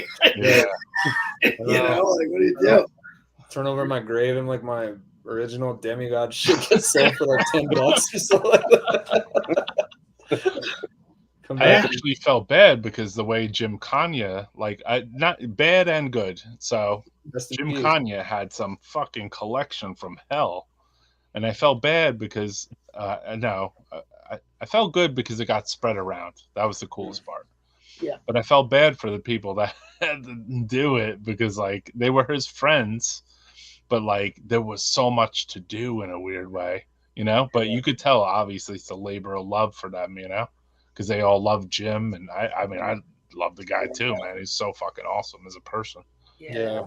He was great. Yeah. Chris Dora, he sent me some pics a while back of some of the stuff. Like they're still consolidating. Dude, I mean, he has like 4 or 5 ripping corps of each demo, 4 or 5 each. Right. Of each demo. I mean, literally, he took a video of like all these rows of like fucking tapes and shirts, and I mean, just all this crazy. I know why. Stuff, I mean, that's Jim Kanye actually showed me something that I was at a show with him. This was in '91, I guess. It's like the earliest, back, kind of like me and you met, Derek, like where I went to a show and I brought some tapes or whatever, or I had 7 inches, I forget. And then he's like, well, let me get 2. Let me get 3. I'm like, really? You want 2? What do you need 2 for? He's like, well, I want 1 for me and 1 to trade. I'm like, oh. I was like, smart. Dude. Smart moves. Yeah. So I'm really fortunate. Moves like that. Yeah, I got a shirt. I got a Nunslaughter shirt he gave me. And it's in my closet. I wouldn't go in there with Jen sleeping, but it's so sick. I'm just like so glad I have it. He gave me a bunch of shit. I got something I got to show on here eventually. I got a really cool like nun slaughter video with him. They played a show with the Ravenous, and I mean Jim is just showboating the whole fucking show, dude. Back behind the stage, just like yelling all this blasphemous shit, and it's a fucking killer video, dude. And I literally was like right up on the stage, I think, with it, Well, it's funny because that band Schnauzer, I never, he gave me stickers, and I was just like, never really paid attention. And then when I went back and checked them out, I was like, whoa, this fucking band's nuts. I know, especially the live show. Great, yeah. I was like, I backtracked and I checked out some of the videos, and I was like, whoa, this is fucking mental. Yeah. Yeah, Minch. I mean, I remember when I first met Minch. I met Jim Kanye. And then I was like, so you're in Minch, Like, I was like, I've been listening to fucking Minch. That's the first Seraphic 7-inch there. Yeah. Right? And then I met Bob Zeiger. Wow. Yeah. At the beginning, it's like, this is for Bob Zeiger. That's crazy. Yeah. Mm-hmm. Cool. Fucking maniacs. I think I have a couple of his tapes that were in his collection. I got them from people on just some people on Facebook, and they were selling shit. And well, Chris Dora and his woman, and then Dwayne and a couple other people, they helped. I remember one of the Hell's Headbangers things too. They had like a situation because I got to see the list before they hit the bangers. Yeah. I was like, I was looking over those tapes. I was like, oh man, there's some shit on here really crazy looking. Oh no. But it was like the list was so big too. It was like a spreadsheet. I was like, damn, dude. So, should I get my accountant, to figure out what the fuck I'm buying here? Yeah. Dude, I mean, you should have seen his shirts, man. I can only imagine. Matt, he had a shitload of his shirts, that he picked up, and dude, they're fucking immaculate. I mean, like old tour shirts. I mean, unworn, perfect, and right. And I mean that wasn't even probably the tip of the iceberg. Like of all the stuff that he had. I remember that. Yeah. Cool. Yeah, Matt was. Matt who? Is he? Yeah. Yeah. Matt who? Kid, Yeah. he I was- know 16 Mets. He was in that Scorched band for a while. Yeah. Okay. Yeah, he's a pretty cool dude. Yeah, Cool. he was doing a lot of buy, sell, trade stuff. I did Yeah. a lot of stuff with him for a minute. Yeah, we've Yeah, done you some guys are more deals. tapped in with the like trading and selling on like a forum, you know? Yeah. Where I'm not fully tapped into that zone, you know? Yeah. I mean, I prefer to trade, man, you know, honestly, but, you know, I mean, I'll sell stuff, but I mean, I get like stomach pains, you know, asking for some prices sometimes. I mean, just it's fucking crazy, you know, some of the shit that That's why I did the eBay thing, because I was Yeah. like, here, buy it now. Fucking I'm more into stupid trading. price. I'm more Sometimes into I would just be like, okay, this is the stupid price. Yeah. So no one buys it. So I just get to keep it, basically, you know? Yeah. But I'm like, yo, if someone bought it for the stupid price, then all right. I guess I lost it, you know? Yeah. I shouldn't have listed it if I didn't want to sell it, right? Yeah, it's true. That's the It's way true, I look at man. it. And I've then been that doing stupid more- price was like the price, you know, maybe I needed money, you know, I wanted to, you know, I was doing that like years and years and years of living upstate here. So Yeah. it's like I was just like feeding back and forth off my music collection, you know? Yeah, I remember one time I was hard up for cash, and I remember I pulled out like a bunch of records to sell, and I remember my buddy, he had a nice camera, and we're taking good photos of them and all that, and we're gonna list them on eBay. And man, I remember a couple of them I put up, and he took pictures. Well, man, I ain't selling that. Like I got like kind of sick. I got physically sick and pissed off that I was even like considering selling it. Right. And you know, it was one of my dissection records. It was an original too. And and I like, you know, I mean, that's $1,000 record now, you know what I mean? It's like, I ain't paying that for that, you know what I mean? And so I was like, no, I'm just glad I kept most of my stuff. Yeah. But, Yeah, I sold my typo negative demo. Oh man. They were called Repulsion. Yeah. The green and then one, right? Now it goes for so much money. I Yeah. sold the shirts too years ago, and the shirts probably, I don't even know, those original ones. Dude, I saw a shirt the other day that I traded off. It was Thanks, like, brother. It went for like Appreciate it. $1,100, man. Vesubia corpse flower. What was it, Derek? A shirt that I traded a long time ago. It was going for like $1,100. Whoa. Holy shit. I couldn't believe it. I was like, what the fuck? You know? It's crazy. The man on the street. Oh, there he is, dude. Fucking see? You're sideways, though. At least I was driving straight. You know what I mean? Yeah, he's straight. He's like, they had a bunch of beers at his in store, and I'm like, drink a cool. beer, Francisco. That's badass, man. Hell yeah. I knew he would flop on here. Yeah. Was he just getting home from that shit now? Yeah, obviously. He doesn't live in Houston. He lives in Clute, Texas, which is like an hour outside. So. Oh, yeah. That's cool. Give us the black magic. I bought a ticket for that show, man, for Morpheus Descends in Houston. I think it's next week. Oh, wow. Or actually, hold on. No, I think it's this week, actually. What the hell am I talking about? Yeah. Oh, yeah. It's like Sunday, I think, is when it is. You're heading to that? I'm gonna try to catch a red eye and go out there. I bought a ticket a long time ago, and I might just do a red eye and just fuck it, man. Go. I mean, that's great.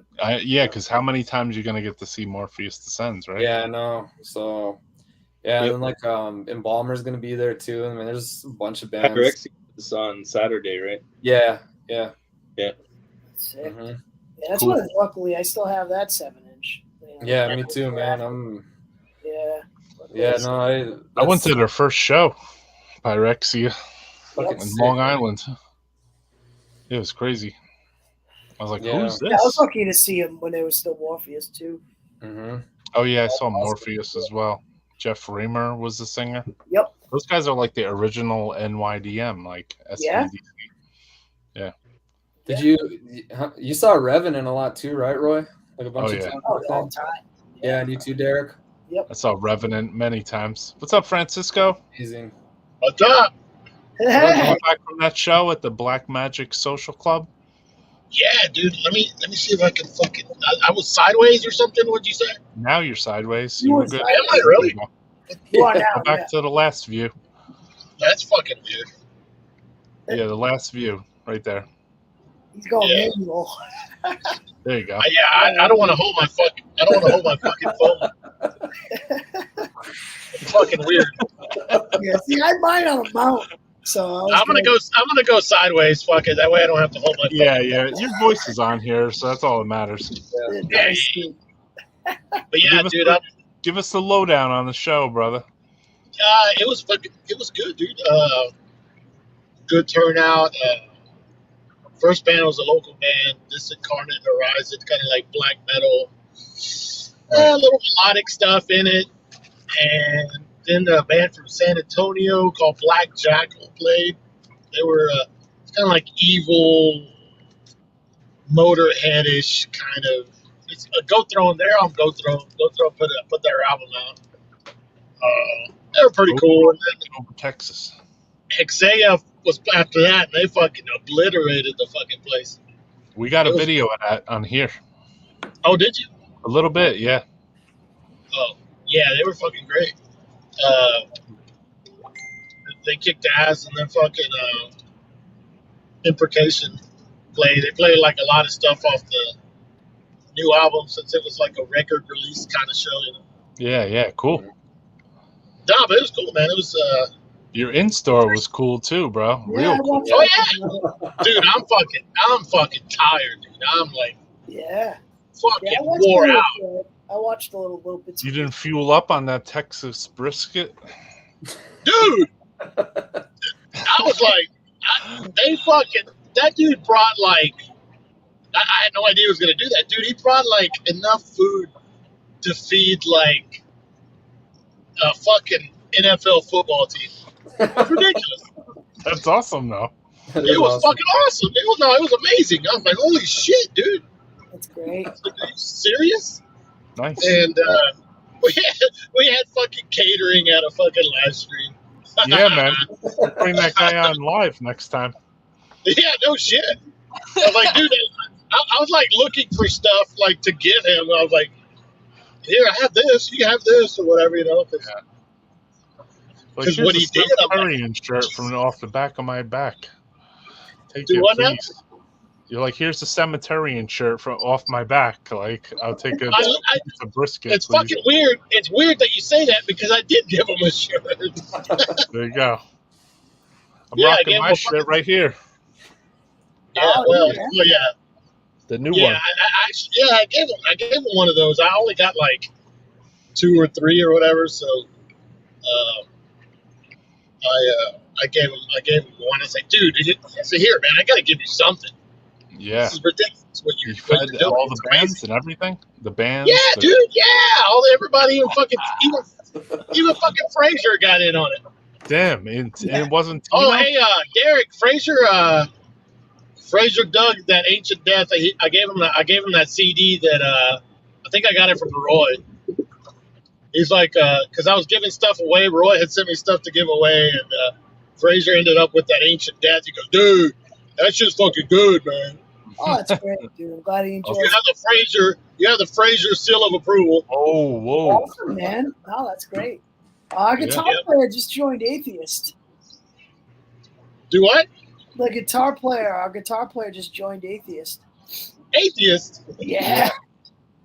That's fucking weird. Yeah, it's cool as fuck. He's a huge fan, so like for him, it's no, that's cool as shit. Yeah, It's just Atheist. Holy shit. Yeah, it's super cool. I think he's a good fit because he's a real good like lead guy, you know. Yeah. Is Atheist not in Florida anymore? They're all over. I think one dude's in San Diego. Okay. Drummer. And then because I guess they got rehearsals there, and then they're going to do a few here, and then go to Europe in the winter. So we're going to be recording some material before he leaves. We're going to have a demo go in the works. So that's going to be hopefully done before he leaves. It should be. Cool. Yeah, I talked to Jerry. He said that he's like, Ancient Death's still my baby, so I can't. He's like, I can't. He's like, yes, I'm joining Atheist, but he's like, He's like, this is my baby, dude. I've been working on this for a year or so. Atheist is his side piece. I guess, you know. Kelly Schaefer. He's a huge fan, so like he's a huge But fan. nah, man, they're here every week jamming. We're still jamming out like regular. So Yeah, no, that's cool. it's going strong. Yeah. It's a good band. Yeah.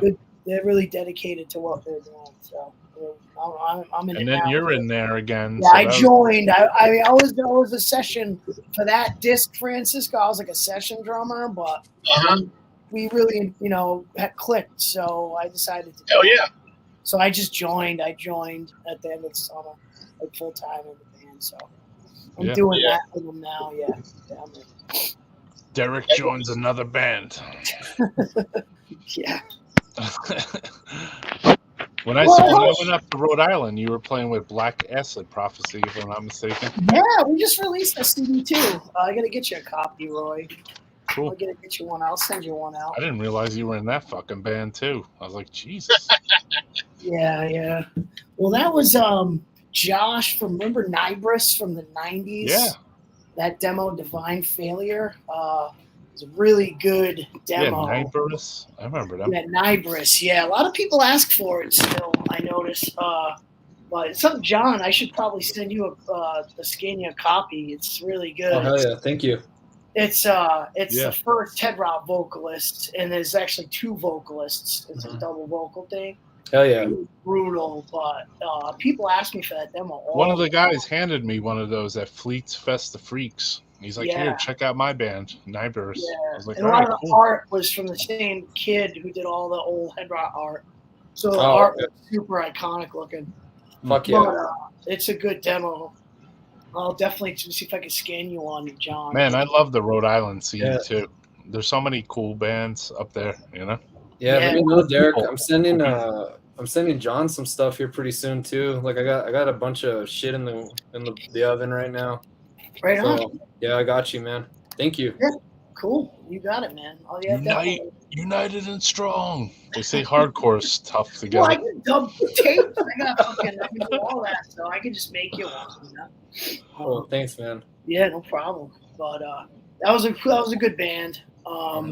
So it's got the Josh, the kid that was in that. They're NYDM. They're all in that, and we're all good old friends. So they asked me to do that band about 6 years ago now, 5 years ago. So it was always just kind of like for fun, just. Is that named after a Warhorse song? Yeah. I figured that. Yeah, because they were all because of Todd. The best Warhorse song too. Yeah, it was because of Todd. Because Todd was in Sin of Angels with Ray and Churchburn. Right. And so that's where that whole thing came. So Josh was playing with them. Who's the guy that passed away from Warhorse? I was friendly with that guy. I don't remember his name Todd, at this moment. Yeah. That was Todd? Oh shit. He did Rotting Christ. What the fuck is it? Rotting Christ. Right. Not Rotting Christ. Rotten Christ or Rancid Christ. Rancid Christ. Right. And then Warhorse, and then he was original Sin of Angels too. Right. I met him. I booked the show for Warhorse, and he came up to me and he's like, "You put out that Autopsy demo CD?" I was like, "Fuck yeah, dude!" Yeah, Todd. Like, bro, you don't even know what you mean to me, man. I was like, that's cool, dude. You got into it. Is that the show where Larry Lifeless, the Larry Lifeless story? No, different show. Oh, okay. That was an anal cunt show in Carney. I got a video of that show, dude. Actually, it was Anal Cunt, Disciples of Mockery, and Ceremonium without Oscar. Jeez. Yeah, never. Yeah, there's like I keep shit like hidden in those little vaults, right? They should be played on here, right? Of course. You should. You know what it is? It's just like the technology. They're all on high 8, so I just have to figure out the plug situation. I have a faster computer, just a little bit faster computer now, so like I could dump it into like Adobe Premiere or whatever, and then show it on here. I got a bunch of fucking weird high 8 videos I took at different shows. Mm-hmm. I was in that little phase like you, Francisco, where I put the camera on like everything, like your rehearsals and shit. Yeah. So Yeah, I would go to all these death metal shows with my hi 8 suddenly and try to tape like everything I could, you know? Yeah. It's weird how like some of the things you did through time become like, you know, maybe, you know, your full-time like thingy, because like even on here sometimes like I'll play music and I'm like, well, I used to DJ, so like, you know what I Oh mean? yeah. This is a lot like being a fucking DJ. Yeah, totally. Fucking morning radio and shit. Yeah. Well, not yeah. I mean, well, You just yeah. When I was a DJ, I just played music, but yeah, it feels like being a fucking DJ. yeah. The only thing that Uh, makes it confusing Roy's is like, you're like doing that fucking intro where the DJ talks like for like 30 seconds and it stops right when the vocals come in. yeah. You got I that want to down? see everybody out on the floor dancing right now because we got the next hottest group coming out of Motown. You can't have the prophecy, man. That's the rule. Yeah. I got a job doing a DJ job as a hip hop DJ too, and that was the easiest fucking job I ever did. I was like, God damn, this is easy as fuck, dude. Wait, didn't you DJ for like Gut 2 or something? I DJ'd for Gore-Tex, Lord Vortex. Goat. Yeah. That's So, crazy. yeah. Gore-Tex Yeah. was fucking nuts, man. Yeah, it was cool. I mean, I did like 6 shows maybe, and then yeah, it was cool. Did you do anything with like Necro and all them? The things I did with Necro was before that, and I got Dan Lilker to play on the Necro record. That's crazy. And I was in a Necro video too with Uncle Howie and Obituary. Yeah, I remember that. Yeah. Dude, it was like Trevor and John Tardy, right? They were there, and then Necro hired like some strippers. Uncle Howie was there. Kid Joe. Yeah, I heard about that shit from you. Like, what was it? Necro has a brother, right? Ill Bill or something. Yeah, Ill Bill. Yeah. Yeah, they're good too, man. I mean, they were thrashers. I saw them open up for Obituary. They had a band called didn't they sampled like metal songs and shit, right? Yeah, they would sample metal songs or do choruses from metal songs, kind of, and turn them into like rap things, you know. Mm-hmm. Well, Necro got pretty big, right?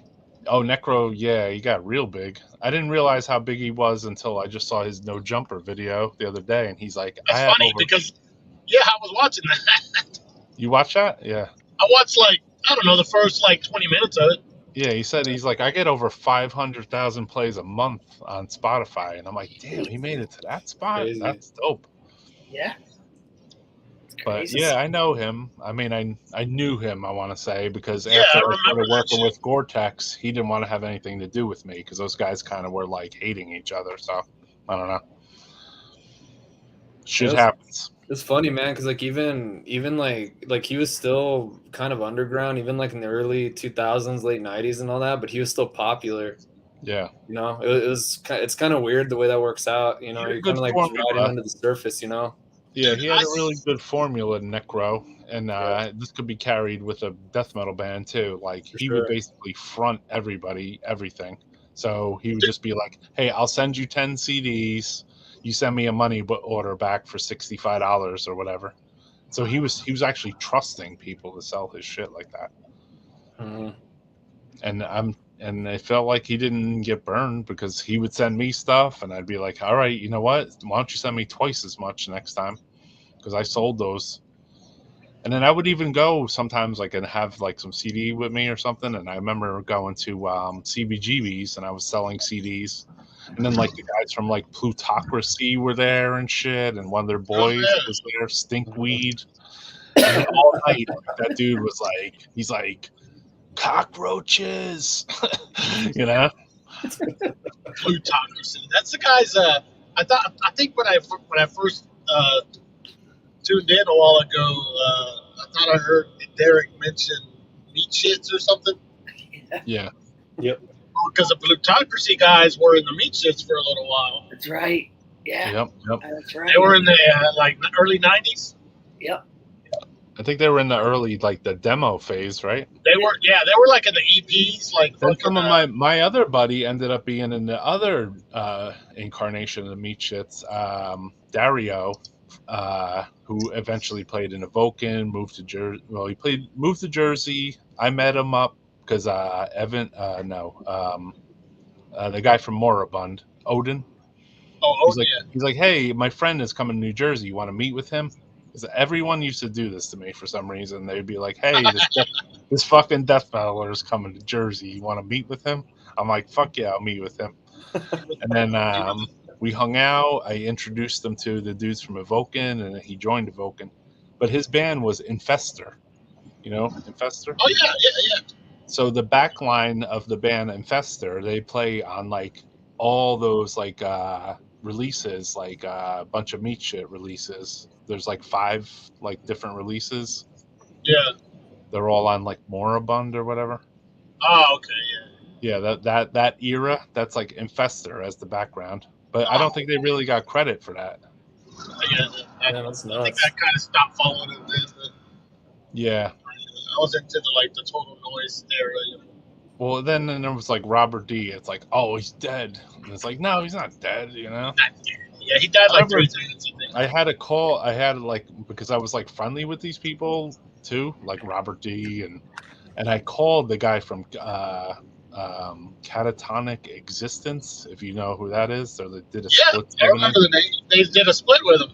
Yeah, and I called that guy. I was like, yo, is Robert dead, bro? I just wonder back then, I'm like, how the fuck did I get these people's phone numbers? You know what I mean? Yeah. Did people just write their phone numbers on letters and be like, give me a buzz? Yeah. Probably all right, so. here's the best comment of the night. He's not dead. He's just on pain pills. Well, he was from Modesto, and I'm not like from Northern California, but I heard Modesto is like just a fucking total wasteland of an area. So Gotcha. When I was talking to him, he was living in Utah, and he had just married the girl who did Gore Lunatic zines. Oh yeah, Rumi. Yeah, Rumi. So yeah, I like, or he said he was marrying her. I don't know. You know, like well, she was on one of the live 7-inches. Yeah, it's just I don't, you know, like with that guy, like it's like you know, there's like a fine line of what I believed and what I didn't believe as time went on. Totally. Unfortunately, guy sounds awful. Yeah, he sucked. Yeah, a lot of those guys, like those photography, like they were also in like spaz or whatever. Eventually, I don't know about those guys sucking, but Robert, they totally fucking deny, like, you know, they want to forget that they were in the Meat Shits for a while. Right. Yeah, I mean, people change their political beliefs, especially in California. Come on, man. Yeah. Well, I mean, Meat Shits was all just porn. Really well, somehow that became like uncool too, though, right? Is it though? Porn is like the biggest fucking industry there is. Yeah, I know, right? California. I mean, it really is, right? Yeah, of course. Sure. They said that it is the biggest industry. They said like, you know, they said there was one industry like Microsoft or something that are like, yeah, it's like a $9 billion, but they're like, porn is like a $72 billion industry. Of course. I was like, who the fuck pays for porn? Yeah. But years ago, we had to. So, or rented or whatever the fuck was happening. You know, you just got somebody. That one kid had the magazines, you know. Yeah. Or if you went to the video store and they had like that little hippie curtain in a room. Yeah. Room. Yeah. Don't go back there, little boy. Fucking jack room. Hey, brother, you must be back there all the time. Like, that kid's a perv. Yeah, man, that shit's fucking weird. I remember one of those old stores, like, when we were younger, we were in high school and we went to one, and, like, it was fucking weird. They had, like, little booths and shit. Like, it was, like, fuck that, man. That's disgusting. Those are Jacks. Yeah, man. I remember that song from the Dicks, you know, down at the bookstore. You know? Well, you guys never caught the fucking. I don't know if they were still around, but I mean, Times Square was known for that shit, right? Oh yeah, I took Pain Eater there actually. Did When you? they first, yeah, they came up and I'd hooked up that show for them in like '91 or whatever, Yep. and then Yeah. or '90 or whatever, and they lived at my parents' house all that week. And they're like, I'm like, well, what do you guys want to do while you're here? And they're like, we want to go to 42nd Street. I'm like, all right, let's go, dude. You know, we'll go to fucking 42nd Street. Yeah. And we did, man. And then back then it was just all like peep shows and like Yeah. sleazy books and shit.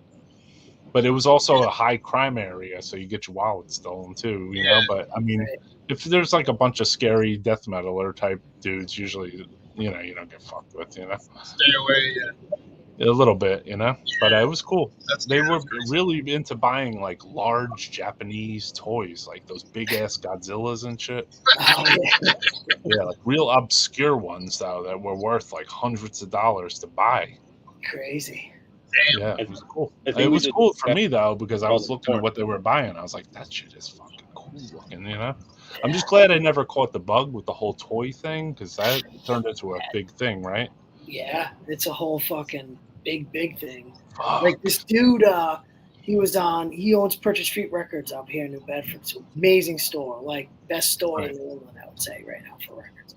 But he's also a toy guy, but a memorabilia guy. And he was on A&E and he sold Brutus the Barber Beefcake back his own shears from the fucking back in the day. Like the original shears for $3,000. That's crazy. Just for the fucking, just the old shears that he used. You gotta give a shout to Roger from Mortician. He got a store in Vegas that sells toys and music, so it's called Primitive Recordings. So if you're in Vegas and you got nothing to do but hang out and check out death metal and toys, then you should go check out his store. Mm-hmm. Yeah, hell yeah. Yeah, I have a buddy that lives in Vegas that went to Roger's store. Oh yeah, cool. Yeah, I want to go to Roger's store. Hey guys, I gotta get bouncing. All right, my man. Thank you, brother. Yeah, not too far behind you, brother. It was nice to talk. Good to see yeah, you. we're gonna wrap this up soon anyway. We're at the 6-hour mark. I figured that would be a good time. Yeah. I'm gonna have to pick up that tape, man. I gotta get that tape. That shit sounded great, man. Yeah. Here you go. Yeah, and shout out to everyone that tuned in. If you're still here, there's still like 15 people watching this. I appreciate everybody. Fucking and anyone that came on, you know, Dripping Decay, Deceased, Oscar from Ceremonium. Who came on from Deceased? We Derek streamed some moments from the Deceased show. So. Oh yeah, the one with Bulldozer. Yeah. Yep. Sick. Yeah. Yeah, we got like a couple of 3 songs tonight. It's pretty cool. And Hexea, shout out to them. Shout out to Aaron from Goat Throne for filming that. And I want to shout out to Dave from Imprecation. I saw him shouting me out in your thing, you know. Oh yeah. He I gave him that Negro Harmonic shirt, so he said he's gonna represent. Yeah, cool. And Matt and everybody, man, all those guys. Yeah, it was cool, man. I feel like I'm an honorary Texan now. Yeah. Matt's like, dude, we saw Roy, and I'm like, yeah, he told me about it. Gonna need a bigger hat, bud. Yeah, I'm gonna need a bigger hat. I'm gonna need a yeehaw. Hell yeah, dude. And I'll get some brisket. Have a good night. Tacos. Get a hunk of cheese, dude. All right, man. Thank you, Austin. Cheers, brother. It's fucking some shit kickers. Yeah, some shit kickers. We all got those already, though. How was the show in general, though? Super blasphemous. It was cool, dude. It was like good vibe. It was like energy in the place, you know. Right. All right. Alex from Immolation is here to say, "Damn, you're still up." What's up, Alex? Alex, they're playing. They probably played tonight, right? Yeah, they're killing it out on the road. So that's cool. I was like, "You got a minute to drop in here?" He's like, "Yeah, nah." Oh, good though. Yeah, I mean, he's there to do a job, bro. Immolation. Yeah, he's working. He's working. Just like me, when you call me, Francisco, you're like, yo, you want to come on? I'm like, Yeah. right now. I'll still try to hop on though. Yeah, I was trying, look. Like, I had a good time on Carl's thing last night, even too, man. We had some. Yeah, good it was laughs. cool, man. What I'm time glad did that he he's come doing on that, Friday bro. night? We're all. Where's What time was Derek's he on? channel? Where's On John Friday? Graves' channel? Shit. That Carl, show? Carl usually comes on like pretty late. Thanks, man. What, like midnight or something? On Fridays. Yeah. Like 10:30 our time, so 11:30 your time. Yeah, it'd be like, I think it'd be like 12 or something. Yeah. Yeah. Yeah. Cool. Yeah, I gotta check it out. It's just like late. I'm usually sleeping or doing something. Carl's got some fucking good taste in fucking jams, man. I've heard some stuff from him that I'd never heard before. So Yeah. Yeah, right on. I heard what you guys were saying about him on your thing, that you were going through like a list of all the different bands he'd been. oh yeah, he's a fucking San Antonio fucking true fucking old school San Antonio metalhead, Yeah, he's the Tom G. Warrior of fucking San Antonio, bro. I would brag More that I brutal fucking saw version, though. I would always brag if I saw Necrovore rehearse, Yeah, absolutely. Fuck. He saw Necrovore rehearse. How fucking sick is that? He has that. Doesn't he have like some unreleased music or something like that? Like he has like a hidden away or something. Is what he was saying the last time. Who, Carl? Yeah. Or like some tape or something like that. I may be mistaken. Like I remember you guys talking about it the last time. Probably. There was some like post Necrovore kind of thingy. Yeah, I'm trying to remember what it is. Yeah. It's crazy. Oh yeah, I know he jammed with like the guy that he did jam with him, but the guy that was on that second 88 demo, Javier, he was in Hell Preacher also. I think they jammed together for a while. Sick. Hell Preacher demo, man. Fucking sick as fuck. Yeah. San Antonio was fucking metal to the fucking core, dude. Yeah. Yeah, man. Remember the Alamo. It's still, San Antonio is still cool, man. My bands would go down there and play, and there'd be like fights breaking out, like the entire show and shit. Nice. Who, HRA? Yeah, when HRA would play, yeah, dude, it'd get fucking wild, dude. And my buddy Billy's like, yeah, fucking, there's this guy, Jeff, big old fucking dude, like, he was always getting in fights and shit, like when we played. He's like, he's the only motherfucker I ever saw fight while walking upstairs and shit, like beating the shit out of somebody. So, I gotta say though, man, that HRA stuff, that's real hardcore. That's like that's what it's supposed to sound like. You know what I mean? Like I don't think hardcore music is even hardcore music right now. You know, I like that shit, the HRA shit. That's real hardcore. I mean, that's we just wanted to play like old, like real fast. And still active, brother? I never even asked. Not really. We every now and then we get together and like jam and like I was like, hey man, I got these songs. Let's fucking work on them. And it's been a while now, but. Right. It could pop. We could literally like practice like once, and we could probably play a show like the next day, Right. And we haven't done anything in years, so it's just the way it was. It just clicked. You had a tight chemistry. I feel like you got your chops as a live streamer by just filming yourself like every day. Because every day I would go on my Facebook. And I would see you with your guitar. Well, yeah, I record like our practices, dude, just because I don't want to forget the shit I wrote. Right. And then it's like for the drummer, like a drummer will just improvise some fucking badass like drum part, and then they may not remember it, but I have it on my phone now, so there it is, Yeah. Yeah. That's cool. No, it was crazy because I thought of that too because I saw like the FUs like last month, and that's they sounded so good. They have a new album. out. Yeah, they sounded just like they did, you know, let's say 80, 81 shit, you know, like really killer, you know. Kill for Christ. HRA up here, bro. Yeah. Mhm. Actually, I would have liked to see Cemeterian up here. Yeah. I just want to see him. Period. I know. I mean, I never say never, but you know, we could do something again one time. Someone threw a like or some kind of whatever, and it was probably on something like I was on or whatever the fuck it was, and I like went onto their page and one of your friends, and they had a fucking Cemeterian video on there I never saw. I was like, holy fuck! Oh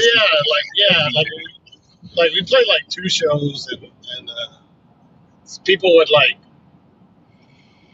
do like Facebook Live or whatever, you know. Super heavy, show. man. Dude, Super that's City fucking piece. heavy. Fucking Yeah. sick. What was cool too is when you ordered the 7-inch, like you got the download instantly.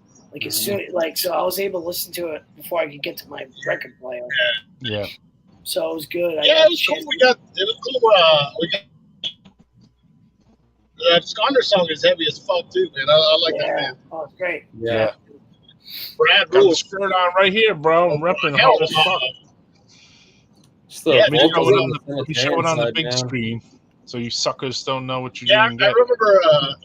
I remember when Daniel went in to record the vocals for that song. You know, most people come in and like you gotta fucking like talk or get warmed up or something. You know, that dude just fucking shows up and gets on the mic. And I was like, God damn, dude! Don't you need a little time to fucking warm up? No, I got it. I'm like, oh yeah. And he just starts fucking belting out all these. I was like, oh hell yeah! So he's a natural. Dude, I'm telling you, when I first put that shit on, I was like, man, what the fuck, dude? This is the shit. It's the demo's awesome, man, but man, this split is fucking sick, man. All of it. Yeah, it is good. It's good. There might be. I might.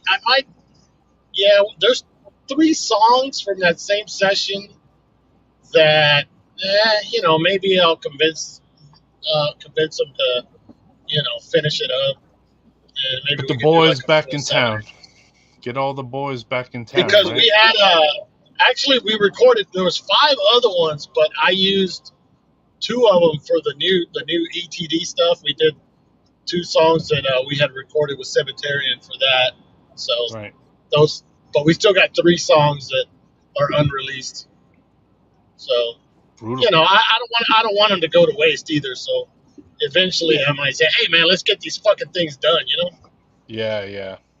I hope you do, man. Cool. I noticed the heft down there is a journeyman. It's cool. It's interesting too how you could use some of those songs for your newer band too. Well, yeah, because they actually fit. Like, there's one with what we're doing now. There's one that was, I was totally inspired by Impetigo when I wrote that one. Yeah. So what we're doing now is a little more in that vein. So it worked out. And another one was kind of the same thing. It was a lot more grinding. Yeah. It sounded like more grindcore. Yeah. Yeah. So, but the other ones that we had were total death metal, But, so hopefully, maybe sometime down the line we can finish them. Yeah. Will it to be? Put a lot of time and effort into that shit. I don't want it just to. Death Metal Podcast, will it to be? Yeah, please do it, man. Yeah. Oh, John was one of the first people, like outside of Texas, I think, that got a tape, from what I remember. Dude, I got 4 of them, man. yeah. And he made his own cover for one of them. Oh yeah, I forgot about that. Remember that one? Yeah, hold on. Let me find that, actually. I think I got it here, dude. Oh, that's cool. Plus, you got Charles eventually, which I thought, that was cool, because he's got a lineage and metal. Yeah, no, Charles is cool, man. Charles is like, that's why he's an ETD. Oh, shit. There we go. Yeah. Limited edition. You did that layout, John? Tomb of the Morbid Stench. Forgot about this. This is one of the first ones I ever did. Damn, brother. Yeah. Sweet. God because damn. That's the first. That tape is the first version. Yeah. But I think it didn't. The cover was fucked up, or maybe it didn't come with one. I can't remember. Yeah, I think Hefner. I think he sent. I think I got it from him actually, and I can't remember what it was, but yeah, he it was just the tape, and then I think there were a bunch that were messed up. I think what'd you say? There was like 5 or 6 that you. There's put only out? like there's only like 3 or 4 like that. Yeah. Rare. Because I had some where I didn't all I had was tapes, and like fuck, I don't have a cover, so John like emailed me the one he made, and so I was like, oh fuck, we'll just use this. So there's actually like 3. No, there's like 3 or 4, maybe 4. I can't even remember. No more than 4, where it's got that alternate cover. Oh, That's cool. Rarest ever. It is. It really is. Demo variant. $3 million. The bidding starts at $3 million. Yeah. That's cool. And if anybody asks you, I consider that a legit fucking a legit version. Oh, Oh, that's an official. That's an Francisco official. said you can pay your mortgage with that if you want. Yeah, that's a legit because I approved the fucking cover he made, Yeah. Yep. You This used Cogs it on has some to other sell ones. it. Yeah. Yeah, it's a legit. Should upload it on there, put a picture of it or whatever. It was so fucking legit. do You it. used it on the fucking future shit. That's Yeah. cool, man. Yeah. No, I love that demo, It's man. so cool Dude, that shirt. death metal is so like close knit, right? Yeah. Well, Like, dude, that even me shirt, and you, like, Francisco, like we traded like in the '90s, but then all of a sudden the interview thing came up, and then next thing you know, me and you were just going fucking wild with the shit, right? Yeah, dude. I mean, I mean, we still kept in touch every now and then, right? But Yeah. it's just like, Yeah, you called me when 9/11 happened. I remember. I remember, yeah, dude. Yeah, we used to talk on the phone and shit. I remember, like, and you're like, yeah, dude, I can actually see the fucking buildings from here, Yeah, or what was left of them. But I Well, yeah, couldn't- I I was like, used to be able you to could see the smoke. buildings. Yeah, I Yeah. could see the I think you smoke. said it was all smoke. Yeah, I was like, whoa, dude. Yeah, it was crazy. Yeah, and I remember, I remember you telling me you were gonna go to fucking McAtee's fucking first wedding. Right. Yeah. I went with Jim Stanek and Brian Apt from Death Attack Yeah, dude. and Jeff Wolf, Total death metal wedding. who took photos for Here and After. So yeah, I was with and I John remember. married Jill from Funerus. Yeah. It was cool. It was a death metal wedding. It was mostly family, but we were the death metalers there, obviously. And then, remember afterwards, I partied with that band Migos outside. Oh yeah, I remember that, man. Yeah, so cheers to Johnstown, PA. Johnstown, PA. Johnstown. Is that where he got married? I think so. Yeah, because the reception was like a fire hall or whatever, so it was cool. You have a wedding and 100 long hairs. show Dieter, who is the manager of Morbid Angel, was the what do you call it? The grooms, whatever the fuck you call it. The best man? Man of honor. You know, yeah, like the best man. Yeah, the best man. That's right. Yeah. Dieter, who's the Morbid Angel manager, was the best man. Yeah, I remember that name. Yep. Yeah, it was on the old Morbid Angel like releases. Like the bio sheet or whatever. Yeah. I remember there was like wasn't there like a Gunther or something like that? Oh, was yeah, like Gunther Hayes or some shit. I don't know. Yep. I remember that name. It's weird how I fucking remember like shit that I read on a fucking paper 30 years ago. What the fuck? You know what I mean? It's fucking weird. I think you're right, man. It is. It's like Gunther Hayes or something like that. I got a Covenant of Death form over there and all that. Yeah, dude. It's like join the club, brother. It's just like we can't remember our own family members' birthdays, but we can remember that. But I remember who was like the 7th person thanked on like fucking Left Hand Path or something. Fucking weird. How was the crowd at the show, Francisco? It was good, dude. It was. They were. I guess once the second band kind of came on, it got a little more rowdy, you know. Nice. But it was cool. People were there like to actually see a show and not really like hang out as much, you know. Right. So tell me about the Black Magic Social Club. Does that mean some significant other thing besides just a club name? Or nah, I think it's just a name. Okay. That's a good name. It's cool because behind the stage they have like it's like a bunch of skull. It's like I think it's like plastic, but the wall is like a bunch of like skulls covering the entire like wall behind the stage. Sick. So that it's kind of cool, you know. There's like a red pentagram like on the wall and shit. So you know, it's kind of like an evil show. It's kind of an evil vibe, but it was, you know, it wasn't like, yeah. Sounds like a good place for the Crucifier to play. Yeah, but yeah, it's like they have a jukebox in there, and actually the jukebox had some pretty fucking good shit. Couldn't believe it. I know this band played there because I saw some videos. Ooh. Merciless Savagery. Oh yeah, that's the place. Yeah. So if you see behind them, it's like lights, but behind the wall behind the stage is just like skulls, like a bunch of skulls and shit. Yeah, I got the purple vinyl. Sick. Yeah, she was at the show. She's like, I gave Hefner the shirt to give to her, and she's like, and Hefner was there. She's like, hey, where's my damn shirt? You know. I was like, yeah, give her shirt. So she was psyched. She was psyched about the shirt. She said, thanks. Cool, man. Cool. My Texas peeps. Yeah, representing. But yeah, I'm an honorary Texan. Yeah, and I think I gave Fraser that fucking Japanese print one. Cool. So maybe he'll wear it. Yeah, maybe. He could squeeze his sauce into it. Wear it to work and shit. He had a nice collection of Bloodstorm CDs I saw the other day. Oh yeah, dude. Yesterday. Yeah. Well, Fraser's he's a completist, you know.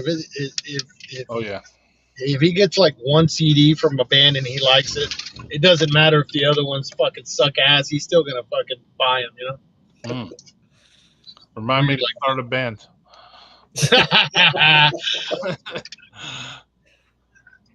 Yes, cool, man. That dude's funny as hell. He cracks me up. Dude, yeah. Fraser's awesome, man. He knows his metal, even though some of it's bad. Yeah, no, I tell him, dude, your collection is like, he's got some cool shit, then he's got some shit where it's like, what is this, dude? Like, what the you know, like Dee Dee Verney's fucking Psychobilly project. I mean, who needs that in their life, you know? I mean, he does when he sells it on eBay for like $100. I mean, you are fucking broke. Yeah. What is it? Incubus, you better recognize. Oh, shit. Oh, he finally got it. The Midnight Warrior is here. It's fucking, his ears must have been burning. Just talking about the show. Oh, y'all talking fuck yeah, man. Godzilla and fucking cat litter, that show. Oh, that was just yesterday. It feels like you're a year away. Yeah, well, it's fucking almost seems like 3 days later, right, man? Yeah, it feels like it, but it was like 24 hours ago. Yeah, today feels like 3 days to me. I bet. Shit. Yeah, you looked beat at the end of that show, and I was like, damn. Oh, dude, I was. The Black Jackal guys were giving Carl all kinds of fucking props. Oh, those are my little brothers, man. They're fucking cool kids. Yeah, I like them guys. Killer. How was the show, though? The show was good, man. It was good. Yeah, it was good. Good crowd. Good, cool venue that I'd never been to, and you know, it was a show. It was like I said, more people were actually watching the show than just fucking hanging out. You know? Even though it is a Black Magic social club. Even though they were giving out free beer at the in-store. Yeah, got them all, and fucking free barbecue turns out. Yeah. Oh, I caught the end of that. You're like, well, I'm out of here, man. That barbecue. Yeah, smells you're outta good. here. Yeah, dude. Yeah. I'm like, I don't blame fuck you. this show. 'Cause Yeah, dude. I mean, had the to dude go- brought a shit. I mean, I know I talked about it, but dude brought a shitload of food. It's insane. Nice. Yeah, You want to dude. shout him out on here? Yeah, Damien. His name is Damien Juarez. Okay, He's from man. he's from Austin, but he I think he was originally from Houston, but he lives in Austin now. He's got some kind of catering service. I can't remember the name, but you bet your ass I'm gonna message him tomorrow and plug his fucking catering service. Yeah. Yeah. You put a little square on the top of your thing. Yeah, exactly. And we had fucking free beer today too. It was fucking. It was insane. It was called like Dude. Eighth Wonder. Free food and free beer. God damn. Yeah, dude. And then free Necroharmonic merch. Don't forget that. Oh, that's right. What was the beer though? Eighth Wonder or some shit? Yeah, Eighth Wonder. Yeah, because that's what they used to call the Astrodome, Eighth Wonder of the World. Okay. Damn, So- I forgot about that. That's right. Yeah, I so it's remember called that. Eighth Wonder Brewery. Okay. Yeah. I was trying to Dave, leave comments. I was like, make Francisco drink the beer. Oh, I saw that. Yeah, I saw that later. Was I know Fraser you drinking were on the job? Was Fraser harassing people? Or He was fucking. Yeah, he was being a pain in the ass like always. But he. But no, it was cool, man. Hefner actually showed up finally. Yeah, you sat everybody down and then did like little interviews with them. So it was like Yeah. it was very informative in a way too, you know? Yeah. In a very I short was catching period it of on time. and off because I was out and about. But when I would get in my car, you know, I listened to it, and it sounded like it was a good time, man. Good, cool little thing. Yeah. The only person I didn't catch was the first guy you had on. Like, what band was he from? Oh, The that's old- that. Oh, he's the guitarist of Wolf Skull. Oh, okay. He was there early, so I'm like, and He he's had like, some good he's like, stories, though, dude. He he's goes like back old. so far. He's man. old school, dude. Yeah, that's why I was like, let me get him on because He's like, I was that at dude the fucking. Emerson, Lake and Palmer show back Yeah, in dude. He's 2004. like, yeah, I saw Bon Scott several times. I was like, badass. Damn. He's like, yeah, I saw. God damn. He goes, I saw fucking, I saw everybody. I'm like, hell yeah, dude. He saw DRI when they were like in Houston, like 81, 82, God damn. That's yeah, cool. dude. Yeah, dude. That's fucking. He was there at the beginning of the And fucking. he's still in a band now. That's fucking. Yeah. Dude, I think he's like 60, dude. And he's fucking jamming it. too, man. Well, I mean, look at the guitarists from Motley Crue. I mean, they pretty much bring him out on a gurney, right? Lift him up there. Mick Oh, dude, Mars. Wolf Skull played a show like Wednesday, like a pretty big show with some. I can't remember the name of the band, but they got added, and they're like, it was like at the House of Blues in Houston, and Dave was like posting. They were like fed like fucking these fucking badass steaks and shit, and like they weren't allowed to like. He goes, dude, they wouldn't let us like bring our own gear in, like. They had like fucking roadies and all kinds of shit. I was like, damn, that rules, dude. You gotta load your fucking cab on stage. They do it for you. Yeah. They was like, holy shit, that's badass. Cool. Like, Dave I would moving kill up, for that. moving up in the Dave world. moving up in the world. He's fucking having fucking New York strip steaks and shit. Let me for finish my catering. steak before I hit the stage, Yeah, exactly. Yeah, you're like, hold up the show. I'm not done yet. Yeah. Where are my hors d'oeuvres? Sit on crosses over there. I need my pentagrams there.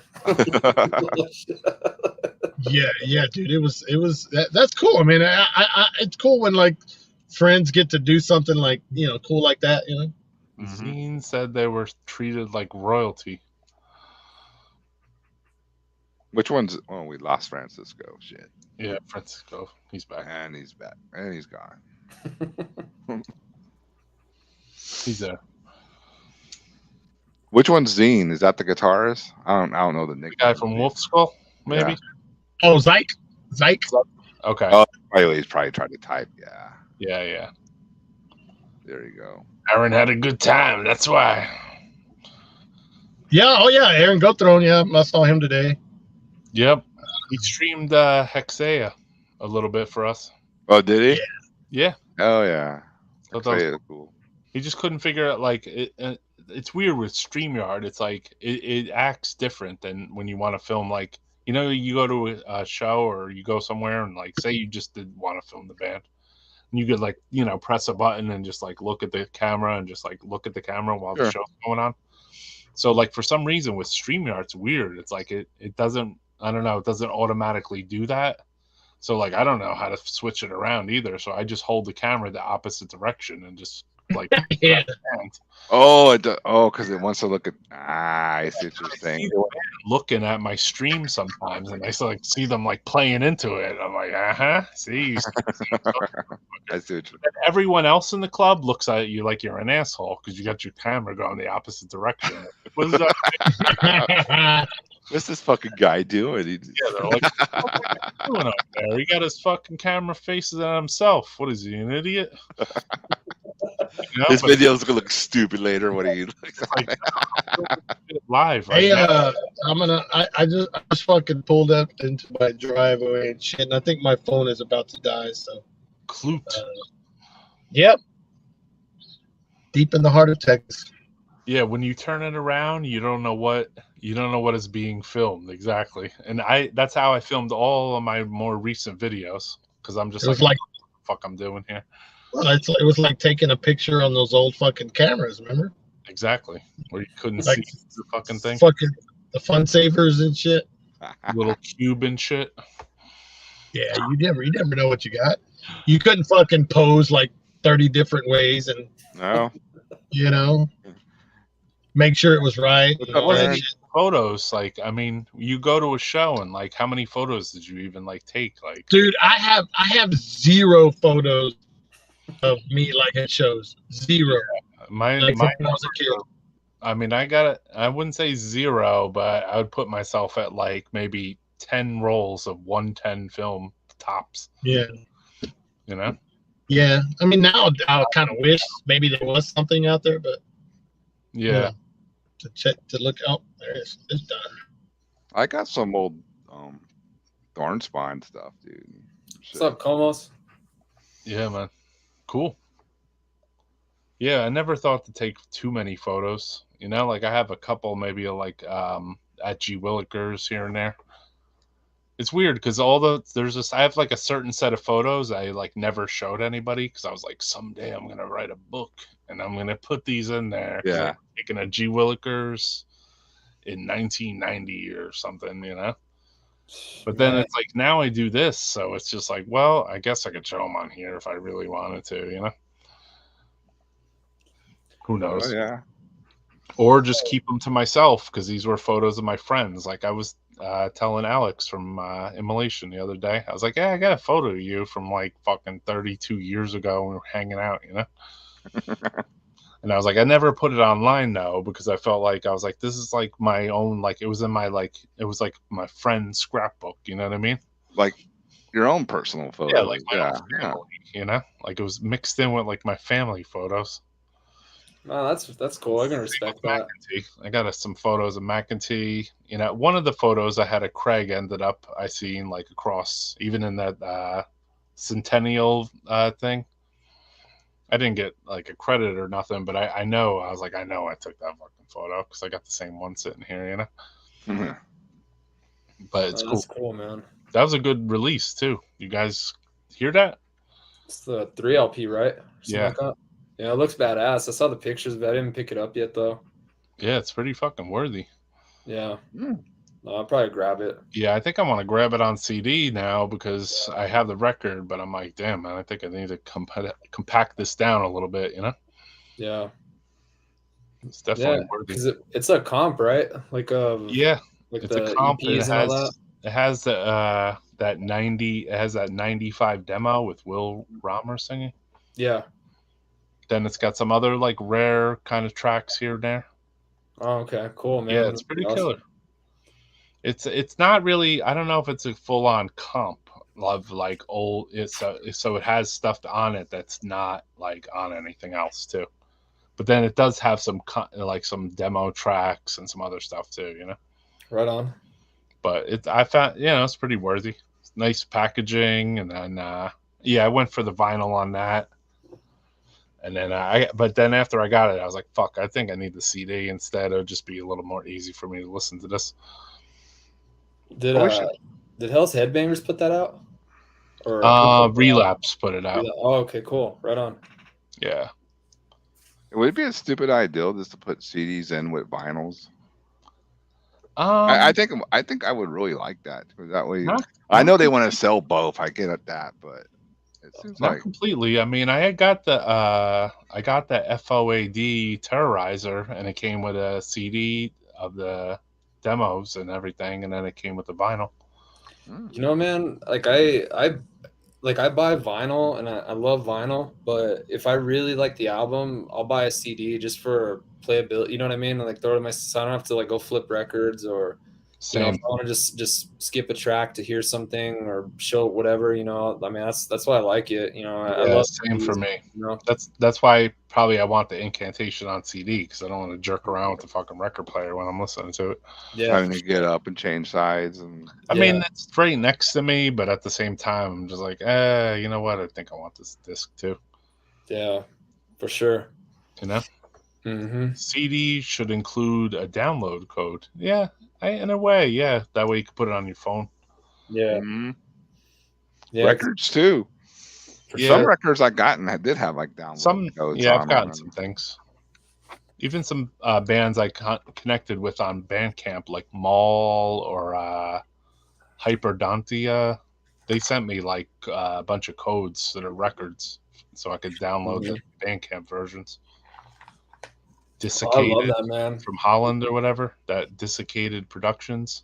Yeah, they sent like download codes for their songs too with the thing, Yeah. Or like additional ones of albums I didn't even have. So I was like, all right, cool, this is awesome, man. I still got like a super old iPod that has like a lot of memory on it.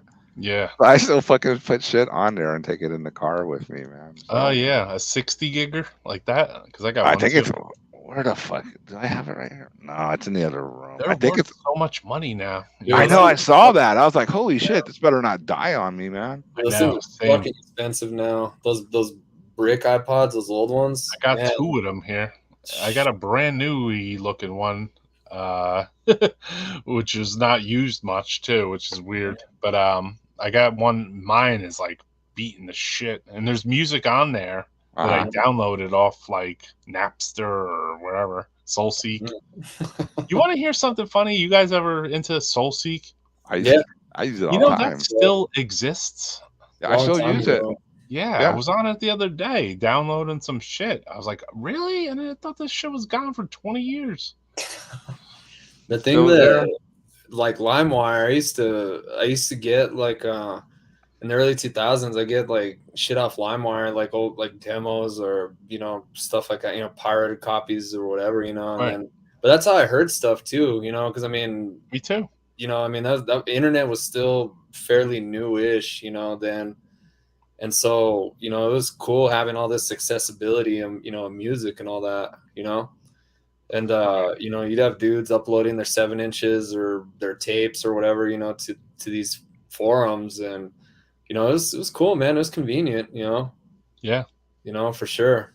I still listen to a lot of the stuff that I downloaded off like all those old file sharing networks, I find myself back to those things.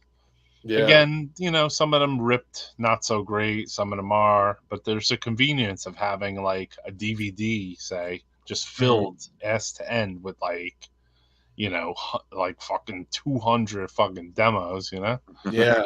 Ripped into MP3s. And it's just like, you know what? I feel like listening to black metal today. I'll just bring this DVD downstairs and there you roll go. through it a little, What's funny is the guy from Omega Vortex tells me, hey, you have Soulseek? And I go, yeah. He goes, yeah, I think I downloaded the Bloodspill demo from you today.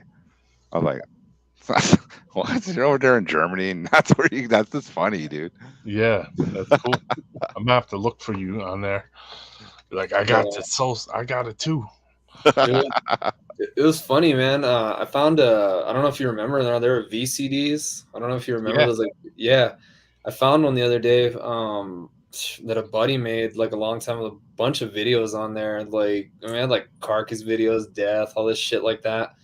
And I need to find a drive so I can play that just to see what's on it. Because like, man, I don't even remember half the shit. I just remember a couple of videos that were on there, man. But yeah, it's funny, man. Like seeing I do remember those. It's all like crudely written. You know, we're kids, man. Like you know. Yeah, It's funny, you know, seeing it's all cool this that, stuff. like that's what I was trying to explain to Frazier too, because he's like, I only like CDs. I'm like, well, you're losing out, man, because if you don't have a record player, you're cutting your own balls off for the entire collection of a band. Because sometimes bands just don't have every single thing on CD. Tapes too, man. You know, same thing. You know. Yeah, I mean, I'm sure you guys too. You got a way to play it. I got a way to play tapes and records and CDs here, just in case, you know. Everything, MP3s too. Everything. Yeah. So and I play all of them too, man. Like all the time, literally. Yep. Soulseek has stood the test of time. That's right. I only figured out that I'm going to get high. Yeah. I only figured that out recently because I guess I was just cruising through YouTube and somebody was like, hey, you can still go on Soulseek. I'm like, really? Like Mark Mastro mentioned to me because he's like, hey, I still go on Soulseek. And I'm like, really, Mark? You still fucking with Soulseek after all these years? We were talking about this shit like 15 years ago, and you're still on there? I didn't even think it was still a thing, you know? But he's like, yeah, I'm still on there. Maybe I need to look for his ass. Dude, it's funny, man. I don't know if you remember this or not either. It was cdnow.com. I used to let you preview songs and all that. Like I would like listen to that, and I was thinking about that the other day, man. Just all these old ways, you know. I'd try to find music back then, you know.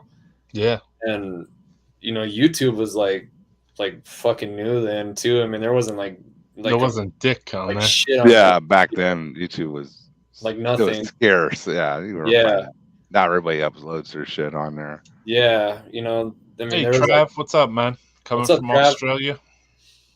Yeah, and like me and Trav were trying to link up, but I was a day late and $1 short. Shit, man. This podcast has stood the test of time. I got like 1,000 demos on this damn thing, man. This little fucking thing, man, and it's crazy, you know, just like where we're at now. It's fucking weird sometimes. Yeah. Like how we've crushed all our demos onto one little fucking block. Yeah, to this little fucking thing, you know. And like almost every 1980s demo now on you know, just there it is.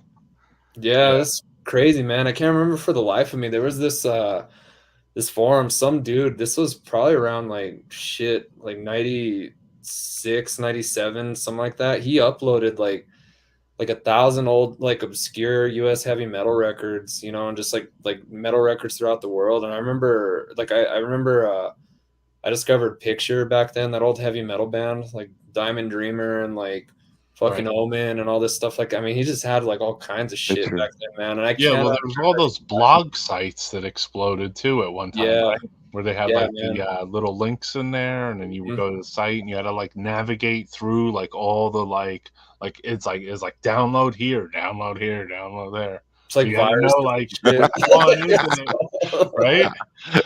I want that fucking demo, bro. I want that demo, but it's like, which one should I do? I have to figure it out, or I'm gonna get like 16 pop-up ads, you know? Fucking shit.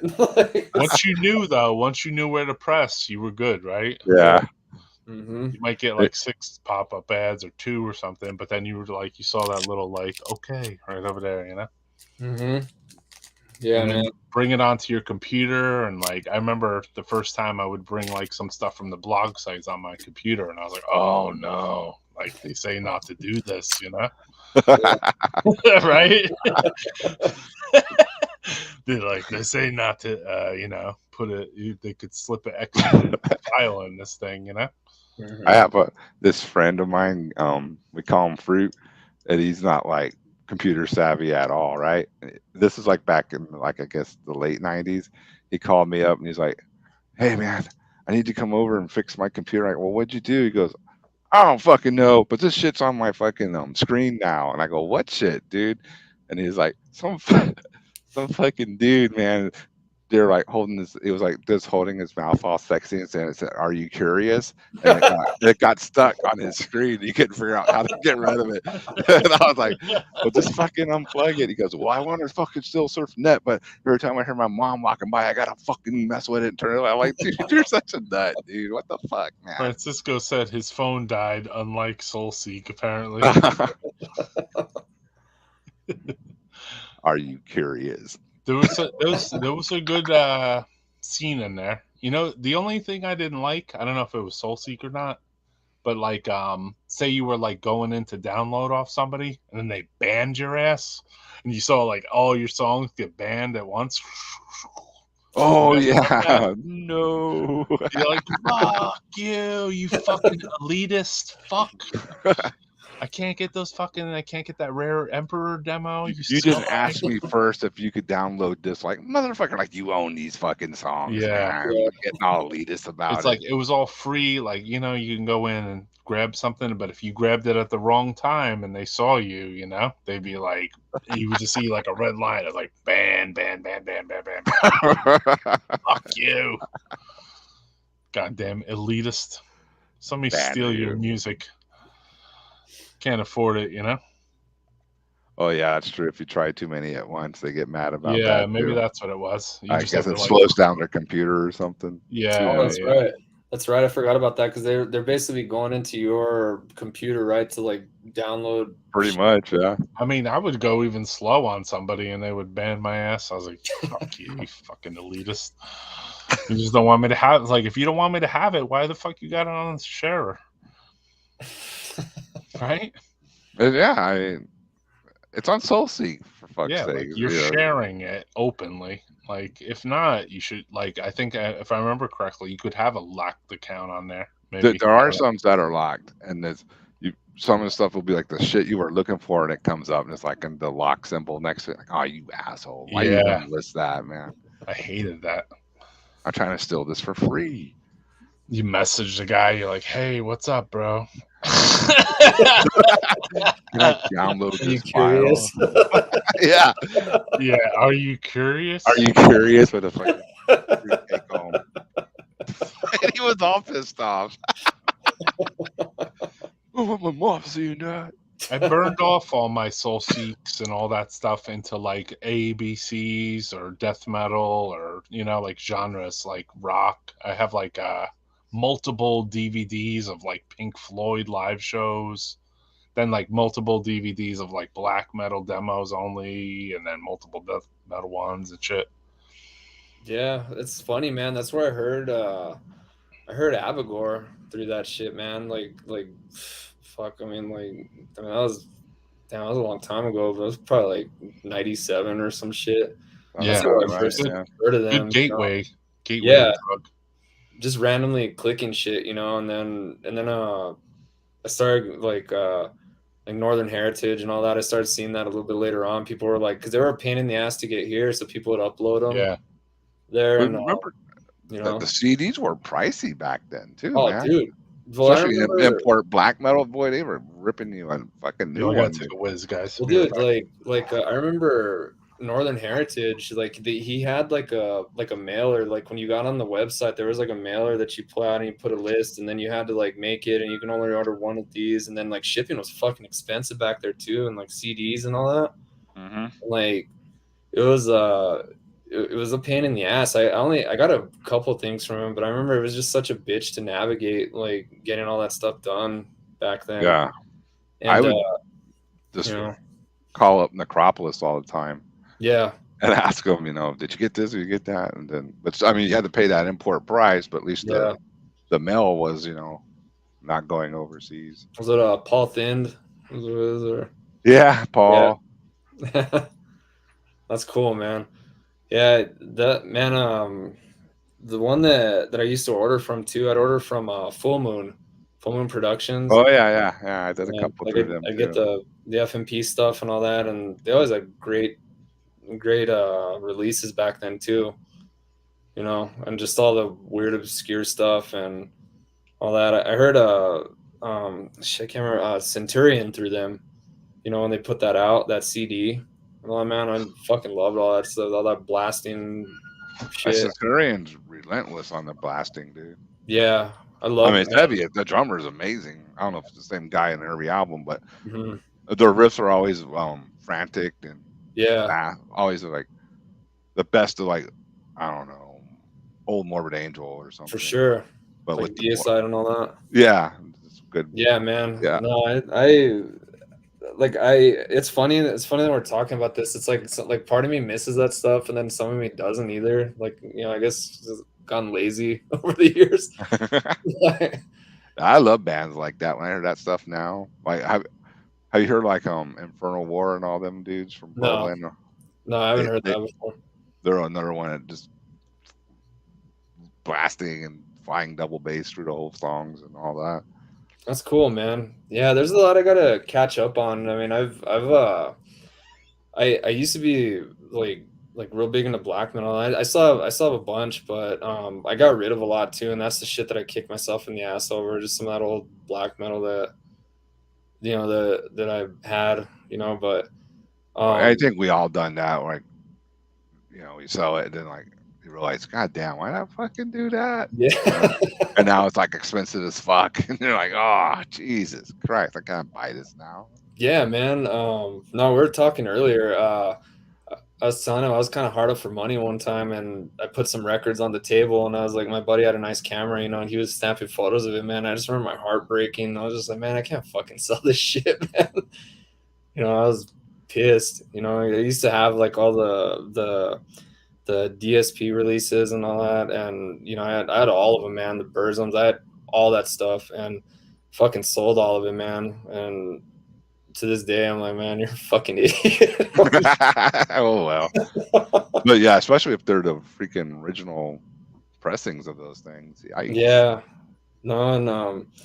But I mean, it's just shit, dude. There's just things at that point. You can still listen to music and all that, and if you come across one and you get one, it's awesome. But if not, it's like fuck it, dude. It's not a big deal. I have like considered selling my vinyls because pretty much everything I have on vinyl, I have on CD, right? Mm-hmm. Like as long I won't not be able to hear the music, but then I'm just like, yeah, I'm not going to do it. I chicken out the last minute. Yeah, but I have sold things, that I wish I hadn't now. And I said, some of the stuff I know if I sell it, unless I hit the lottery, there'd be no way for me to buy it all back or something. Oh yeah, no, I pity people who are just getting into collecting these days. I really do, just with the prices and like the way everything is now. It's oh God, you're in for a world of hurt. Yeah. Even like records that weren't good are expensive now. Oh yeah. Like what? Yeah. This is fucking $80. Are you crazy? Fucking yeah. I mean, if it's not good, then fuck it. Who cares? Let it. Somebody paid fucking $2,000 for it, Yeah, if they want it, they can fucking have it, man. If it sucked back then, it's probably gonna suck now. Yeah, did you ever look at that Discogs? When on Discogs, sometimes they'll be like the most expensive records sold this month or whatever. Yeah. Those are pretty interesting lists sometimes, and you'll even see like a black metal record or two slipped in every month. Mm-hmm. You see like Mutilation and all that, the French band. You see all that shit, man. Dude, those are selling for like stupid money, and I was like, man, I never even thought they were that good, man. I thought it was, it's not. No, it's not. It's not. It was like the standard black metal. Yeah. Like nothing that would blow your mind or anything.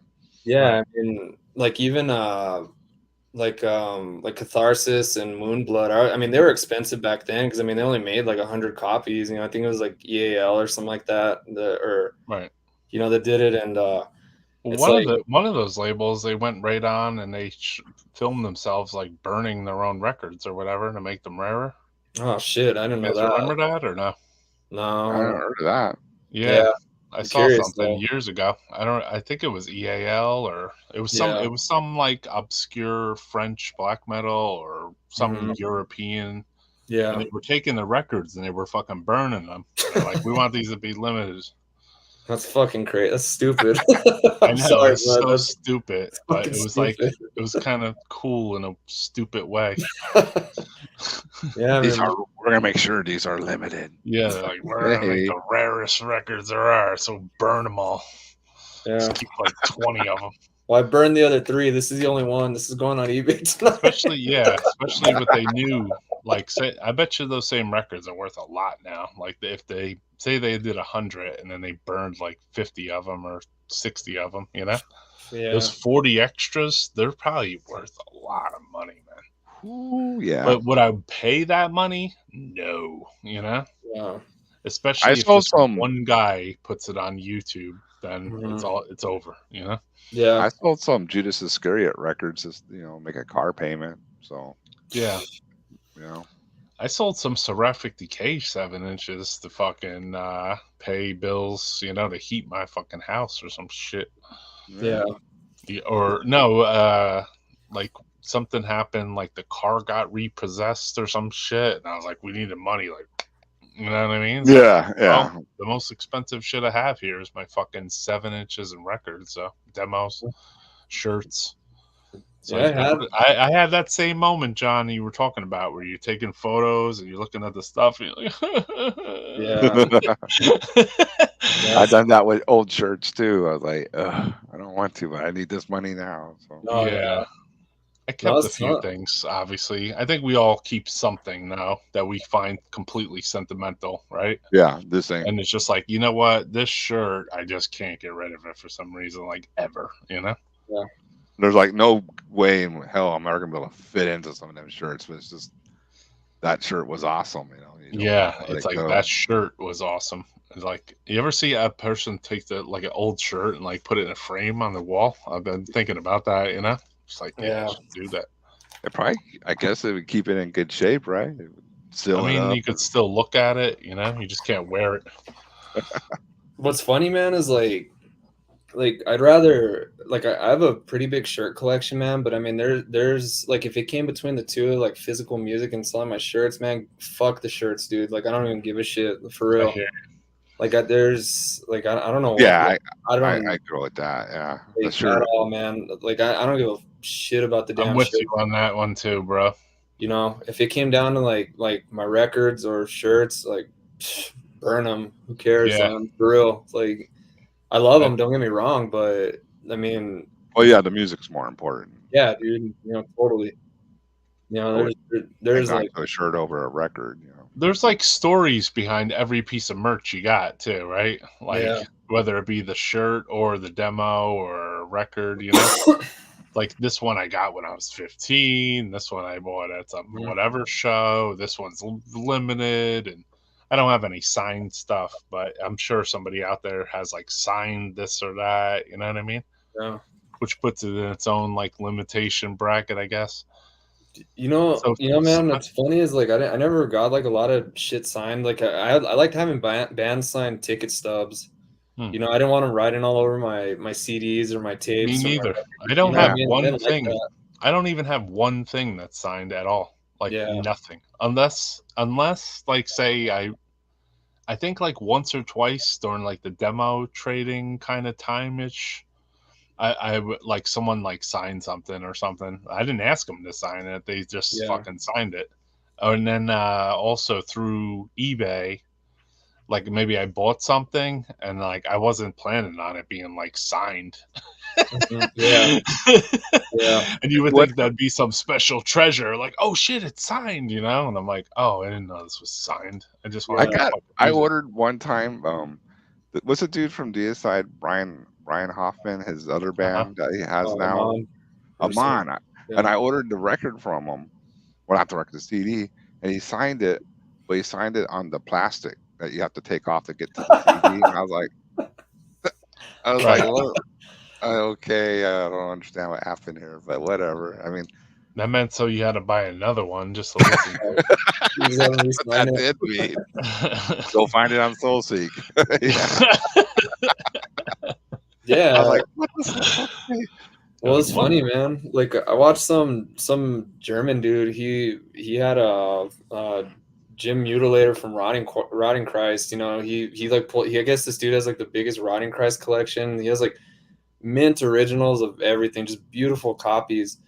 he goes over there, dude, and he's signing like these big ass fucking like signatures across like the whole cover. I'm like, why are you doing that, dude? Sign the back or like the insert or something like that, man. I mean, right. You went to these lengths to preserve all this. He's fucking like basically tagging up your fucking man. Yeah, or But, tag it by your hey, tag it near your Yeah. photo. You know what I mean? Like if you're gonna sign a record and you're in a band, like you should probably tag it like near your photo. I Yeah. would assume, not on the front That's cover. yeah.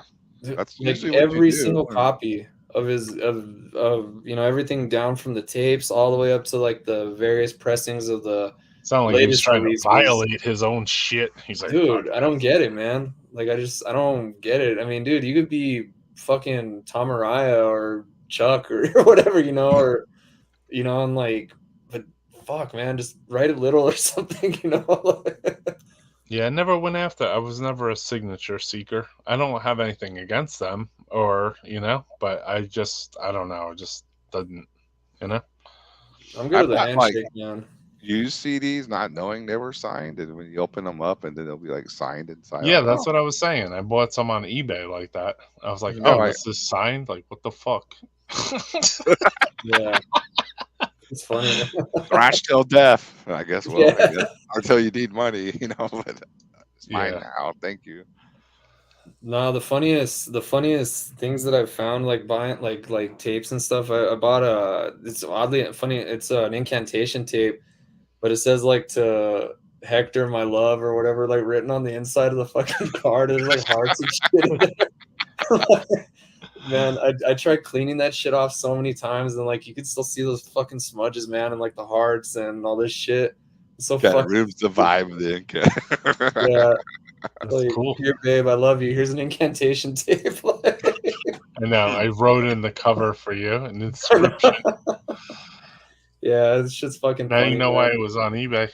Yeah, for real. Yeah, Yeah, no, it was slightly funny. used. Oh yeah, all right. Thanks. Yeah, for real, man.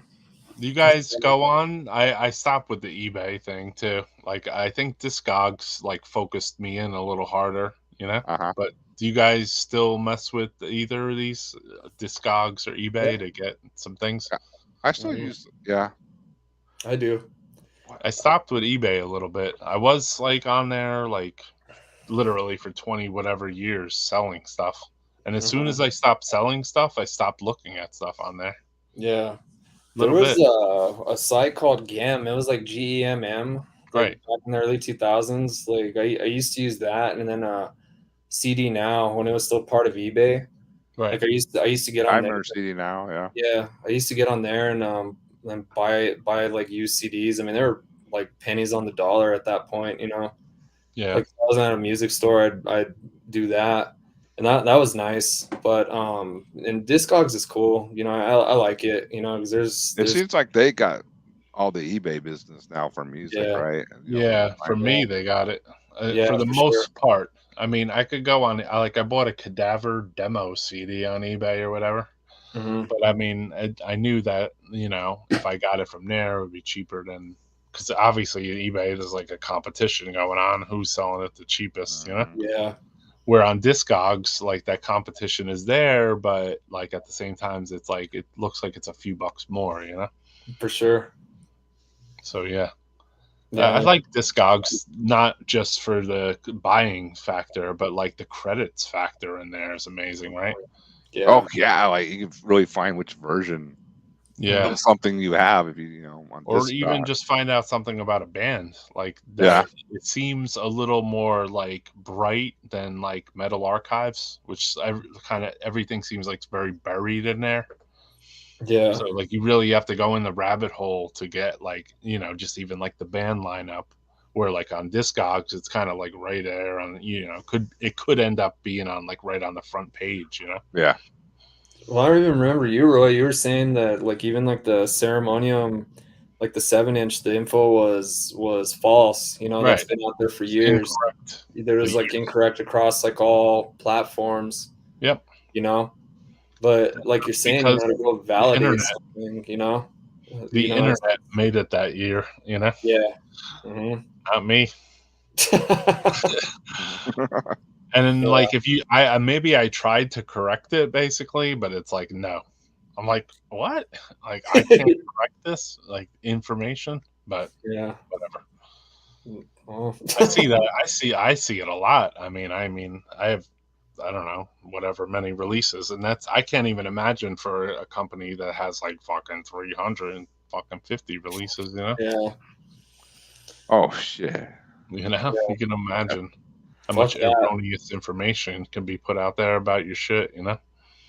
Oh, totally, man. I mean, jacking up song orders, credits, who produced what, who Yeah. painted this little thing right here or whatever, I like the this one of the things I liked about Discogs was like say like the producers, like you could look at like Horst Muller and see like everything he recorded and see like all his like Sodom records and like Yeah. Destruction and shit. And you're like, damn, and you'll see like some record in there and you're like, I don't even fucking know who that band is.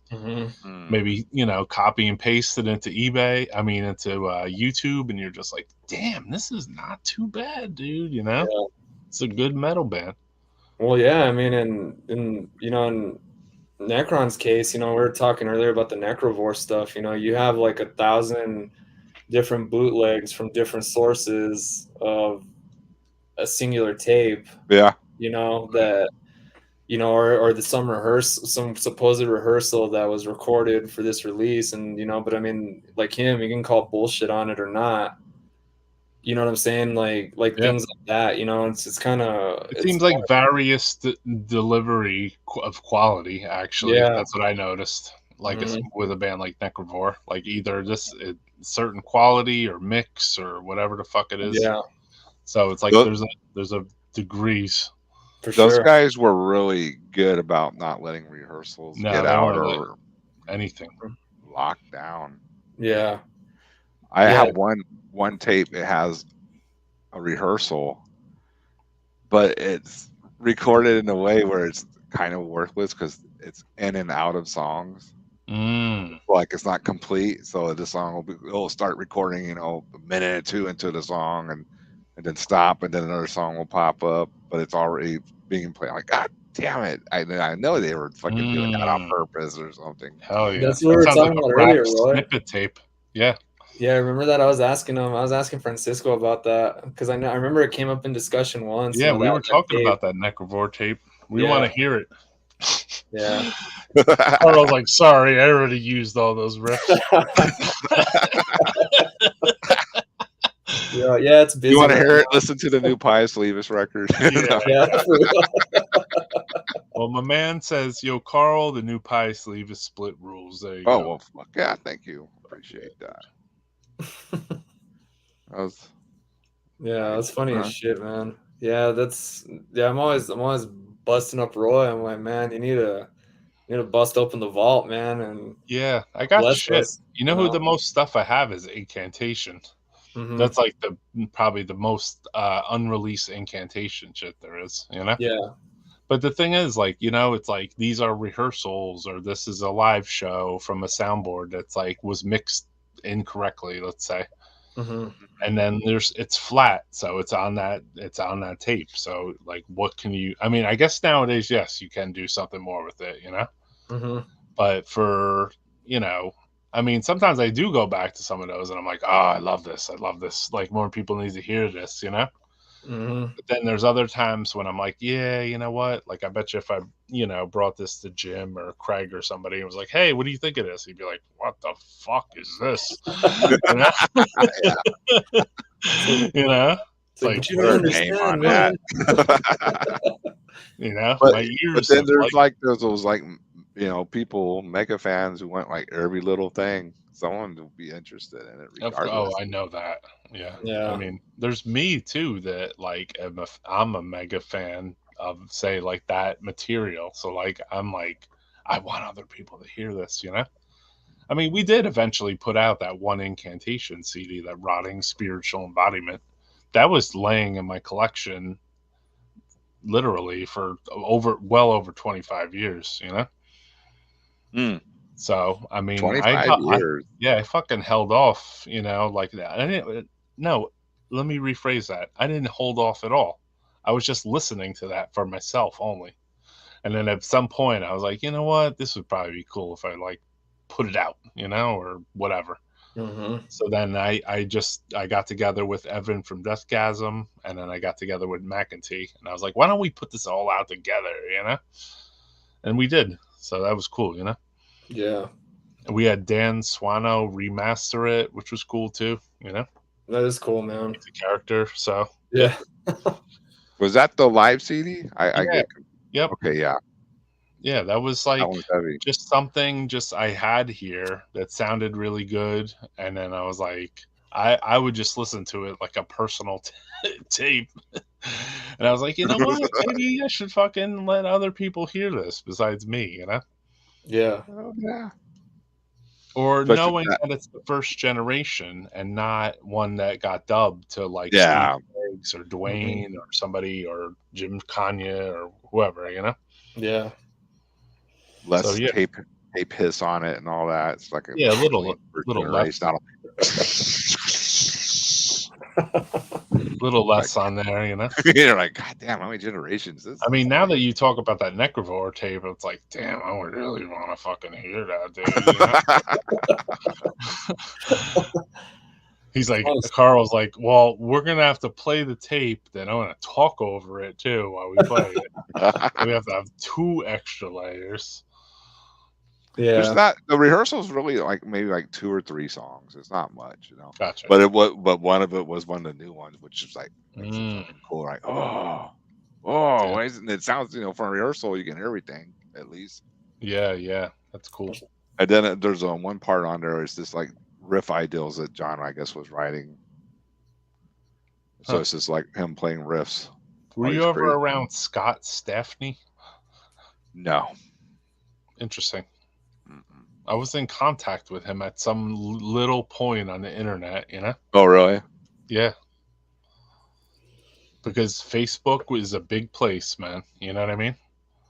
So, like, in the beginning, it was even easier to find and, seek someone out because everyone signed up for that bullshit on their college or whatever the fuck, and it, kind of really showed, like, your family. It even showed your family tree on there at one point. Do you guys remember that? Yeah. Old ass Facebook.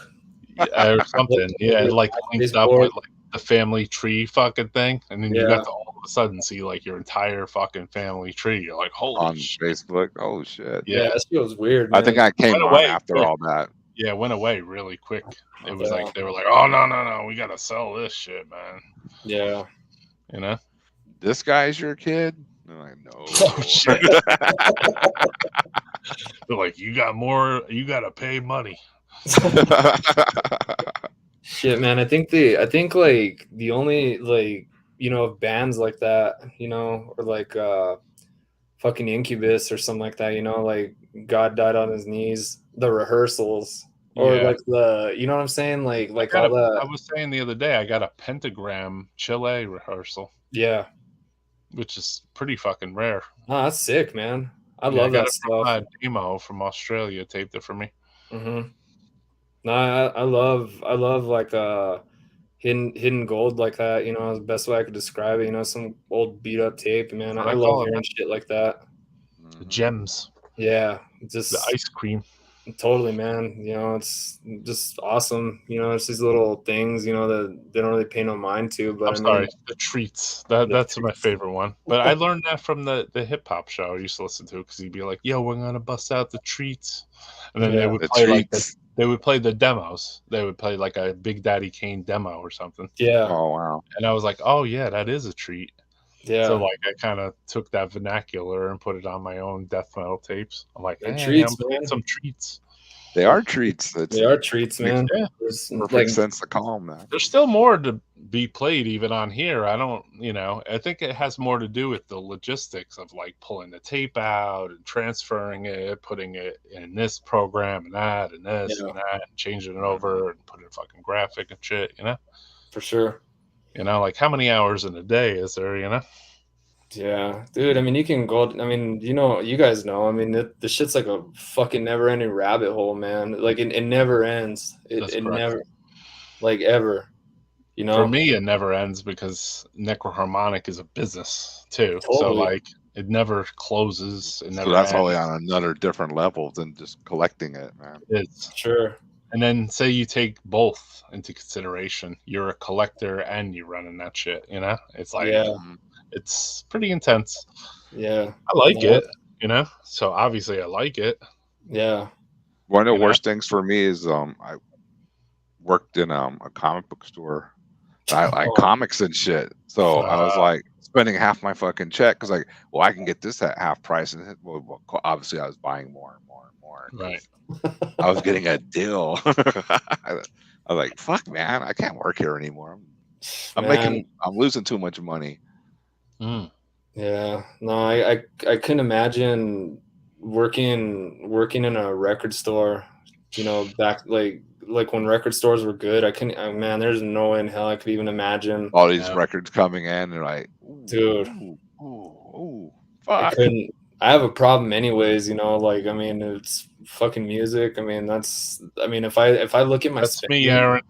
It is bad news, bro. Yeah, that Aaron would know too. Yeah, it's bad fucking news. You know what? The only good part about it is that you probably have just a little less invested in those collectibles, just like just mentally, because you know maybe you know how you obtain them, and if you obtain them through like a cheap trade or something, yeah, people's like, you know what? Like I got this on a trade, you know.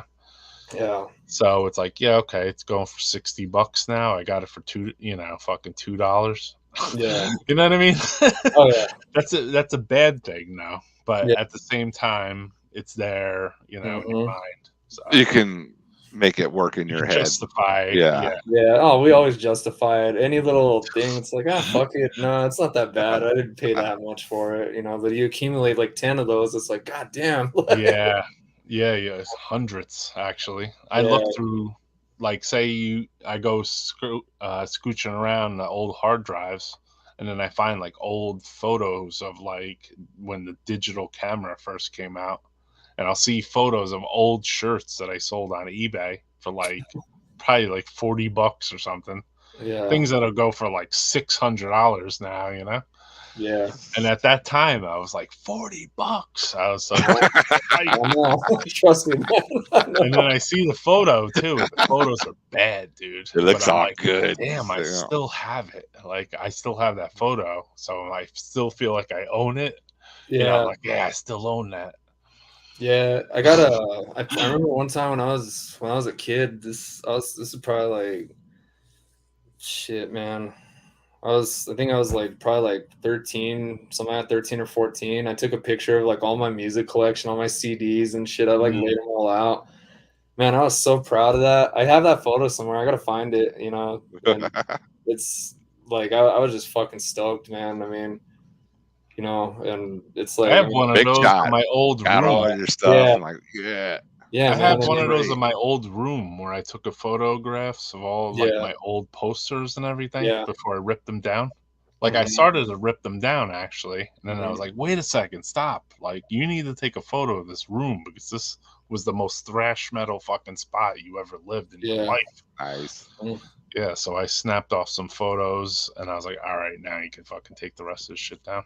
Yeah, it's crazy, man. Like like thinking back, like even some of my old posters, you know, I got them framed up here now. But you know, when I was a kid, you know, I had them like kind of like some of them thumbtacked and oh yeah, and like little shitty ass frames, you know, that I old ass Scotch tape and shit. Yeah, or I found like little printouts that I made. Like I'd print them at school. You know, I'd print them out on a computer and like I'd cut them and trade, and then they'd be like little mini posters and shit. Like I still have some of that, man. Sure. You know? I did some stupid shit. I used to cut up my zines.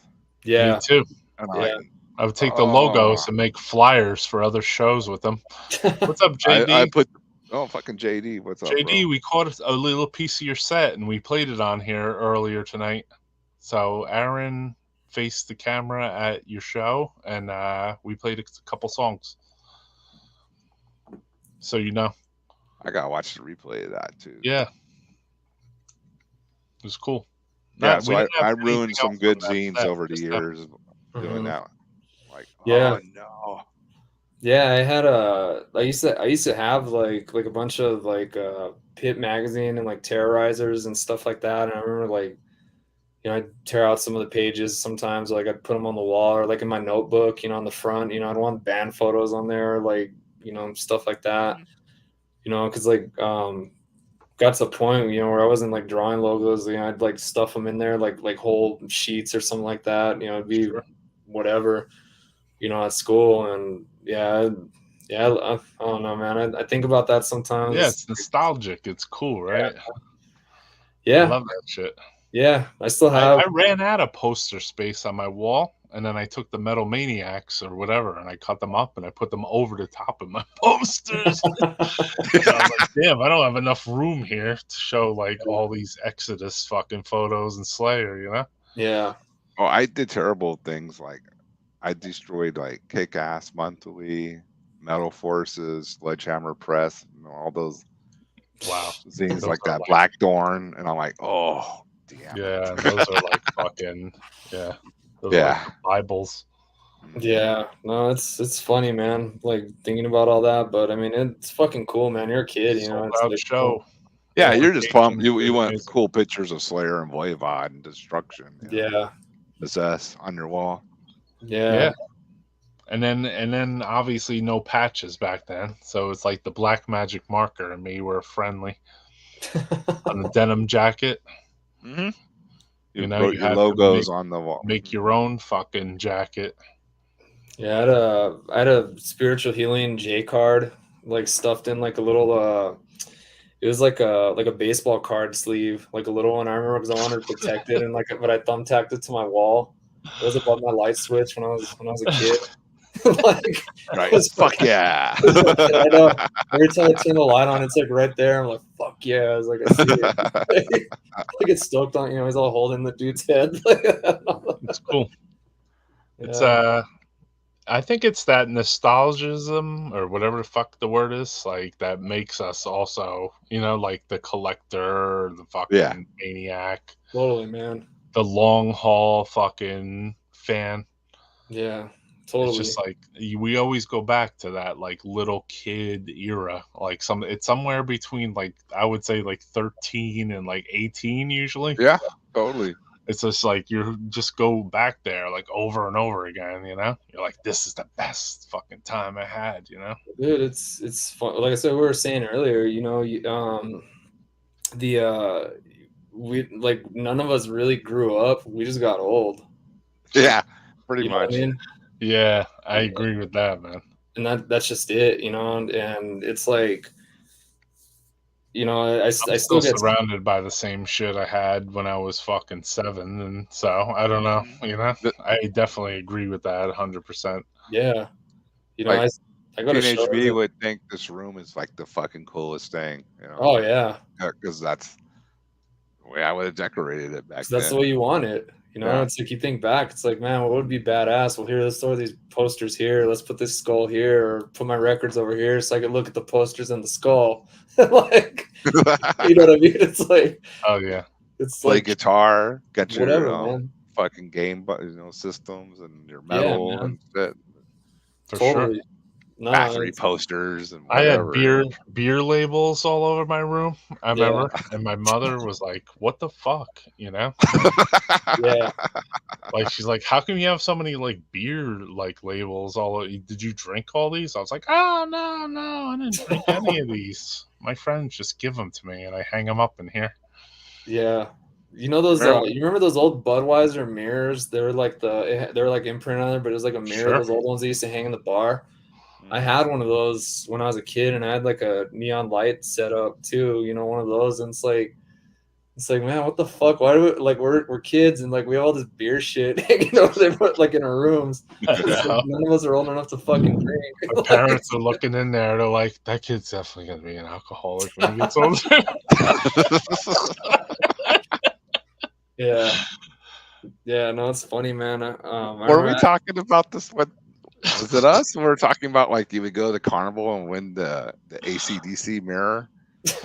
Oh, Black Sabbath. Yeah, the Black Sabbath mirror. But as a kid, you thought it was cool, but you didn't know. Like I didn't know because I was a little kid still. That was like, you know, that's what do your cocaine on and all Yeah, that. I didn't know that either.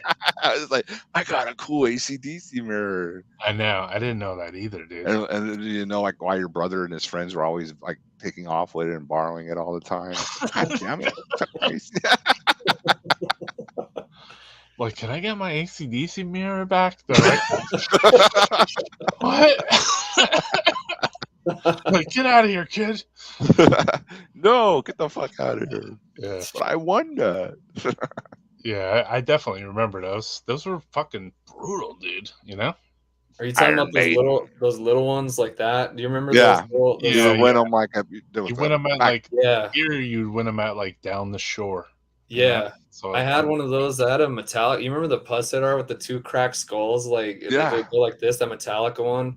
I had one of those. Those what little the fuck fucking mirrors happened like to that. all of those things? Let's Yeah. talk about that right now. Like, like, where are does they? anyone actually have one of those? Dude, I know. I think 'Cause I about don't that know, I have sometimes none. too. Because like I remember Those didn't last the test of time. because my dad he bought me like I had a big ass Metallica poster on the wall, and then like I had the cracked skull thing, and then like I'm trying to remember what else I had on the wall. I had like basketball and like a bunch of shit when I was a little kid, and this was fuck, dude. This was like 30 years, about 31 years ago now, something like that. I still have a couple of my like metal posters from my room from Yeah. like 35 plus years ago. Like I think I even have one that's almost 40 years old, literally. Damn. Crazy. But I never like, I don't know, like maybe it's too sentimental to hang up again, or I don't know. It's just like, all right, you know, I don't know why I still have it, but again, like I don't have any of those little mirrors. Yeah, I know. What happened to those, bro?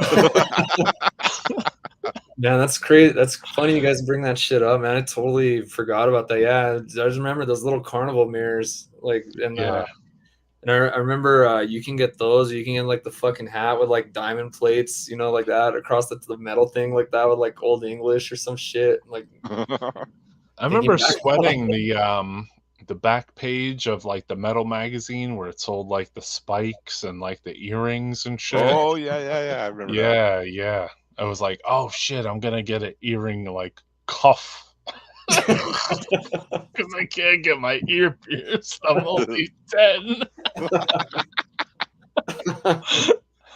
Yeah, no, that's funny, man. It's yeah, some of that stuff was cool. It's like, you know, thinking back on it now, it's probably fucking stupid, but you know, back then, I mean, it was stupid, but I mean, we were fucking little kids. Yeah, I was like, oh man, look at these fucking spikes. I could be like fucking Judas Priest.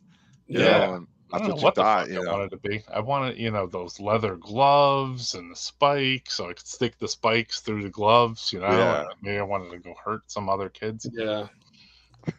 Yeah. And speaking on the comic book thing, Carl, I was like, say, like in like a formative area of my life from like age like 6 to like 11 or something, or 12. I lived above a comic book store. So literally the place would throw comics out with the covers ripped off or whatever. And I know that's what made me a fucking weirdo hoarder collector guy, because like the place was just throwing the fucking comics out. So like I would literally go down to the garbage can in my own apartment, take those fucking shits out, and then I would even sell the extras at school. Discount. Because there'd be like 10 of them. So I was like, I don't need all 10 of these. I was like, I would try to like pawn them off at school for like 10 cents or whatever, or 5 cents or whatever the fuck, or trade them for candy. Shit, man. My grandma was a librarian at the elementary school I went to, or the first one. And I remember when they were clearing out, you know, this was probably like, I want to say probably like 95, 96, something like that. They were clearing out like a bunch of the storage room, like for comics and all that. She brought me home like 2 huge bins of like old ass comics. I mean, like 2 huge like Rubbermaid bins. And I mean, as a kid, I'm like, fuck yeah, man. It's like, of course I want those, you know. It's like Thor, Hulk, you know, all the X-Men, you know, DC comics, you know, all this stuff like that. And I mean, these are ones from like the early 80s and like late 70s. You know, you talk, because I mean, that's when libraries used to stock that stuff, you know, that you could like check out or read like in the library. And there was like just stamped, you know, with the school logo on there. Well, I was a dumbass and I wanted fucking cards, you know, I wanted like X-Men cards and shit like that. So I sold them to this this comic book shop. They didn't give me shit for them either. Like they didn't give me a fucking thing. I mean, they just saw some dumbass kid come in and like, yeah, here you go. Take these X-Men, $20, you know, for this, and I'll knock off like $5 on this stack of X-Men cards. And it's like, yeah, cool, that's a deal. You know, and I think back, I'm like, same deal with me. I took all my best baseball cards, all my friggin' Wade Boggs rookies and everything, and I fucking cashed them all in to go to a Guar show.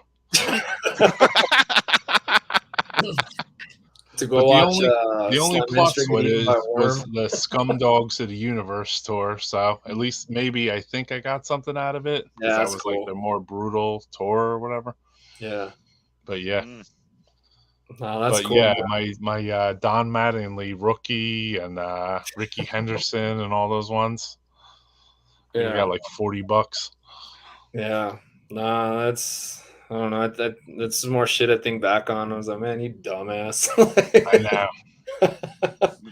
I sold all my Celtic Frost collection after Cold Lake came out. When I was like, fucking posers, look at this shit. You're not, you know. And then like years later, like, fucking want these records again. I had to buy them expensive. Dude, I know. I sold all my like old thrash tapes, but I mean, I think they went to a good place because like the neighborhood kids would buy them off me. You know what I mean? Like, so I sold all my like Metallicas, Megadeths, everything as soon as like I started to get into like harder like death metal, or I don't know, early death metal, let's say.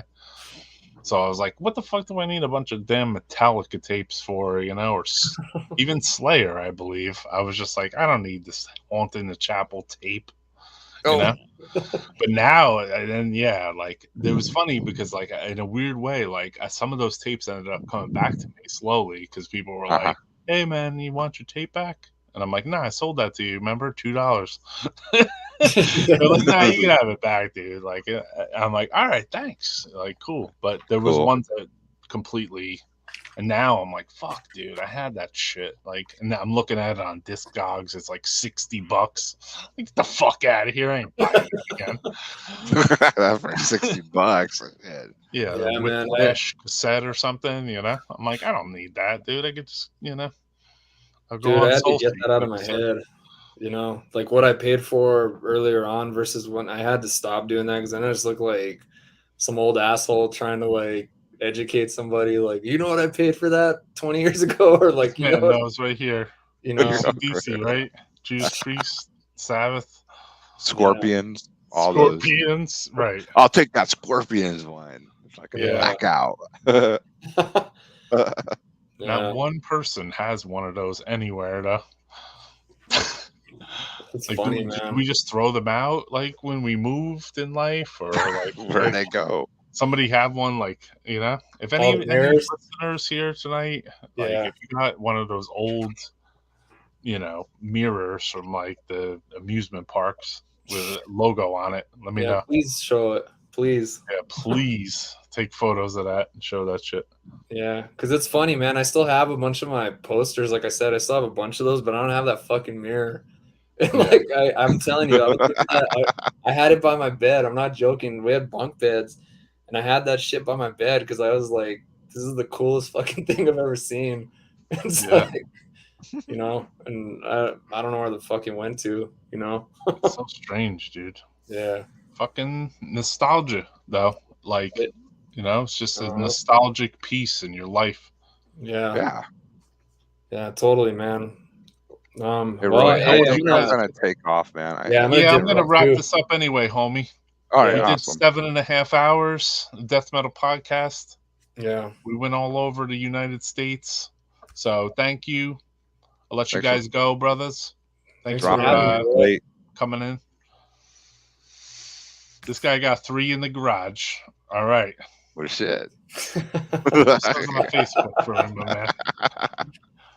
All right, guys. Thank you, man. Take it easy, man. I'll talk to you. Talk to you soon. Later. All right. So that's it for Death Metal Podcast. Check this out, and we'll check you guys out. 1, 2, 3, 4.